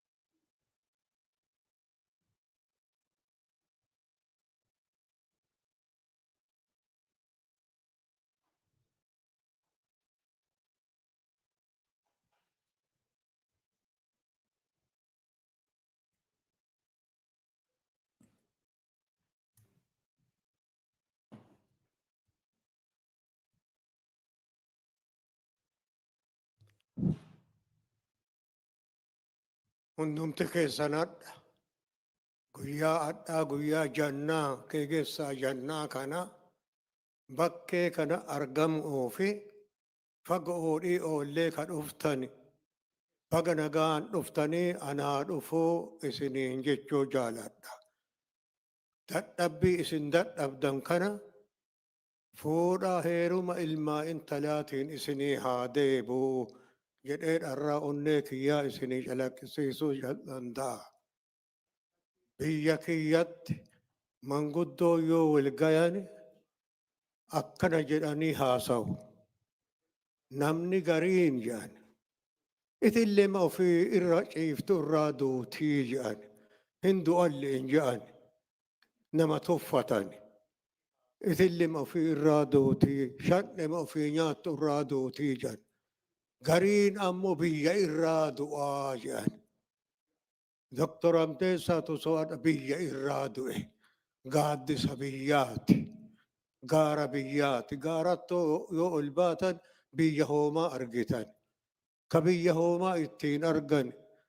Ka biyya hoomaa ittiin tooyatan Dr. Hamdeessaan innaa boqatu kana isa kana kabajaan geeggeessuuf asin mul'attaniirtanii hundumti keessan waan isinaa eebbisu jedhuu danda'a. Dr. Hamdeessaa gosa uduma taanu bakka bakka turre an gammoojjitti guddadha. Wanti waliin nu gahe Itoophiyaa Adventist College amma jedhamu kana innaa baradhu kutaa 4 yoo geennu wal geenne. Kutaa 4tti waliin baranne. Allamuu barsiisu obbayee yoo jedhu achiin na bira lufan. Dr. Hamdeessaa yooma sawwaa xixxiixa. Yooma ijoollee san barnootaan illee ijoollee umuriin illee ijoollee ufii waa xixxiixa. Wanti inni xixxiixu maali? Anjaranaa ka baradhu kun nattuu mul'ataan jiru. Dukkana na duuba jirtu kana. Dukkana nu duuba jirtu kanatu nan mul'ataara. Uummanni keenya dukkanaan liqinfameera. Namni dukkana keessa jiru qoreelleen argu, boollalleen argu, waan isa miidhaalleen arguu jira. Kanaaf uummanni keenya akkas jira. Uummata kana attam yoo goone maal yoo goone dukkanuma kana keessa harkifnaa ka jedhu xixxiidha. Abboo atuun barannee dura baradhuu jedhu. Xaafiin gumaan xaafii tokkittiin marga keessa yoo buusan margitee haamatu naan jedhe. Waa jedhe. Nu xaafi akkas tokkitti lafa buute sanii maal hagatti tanaan barannee uummanni keenya wanti jiru baratee dukkana keessa madhatee bahuu qabaa. Kan afaaniin buufatu. Kan afaaniin buufatu innaa maraa hima xixxiidha. Akkan dura ofii keeti gadhaabadhu barnootaan illee ol guddadhu umuriin illee ol guddadhu artiin duuba fuudhi illee mana godhu mana horii. Waan fuudhaa amma wamaan mul'ataan jiran intala yoo dhaqan reefitan as fuudhee jedha. Biyya kiyya reefitan achi bahee dukkanaa fuudhuu qabna oduu jedhu masaraanni keenna marima biroo oduu mari'annu waa'ee masarataa kanarra dhufne. waan an xixxiixaar waan an boo'aa keessaa urjiin takka mul'atuuf taati waan dhugaa haa godhuu jedhe. Arsiin duuba amma ka goonu namni martinuu wanti as jirru ijoollee adventistii keessa jirtu gara nama 22 taana wal mari'an. Ka mari'achiisu tokko isaayyuu goota guuree ijoolleen kun kutaa 4 kutaa 5 kana jirra.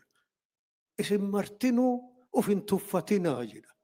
Uf hin tuffatinaa biyya keenya baay'aati aarsaa ta'a tam ofii beektan tan maal beennaa barsiifna jedha. Isbata nama kennaaf. Namni waan ofii qabu nama hurbaata kenne yooma asii jaalalaan nama kenne namuu hin galatoonfataa jedha. Lamuu akkasuma eeyyama dubbii isinii gabaabsuuf eeyyamallee mootummaa gaafannee mootummaallee eeyyama nuu kenne masarata banne. Urjii waan an jedhe keessa urjiin dhufte urjiin tun gara ji'a goobanaa jijjiiramtii jedhe. Ji'a goobanaa hin beektanii innaa lufuuf ta'u duraan goobanii hanga jedhee guddisee jedha. Akkas taati uf hin tuffatinaa qofa jedha. Uf hin tuffatinaa jedha. Baanee barsiifne. Ijoollee 22 tana adventistii keessaa yaanee barsiifne.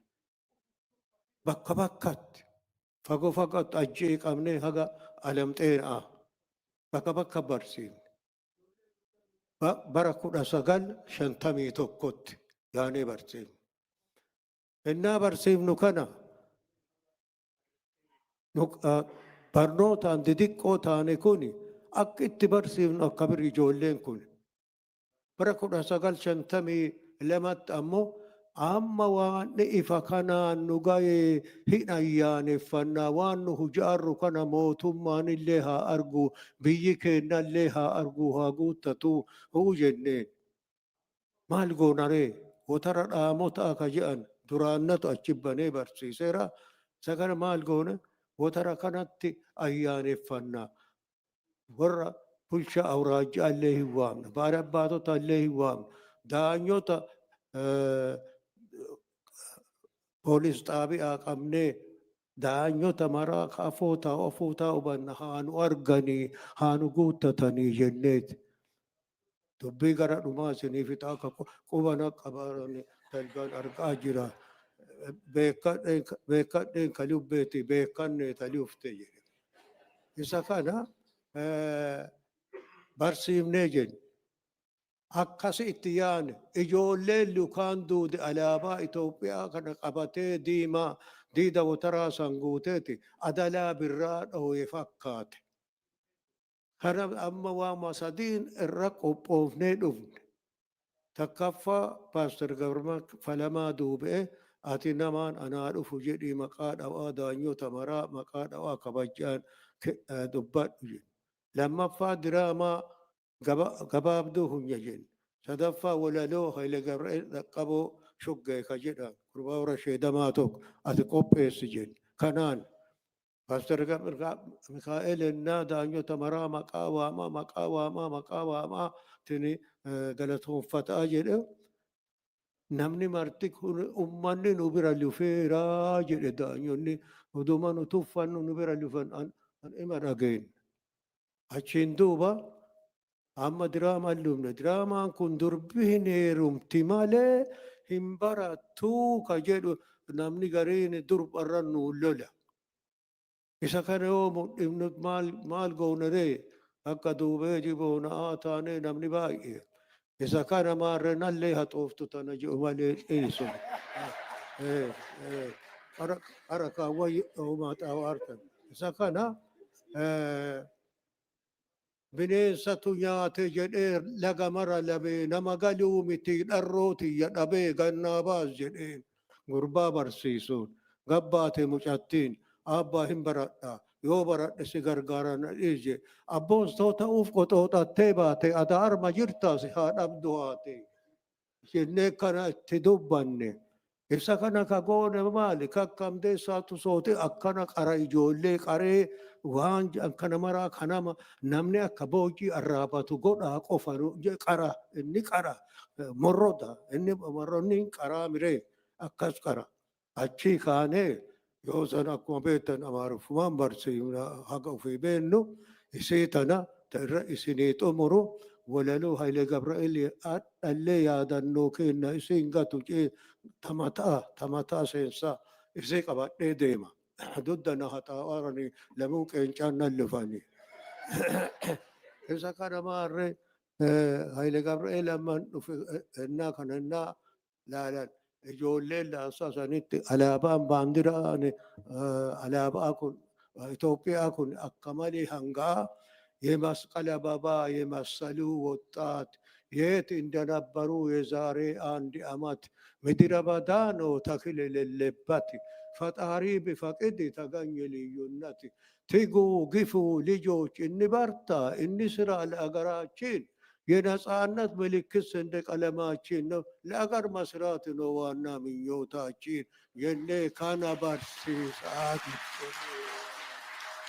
ካና ሞሮዳ Dr. Hamdeessaa Tusoo fanamaa qaranii kunoo ijoolleen daa'imman ogeeyyii hayyoolee akkanaa taatee barreessa. Lammaffaa ijoolleen kun gara laafummaaf jaalala biyyaa qabdu, dheebuu biyyaa qabdu, hinaaffaa biyyaa qabdu hangaasisaa turte. Kanamaaf isin himaara dhaloonni ammaa kun lufaa deema akkanuma lufaa deema. Dhaloonni ammaa akkas gootumaa galaa nu hennaa kana barsiifnu minda'anii miti waggaa tokko cincaa gooneeti.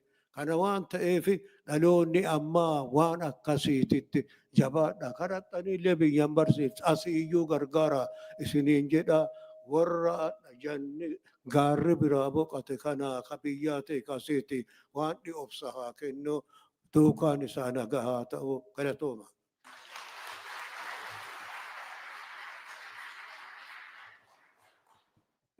Akkuma dhageettan Paaster Tigroo yeroo inni haasa'u dhaabsisuun nama ulfaata dhugamaan. Waa hundaa qabanni waa aadaa illee taate aadaa haga dhumaa beeka. Karaa biraatiin amantiillee karaa biraatiin ammoo karaa amantiitiinis amantii nama paasterii amantii geeggessu yoo isa Paaster Tigroon bira oolte yoo xiqqaate mammaaka 50 takka barattee galta jechuudha yoo guyyaa tokko isa bira oolte. Waa hedduu mammaakumaan fixaa ulfaadhaa paaster baay'ee yaadannoo hedduu nu dhiyeessitanii isin dhaabsuuf miti waa'ee alaabaa kan manni dubbate kun alaabaallee akka isaaniitti malaan mootummaa yeroo isaanii gammachiisaniitti waa ofii godhuu barbaadan godhuuf akkas godhanii akkasitti hubanna. Yeroo ammaa kana obbo Lataa Badhaasoo nama yeroo dheeraa fi kolleejjii guyyaa Adventistii lidii godhaa turanii. Hedduu keenya jiru akkasuma ammoo Profeesar Hamdeessaa illee nama beekanii gabaabsaniit akkuma Paaster Tigroon harka qabeetti yoo dheerina isaaniitiif dhaqqabuu dhabe malee isaanillee harka qabaa nu gabaabsaa fixuu genneerra nu obsa.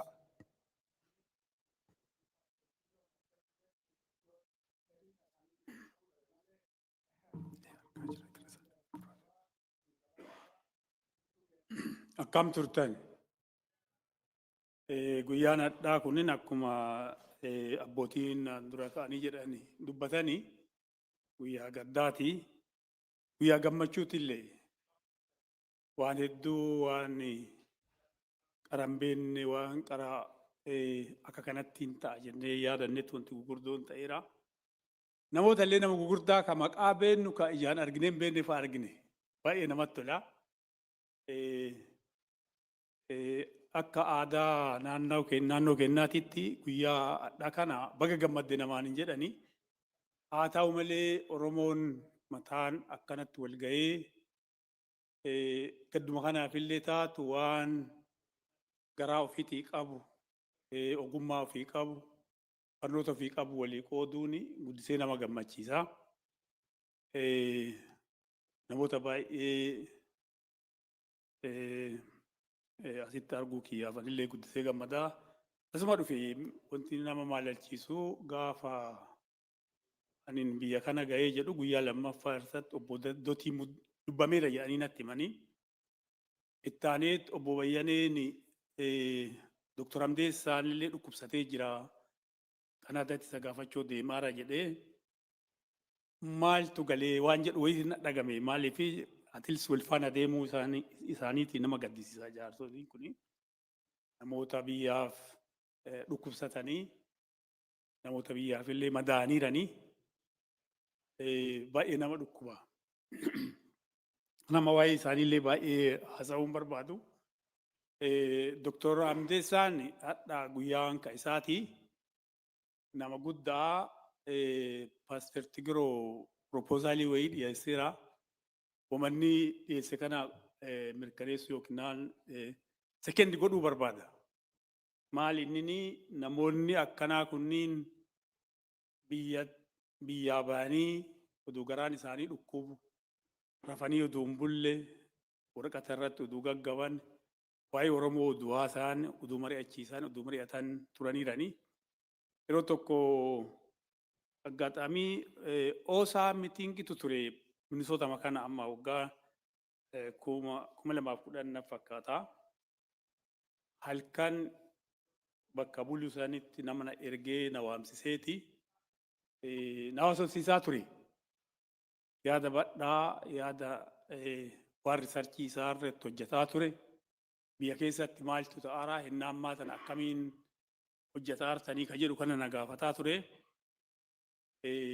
Ani waan baay'ee isaa deebiin kennine inni ammoo waa guddoo na barsiise. Akka ani liidarshippii irratti waan gurguddoo raawwachuu danda'u. Kanaaf namoonni akkanaa kunniin wanti isin dhaamachuu barbaannu asii qofatti marii geggeessuu miti cheenii biyya keessatti diriirsitanii oosaan biyya kanatti yoo gurmaa'eetiin jedhe yaadannoo amma abbootiin silaa isaanii jedhan Dr. Ibrahim jedhani Professor Ibrahim propose godhee waa'ee Dr. Hamdeessaa instituushinii tokko hin dhaabna jedhanii instituushiniin san fakkaatu qabsoo hennaa lolaati hennaa maroo yaa'u society kam keessa iyyuu haa jiraannu situationin kamiyyuu haa ta'u qabsooni uummanni keenya yoo jabaatee jedhee amma argateera waan yaadu harkaan gateera faa kan jedhantu jiru. Akka nu yaadnutti sochiin Oromoo gana baay'ee duubatti hafneerra. Abbootiin bakka itti awwaalaman hin argamne. Ani beeku warri obbo Baaroo Tumsaa bakka inni itti du'e argitaniirtu awwaala isaa eessa akka ta'e argitee turte. Bakka gara inni itti du'e hin beekaa Harargee keessatti qabsoo irratti nama kufee fi nama nu dammaqse keessaa nama tokko kanneen fakkaatan baay'eetu jira. Kunniin ammallee gara biyyaatiitti diriiruu barbaada. Attamiin uummata keenya barsiisuun ekonomiin akkamiin akka ijaaree danda'u. Biyya tokkotti yoo ekonomii qabaatu baate yoo ka sochii gadi fagoo uummata kakkaasu miiraan utuu hin taane hojiin irratti socho'anii daa'imman itti guddisaatiin inni tiyeedoo yoo deeman malee bilisummaa guutuu argachuun hin danda'amu iyyuu. Wacaan lolaa qofaa wanna goonuu miti. Manni keenya ka ala jirtan kunniin manneen barnootaa biyya keessa jiran qabsoo biyya keessa jirtu karaa adda addaatiin karaa uummanni keenya lafa qabatee qabeenya horatuun qabeenyaan qabu manni keenya Finfinneen amma keenyaa jenna nama hagamtu qabeenya achi keessaa qaba.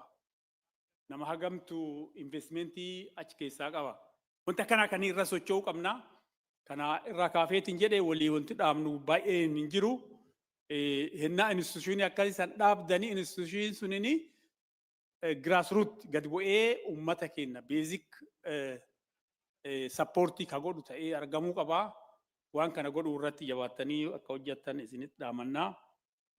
Kanarraa feetiin jedhee Waaqayyo maatii kana warra gaddaan tuqamaniitiin jedhan warra isaan waliin hojjetaa turan Oromoof dalagaa turan gaddatutti dhagamaa baay'een isaanii ennaa dubbatan caqasaa tureera. Waaqayyo isin haa jajjabeessu. Jajjabina kana wal qabachuun Oromoon tokkummaa qabaachuun baay'ee barbaachisaa. Wal gatuun nu barbaachisu akka itti deemnullee akki nu deemnu stable ta'uu qaba. Ijaarama cimaa qabaachuutu nurra jira. Asiifachi harca'aatiin hin moona jennee yaa'uu hin dandeenyu. Waan uummanni Oromoo irraa barbaadu guddootu jira. Wanti raawwatamee hin jirre kanneen hojjechuuf Waaqayyo nu haa gargaaru jabaadhaa isin jechuu barbaada. Baay'ee fayyaa ta'u bolataa ergaa nu dabartaniif yeroo kanatti dhumarra gaheera sekshiiniin kuni Jabiisaa Maammaa Argoo obbo Maammaa Argoo fiizikaalii as dhufanii waa jechuu waan hin dandeenyeef akka waan gabaabduu daqiiqaa tokko Jabiisaa yoo jiraatte Jabiisaa Argoo afoo kana dhufiiti ergaa gabaabsii nu dabarsi xumuraa dhiyaataarra. Akka dadhabdaniin beekaa akka abbaa kiyya midhaasee baay'eellee yoo hin jenne iddoo asii argame baay'ee natti tola ture because warri kunniin akka hagam akka wal jaalatan isni himee hin danda'u. Inni haga ofii haga danda'e matsaafatti irree barreesseeraallee hennaa maroollee hennaa hamdeessaan naannoo kenna dhabamu soqee ka fidu abbaa kiyya ture innaa baay'ee. Kanaafuu nama ulfaataa waan Profeesar Hamdeessaa dubbachuuni garuu inni kadhaamate obboleessii isaaf Profeesar hagam akka wal jaalatanii. Professor Hamdeessaan introvert akka ta'e. He really opens up to somebody that's look like him and has the same concept. Waan baay'ee waliin mari'atanillee turanii haasa'anillee I think osaa jalqabatan akka inni jedhe dur isaan lamaantu takka jedhe mana ofiitii jalqaban jedhani. Oromoon biyya kana qubattu mulu biyya kana akka dhufte takkaffaa mana isaanii qubatti. Bakki adda addaallee ilaalanii Oromoo yoo taate Washington DC yoo buutee jara lama kanniintu isaan simata. Kanaafuu inni danda'ee asitti wanti hin argamneef jaalala jarri kunniin waan qabaniif it's been so hard. Torbaan lamaan adda of course obbodotii dhabanii itti aanee ammoo Hamdeessaa. So isaaniif baay'ee ulfaata. Garuu anillee gabaabinnaaf waan baay'eetu jedhee natti tolaa ture namni muluu dubbatee fixeera. Yaa'u inni wanti jedhe nagaan booqadhu deebinee walitti haga wal arginu nagaan naa turii jaala kiyye jedhe hagasuma galatooma.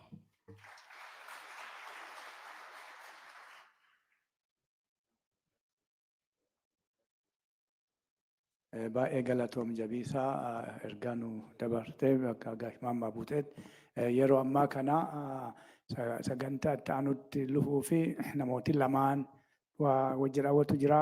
Yeroo kana obbo Tashitee Waaqoo afoo kanatti affeera. Namoota hagoo afaan lamaan jedhaniitti sagantaa kana xumuraa deemna fayyaa ta'a.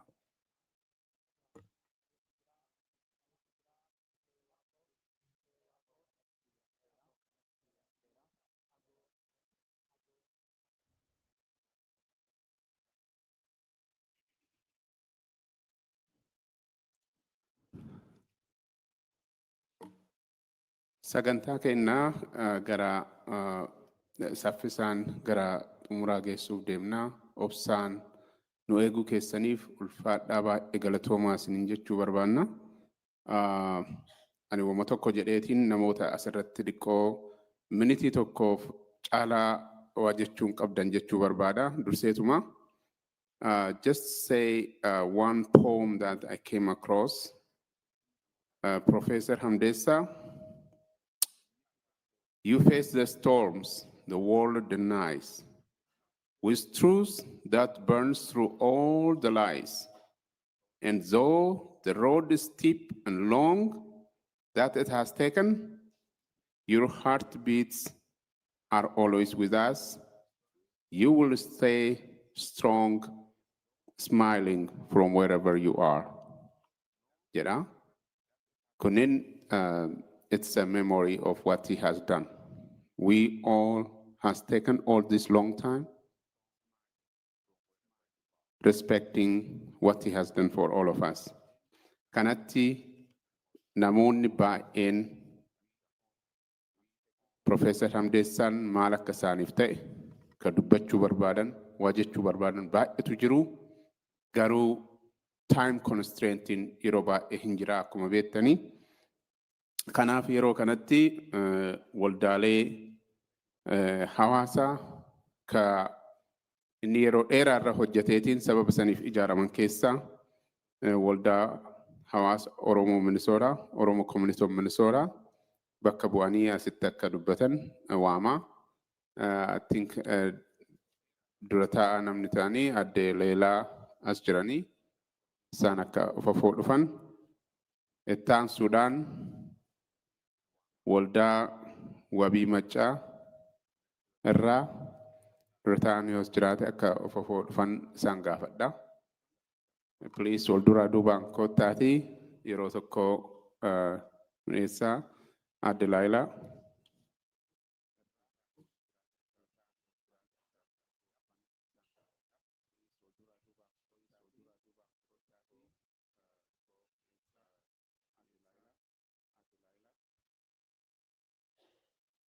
Akka moltanii hundi keessanuu maatii firoonni haaliin hundinuu Waaqayyo jajjabina isaa isiniif haa kennu jechuun barbaada.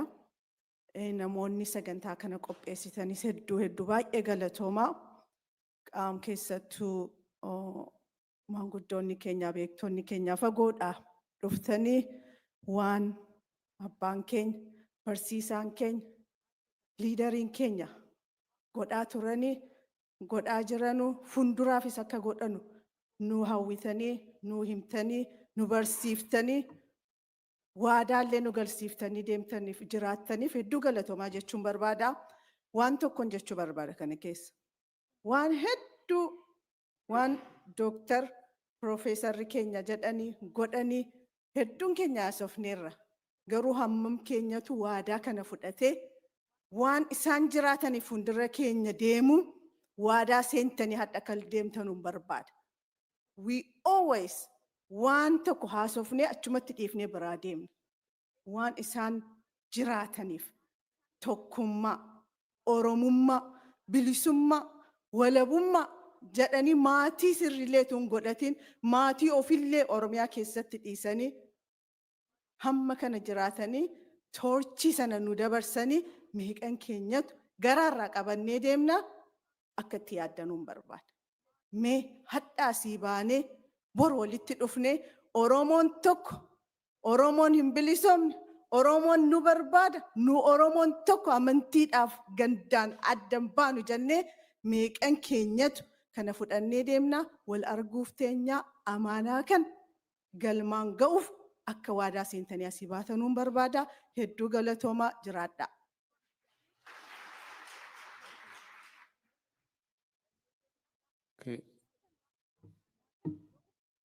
Dura taa'aan waldaa wabii maccaa yookiin immoo namni bakka bu'u yoo jiraate. Ittaan Sudaan wal durumaa duubaan waldaa Sikkoomandoo Association obbo Feesaa.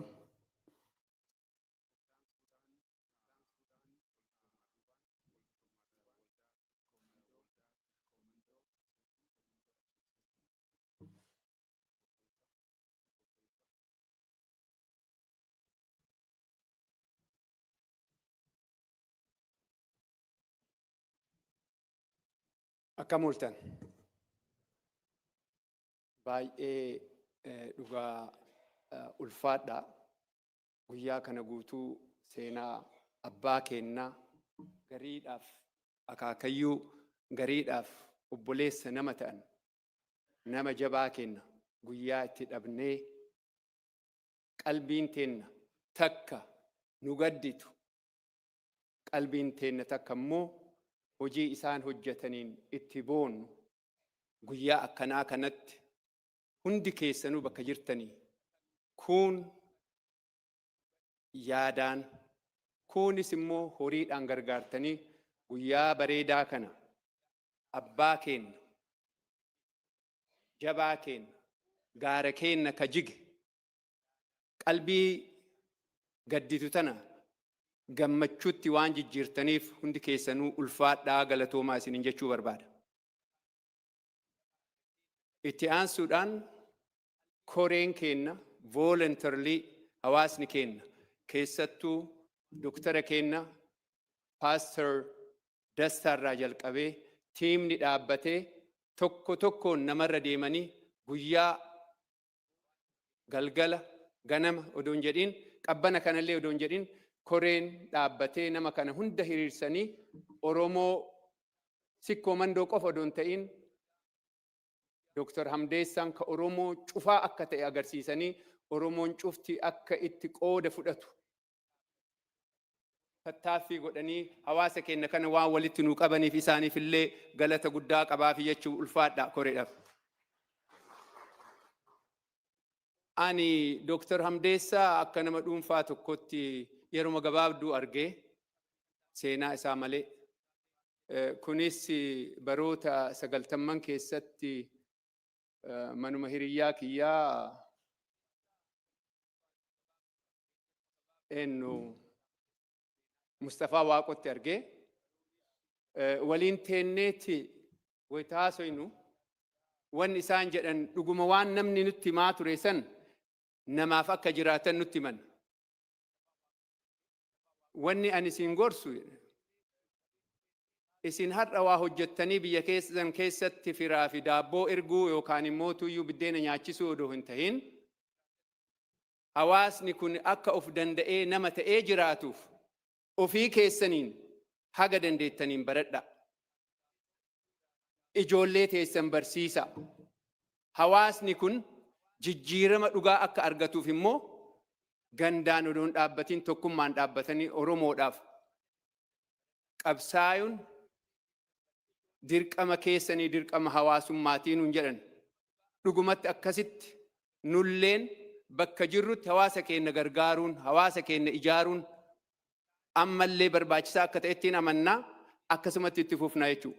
Kanaaf ani baay'ee dheeressuun barbaadu hawaasni keenya har'a wanni hojjenne kun akka Oromootti Dr. Hamdeessaan ka Oromoo cufaa ta'us akka keenyatti immoo haaqni haqumaa ilma sikkoo mandooti we proud of him.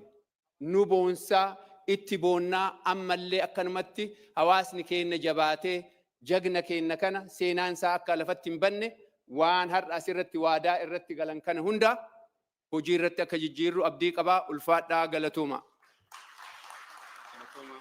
Guddaa galatooma.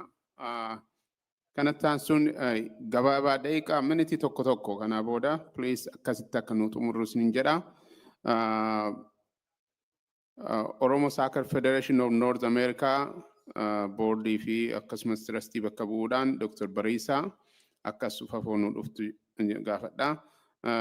Akkasumas taansuun dubartoonni sikkoo mandoo Annolee Sisters yoo akka ufafoo kana dhuftan isin gaafadha.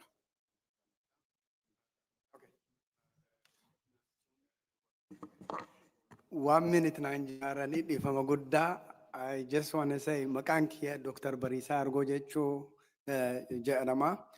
I just want to say ifaajeen dadhabbiin Professor Hamdeessaa Tusoo akkasumatti jaantoonni keenya asirra ka jiran public service ummataaf hojjechuun akka ifaajeen isaanii bilaasha hin taane asirra dubbachuu fedha. I'm a direct beneficiary of their hard work.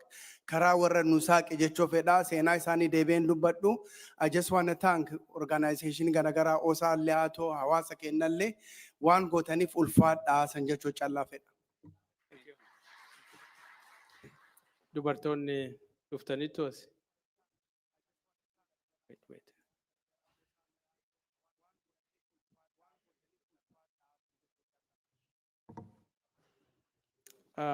Maatiin garan akkas dhuftan gaafadha hunduma keessaniyyuu.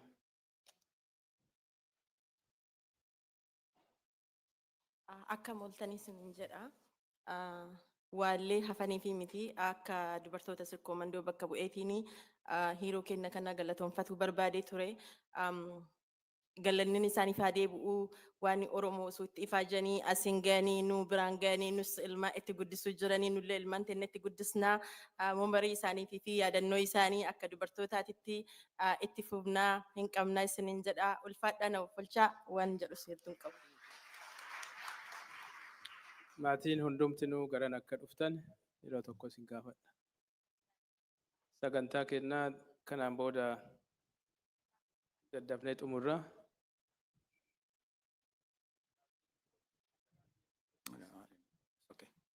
Baay'ee galatoomaa waldaa kanaa waldaa Minisootaa kaasii kanaa hawwatiin abbootiin dardarrillee shamarrillee warri asitti argamtanii Gaggeessaa Profeesar Hamdeessaadhaaf asitti argamuu keessanii maqaa faamilii kiyyaatiin baay'ee galatoomaa isiniin jedha. Waan xiqqoo waan fofoolla'e tokko irra deebinee haasa'uun hin barbaachisu. Garuu muuxannoo nu barbaachisa waan akkanaa kan hin gaggeessinu.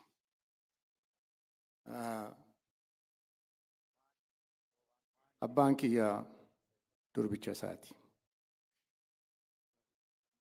Waa'ee isaa na gaafata. Yeroo baay'ee na gaafata. Maal ta'ee akkam jira? Anillee gaafa riippoortii argu isumatti irra. Maqaa isaatiin ani Profeesar Dr. J.N. hin beeku. Tusuma jedhaan. Akka hiriyaatitti wal argina. He's a role model to me. Deebinee immoo har'aatti immoo mucaa isaa waggaa meeqaa maqaadhumaan argine asitti arguu kennaa fi baay'ee gammadaa. 2003 Washington DC'tti xiqqoo nu harkaa dhukkubsate yeroo waa'ee yubootaa dubbannu san. Barii isaanii fi obboleessi isaa Gashmaammaa achi turanii fuudhanii Poortilaandi galanii halkan san taa'ee waa'ee jireenya isaa waliin haasaa ture. Garuu inni nan dhagayu. Isaan boonnaa uummanni Oromoo waan inni godhe qabsoo inni godheef waa tokko irraa barateera jedhee abdii qaba. Andrew, thank you for coming. Thank you for being here. Could have done a lot of things, to remember your dad, but you chose to celebrate his life with us here. I'm deeply honored to know you, to meet you, and hopefully we'll continue from now onward. I thank you.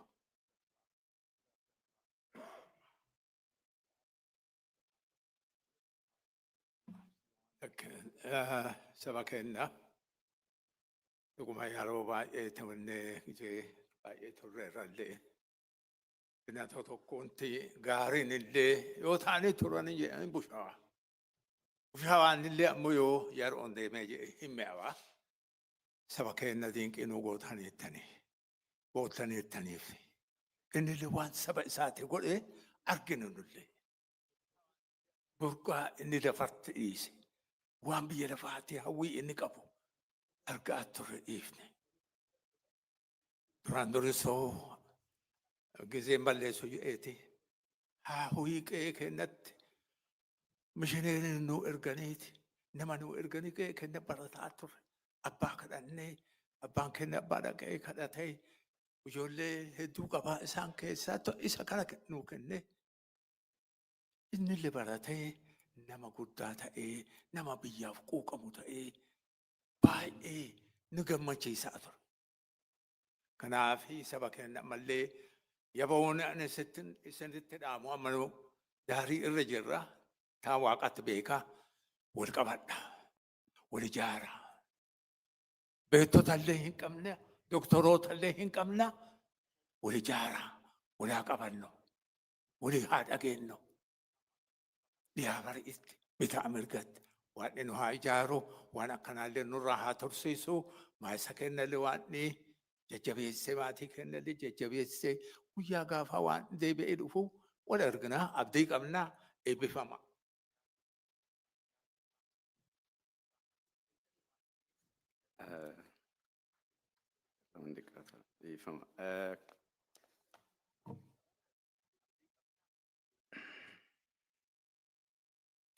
jalqaba guyyaa Profeesar Hamdeessaan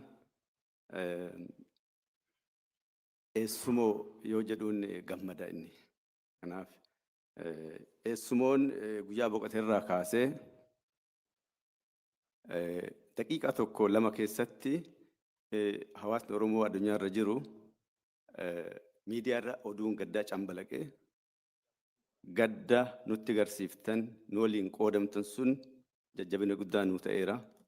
Ulfaadhaa isiniin jedha. Daqiiqaan lama nan ga'u dhiifama.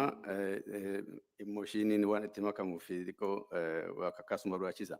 Walumaa galatti hawaasni Oromoo addunyaarra jirtan qoodamni ga'een isin wajjin taphattan guddaa. Hawaasni Oromoo Winnipeg sa'aatii dhumaa sanitti sa'aatii ulfaataa sanitti warri nu bira dhaabattan ulfaadhaa. Carraa kanaan gaaf san achiin jirtu please eessumni kiyya nama ol kaasuu jaalata yoo dubbatu. Shuumii ukaa mee ol ka'i please. Eessumni kiyya yeroo dhabamu achi turte yeroo inni dhabamu balbala dhooftee humnaan isa to'ataa turte abbaa manaasii waliin. Abbaa manaasii bakka inni jiru galateeffadhee jira. Winnipegitti ishee as jirti. Ani jagna kana tajaajiluun is my privilege jettee humnaan balbala dhadhaa turte jechuudha. Ulfaadhu obboleettiitii yallee waliin guddannellee waliin barannellee shuumii asumaan jechuu barbaada. Walumaa galatti hawaasni Oromoo Ameerikaa kaabaa gaara nu jigee hin raafamtanii hin sochootanii kanaaf gadda keessallee gammachuun akka jiru nutti agarsiiftan waan ta'eef ulfaadhaa namoota maqaadha ilaa akka hin fixu waan ta'eef na offolchaa isiniin jedha. Ariitimaan irra utaalaa waan dubbachuu barbaadu cufaa maqaan kiyya guddataa bookiiti. Biyya Noorwee irraa dhufe.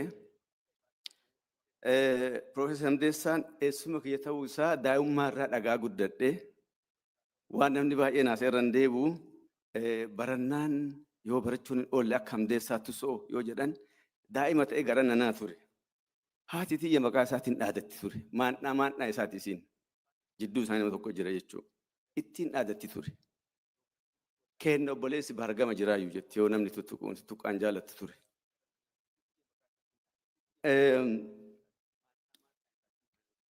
Sochii barnoota bu'uuraa wataratti barsiise gandadhe barsiise inni nan barsiifne dhaqqabee yeroo inni biyyaa bu'an ani hin dhalanne garuu warri inni barsiise na barsiisan baabiyyaa asitti argu jira.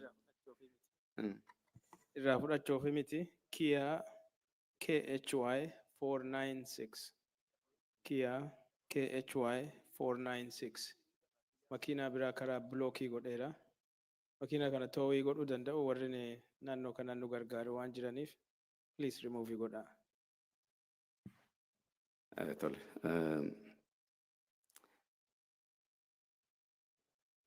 Ijoollummaatti waan heerumteef haati tiyya haluu tiyya naa baasaa akka obboleessa kiyya baradhaa ija banadhaa nuun jetti ture. Guyyaa tokko seenaa gabaabduu tokko isin himaa gabaa kuyyaraa hin beektan kuyyaraa galbitti baaqelaa feenee haadhatii waliin kutaa 3 baradhaa. Gabaa yoo dhufnu ayyoo baaqelaa sinti noo jennaan birrii 100 jetteen. Maal inni irkituun tanaa garii ይህንን ገለባ ይዘሽ ነው 100 ብር የምትይ ማለት ጀቴ ወጭ ነው የምትይን ቤት ወዱፍት ጀናን ጉርባቲ ዱበዱ ዋይፉ ሲበርሲ ፈታራን አንጀት ጀናኒ አይሆንም አፋን ገባባ በከባን ትሬፊ አው አይደለም አይሆንም ይቆፈበና ጀናኒ አካ ዋሲ ዲባራ አርጌ አማ በረታ ምርፈቲና አንጀቴ ዶፍቴቲ ማል ጀቴ ዮ ዋት ጀት ፈለ ሂን ዳጋ አንጅር ጀቴ ነምቲ ፉለ ገረገልቴ መታወል ካፈቴ galabaa jettu dhaga'u jira. Itti fuurree itti dafqinee qonnee finnee jirra bittuun bittaa minyi qinje hin deem jetteen. Jechaadha xiyyaate jechaan jedhee miti kun. Yoo barbaadde afaan diinaa jetteen yoo san I'm sorry to say it bara san akka jedhama ture. Yoo barbaadde afaan diinaa waa keessa iyyuu hin jirtu. Kenna obboleessi baargamattuu afaan faranjii dubbataa jetteen. Hagan ittiin boonti ture.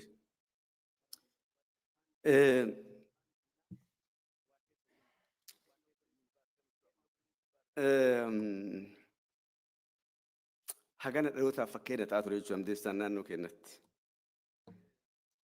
Ani jalqaba bara 2002 bilbilaan argeen barbaadaa ture waggaa 23 adda bilbilaan argeeni isan naa bilbile nama dhaamadhe Dr. Hassan Hussein yoo san itti gaafatamaa dantaa adda bilisummaa Oromoo ture Noorwee dhufee jennaan itti dubbadhee jennaan bilbilee kii kennee fi naa bilbile. Laaqa nama namatti affeeramee nyaachuu jirra ture.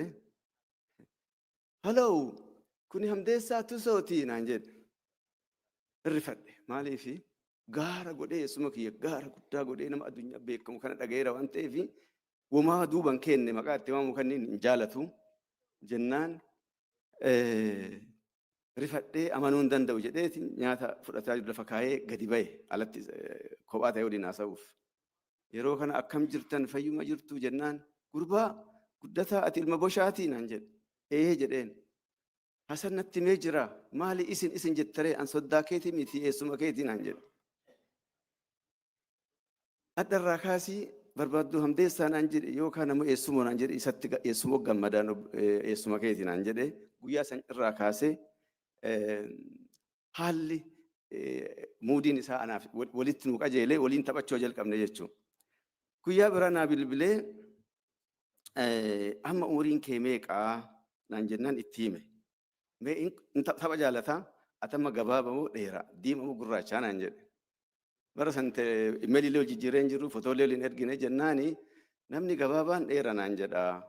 Namni dheeraan immoo gabaabaa naan jedha jidduma tana jira jedheen.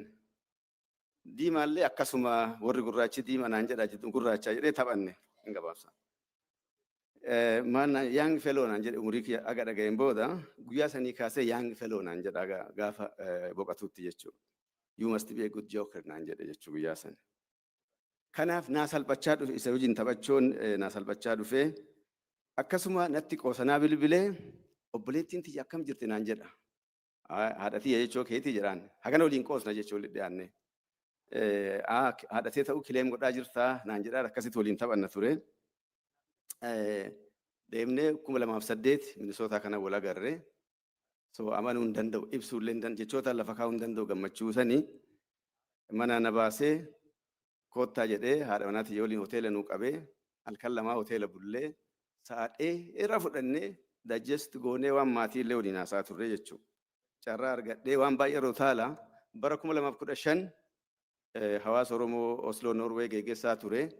Carraa kana gargaaramee maaliif nama jabaa kana affeeree hawaasa keenya akka barsiisuun goone waan jedhuun waame horii kenninaaf moo maal goona nama guddaa kana jedhee koreen na gaafatannaani amala isaa hin beekaa gaafadheen gurbaa Oromoo irraa horii nyaadhee hin beeku ani tikeetii ufuma muradhee dhufaa naan jedhe lakkiin ta'u tikeetii ammoo sii muraa anas sii muraa jedhe akkana bira turu waan barbaadee fi guyyaa 12 akka deemu mureef halkan 11 mana kiyya bulee yeroo jalqabaatiif mana namaa deemee hagana dheeraa jiraadhee hin beeku haganas gammadee jiraadhee hin beeku naan jedhe ijoolleen tiyya grand uncle jedhaniin ture baay'ee jaalatanii ture jechuudha. Guyyaan 11 kun hawaasa keenyaaf barnoota guddaa ture hiriyoota kiyya kana dhiyaataniif halkanii guyyaa dhufanii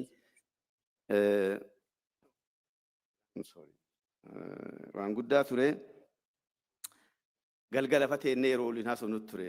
Maal natti waan amma maatiin gargaaruu maalii koo kanallee jennuun illee waliin haasaa turre. Abbaan kiyyaa maan naan jedhee naan jedhe gaafa barnootaaf akka an deema fagaataa jiru arge gurbaa warri amma gara Amaaraa dhiyaatee afaan xiqqoo mumuxatu kuni dhara barataa baratte akka fagaataa jirtu arge dharaan hojjetini naan jedhe. Ani haga duutti waan abbaan kiyya naan jedhe kana qabadhee du'aa naan jedhe jechuudha. Gaafa inni biyyaa deemu maatiin qonni ka guute loon ka ala bule ture. Beela rakkoo maatiin qabajan kana inni hin beeku ture. Maaliif istaandardii Itoophiyaatti maatii rakkataa miti maatii dureessa keessaa bahe waan tureef wanti sun ishuun ture isaaf jechuudha. Waa inni hojjete kana itti gammadee carraa kana argadhee itti himuu hin danda'u jedhee qe'ee kiyyatti guyyaa 11 kana keessatti akka itti boonuuf itti gammadu itti himee jennaani maan naan jedhe tuffata waan hojjete kana. Maan naan jedhe tapha tokko natti hime. Nama lamaan tokkotu lachuu goota waliin lola deemanii gaafuu injifannoon galuu gaafuu diin ajjeesanii galuu. Namichi jabaan dureessi tokko dureessa tokko hiyyeessaa jedhe. Dureessi kuni gaafuu galaani ati goota ati dhiira jedha itti qalaa jedhe. Namichi kun ammoo hiyyeessa xorashoo shaan nyaatu waan ta'eef mana ofiitti waamne. Maali hagadhaa? Please. Haasa'uu jaaladhee duntaan is very emotional waan ta'eef haasaa okay ulfaadhaa galatooma dhiisee.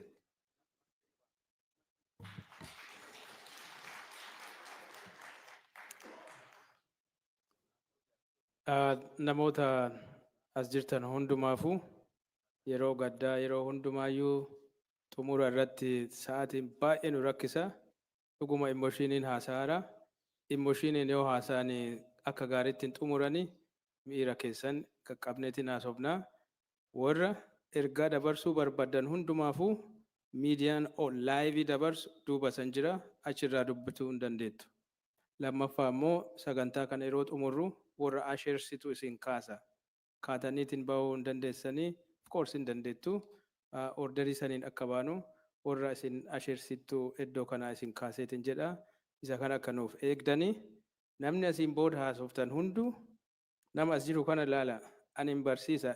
Everybody moves. It's a message for me. So kana laalu isinirra jira. Andrew, I want you to speak.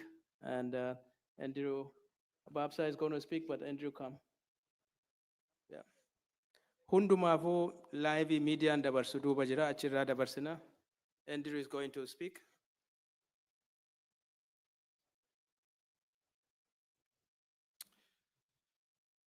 I wrote something down in this time, so just bear with me so I can read this to you guys. Thank you to all the friends, colleagues, family members, and community organizers who have come together in this memorial service.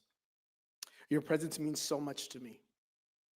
The stories you shared, the comfort you offered, and the care you showed helped us feel supported during this very difficult time. We are deeply grateful for the love, kindness, and community that you have surrounded us. My father was a man guided by a strong belief in integrity and seeing so many people whose lives were touched by his decency. And steady character meant more than I could express. Thank you for sharing your remembrance of him. To the scholars, thank you. My father's hope for the future lives on through resilience and connection in all of us. Our family is comforted by knowing that his legacy will continue in the community he cherished. Thank you for your effort and your presence today. May God bless you all. Babsa.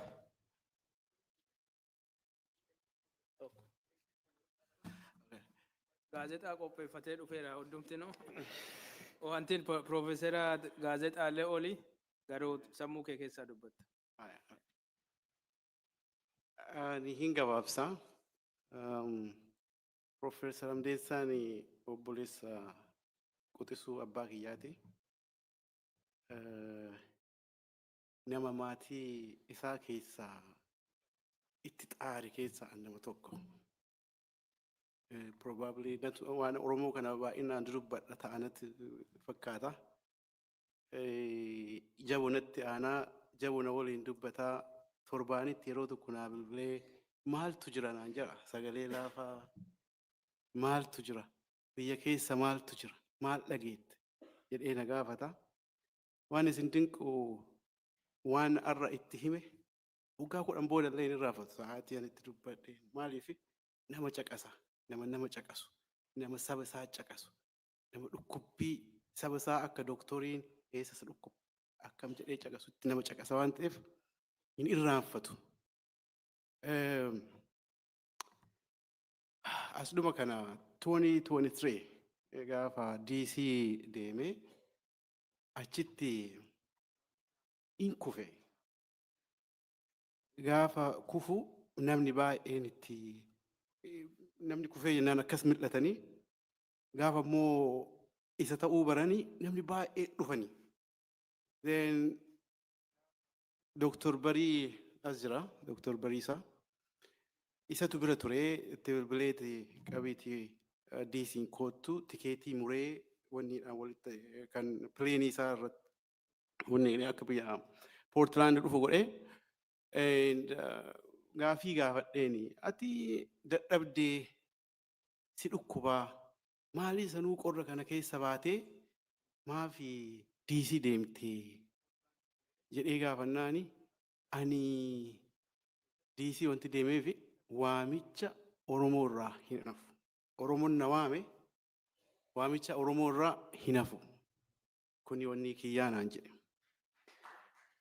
Then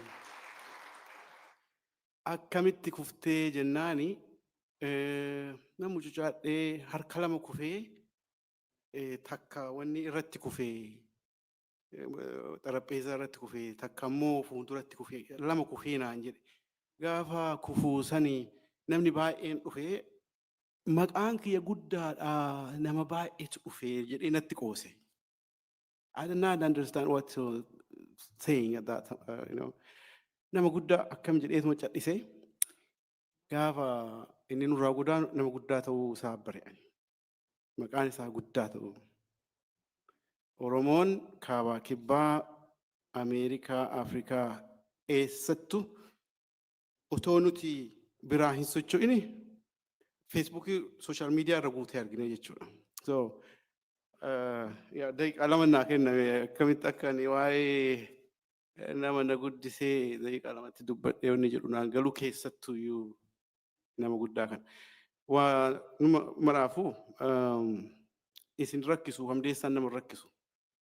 Very independent nama hin rakkisu. Ofii jedhee nama rakkisu. So isin rakkisu. Isinillee rakkisu doctor.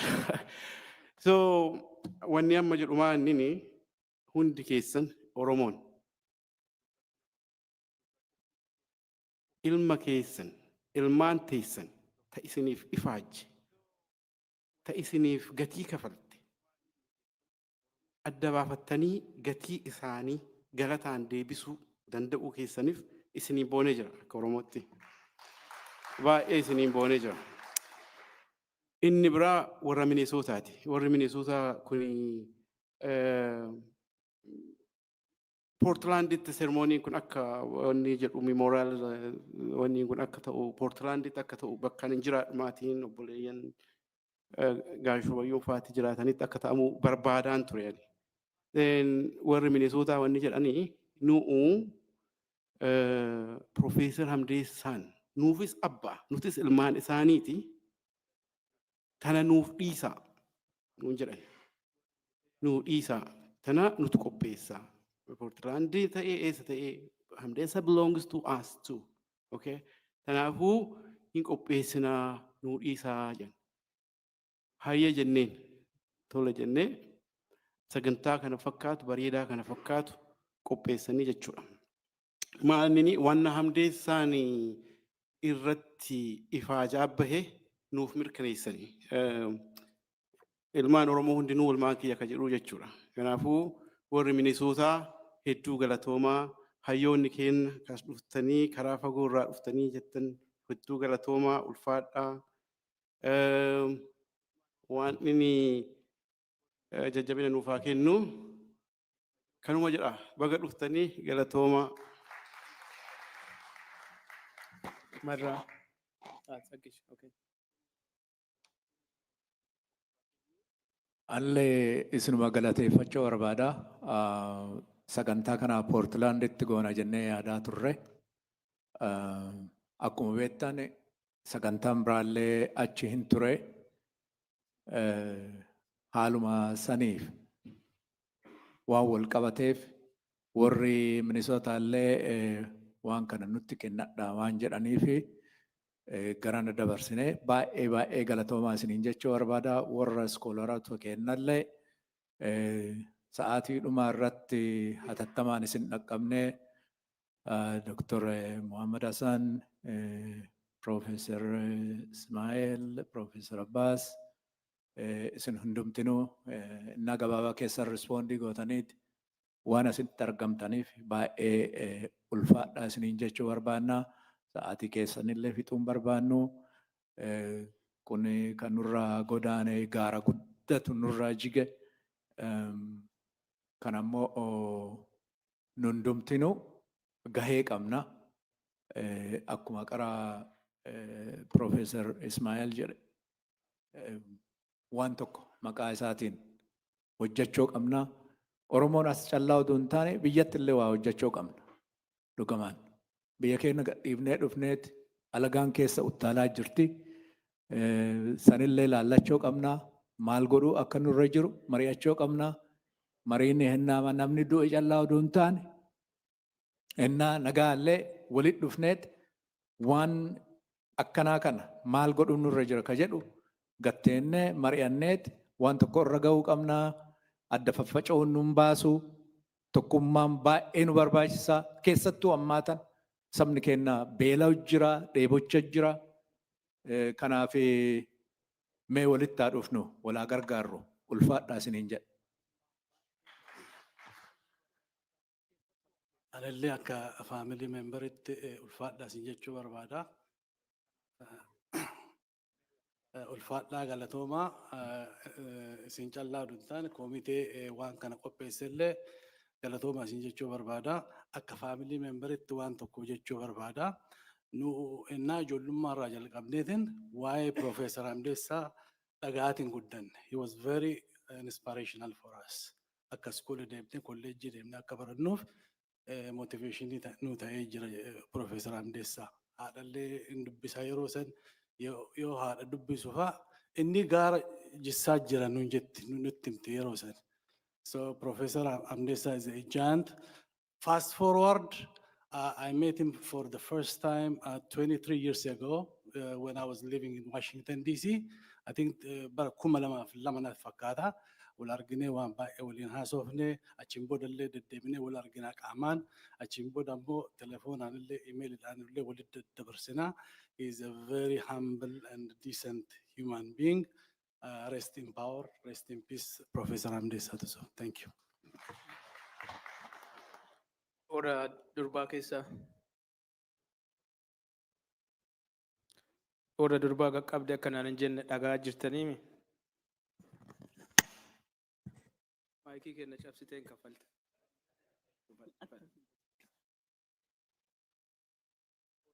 Anillee waan baay'ee jedhuun qabu garuu galatoomaa warri nu bira dhaabattanii dorbicha abbaa keenya akka ta'e hin beekna gaasha Hamdeessaa jennaani garuu inni nu dideellee hin beeku akkasuma waamnaani nurra irraa ammoo orma hangaffoota keenya waliin haasaya innaan biyya kana dhufe amaadhel bira na fideeti wal nu barsiisee wanti inni na hime takka gaafa biyyaa baate dhalattee hin jirtu naan jedhe sanii yaadadha. Nama easy ta'ee nama waliin haasa'u nama jabaa tokko dhabne so kanaafi nu martinuu jajjabaachuu hin qabna. Waadhii numaraayyuu jajjabeennaa kennu jedha. Thank you galatooma. Kamaatii asirratti dhaabsisaa. I think namni hamsisee hin jiruyyuu. Sinteettanii warri organizing committee dukaatanii dhaabattanii. I just want them koreen organizing keessa jirtan. Fixaa jirra. Warri maqaan keessanii waamamee utuu hin dubbanne haftan laayivii miidiyaa irratti nama as jiru qofa oduu hin taane hundumtuu kadhaa'utti rikoordidii darbaa kanaaf ergaa keessan dabarsuu hin dandeettanii. Koreen kun sagantaa kana qopheessuu fi yeroo guddaa itti dabarseera. Kanaaf koree kanas baay'een galateeffannaa. Sa'aatii maaneejii godhuun sagantaa keenya irra baay'ee ulfaata. Nama tokkollee adaraa hin komatinaa. An fakkeenyaaf abbaa kiyya listii keessaa hambiseera. Nama Profeesar Hamdeessaa beeku. Garuu immoo meeqa duraan natti aanu hambisaa jedhee hambiseera. Kanaaf hin komatinaa. Please isiniin jechuu barbaada. warra organizing committee kanaaf yeroo tokko harka dhooftan isin gaafadha. Dr. Gammachuu, Marraa, Mustafaa, Gabii, Baabsaa, Tashitee, Minnesota Kawaameetiin ture, jalqaba Tashitee, Kiniinii, Amaanoo, Dr. Jean, namoonni kunniin round the clock. Obbo Tashoos dabalateeti. Namoota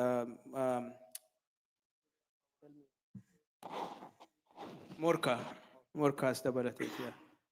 Maqaatu na jalaa badaara. Yoo dhiifamanaaf godhaa namoonni kunniin sagantaan kun akka ta'uuf irratti ka hojjetaa turan namoota baay'ee kanneen hundaanuu baay'ee galatoomaa jedhaa. Ani karaa kiyyaan konkuluudii si'in godhe jedhanii paartii kiyyallee fixeera cufeera organizing committee dabarseetiin salootii godheetiin achiin xumura. Marre, just as a final note, namoon individually isin waameet hin dubbattan jedhee promisii isinii gale, I'm so sorry. I really feel bad. Dhiifama guddaa naa godhaa. We tried in good faith. If we fall short, just forgive us. Don't make a big deal out of it. Okay? So, hamba keenna isiniin boonna akka gaarii geggeessinee janna keenna Dr. Hamdeessaa promising nugal, seenaa isaa himu to proclaim his legacy. The legacy continues, the story continues. Kanaaf ulfaadhaa asiin booda ammoo sagantaa nyaataatitu jira. Please tokkochi keessanillee akka nu biraa hin deemne ka hafe achitti illee waliin haasa'uu hin dandeennaa. Cidhaaf gammachuun Rabbi waliin nu haa deebisu. Warri carraa arganne miidiyaan illee waan jiruuf koornerii dhumaasa irratti bakka yaasiin jiru sanitti dhadhaanii meesajii keessan dabarfattanii inni miidiyaa irratti waan darbuuf haala saniin guutuu ta'uu danda'a jechaan of olchaa afoonaa lilla. Wanti iddoo haasawameera biyyatti illee kana caalaa bareechee gaggeessaa isaa akka ta'u irratti hojjetamaara hordofuu dandeettanii sunillee akkanuma cidha isaa gaggeessaa mishaanii gara fuula Rabbii deema. Galatoomaa isiniin jedha. Baay'itii irratti duraan durseetiin keessummoota baa'u warri asheersii kun as jiranii keessummootatu daayirekshinii isiniif kenna. Yeroo kana hundaa waliin dabarsineetiin wanta itti aanullee waliin dabarsinaa adaraa keessan nuuf obsaa keessummoota duukaa bu'aa. Waaqa galateeffannee sagantaa kenna xumurra. Waaqa ardiif samii uumte. Yeroo kana kan nuuf kennite nagaa tasgabbiin akka xumurru kan nu gargaarteef galanni siif haa ta'u. Nyaata nuuf qophaa'es nuuf eebbis. Namni as dhufe hundumtinuu karaa nagaatiin deemee akka galuu fedhaaf jaalala kan kee haa ta'u. Kana hundaa akka nuuf dhageetteef maqaa Yesuus Kiristoosiitiin. Ameen. Ushers, please take over.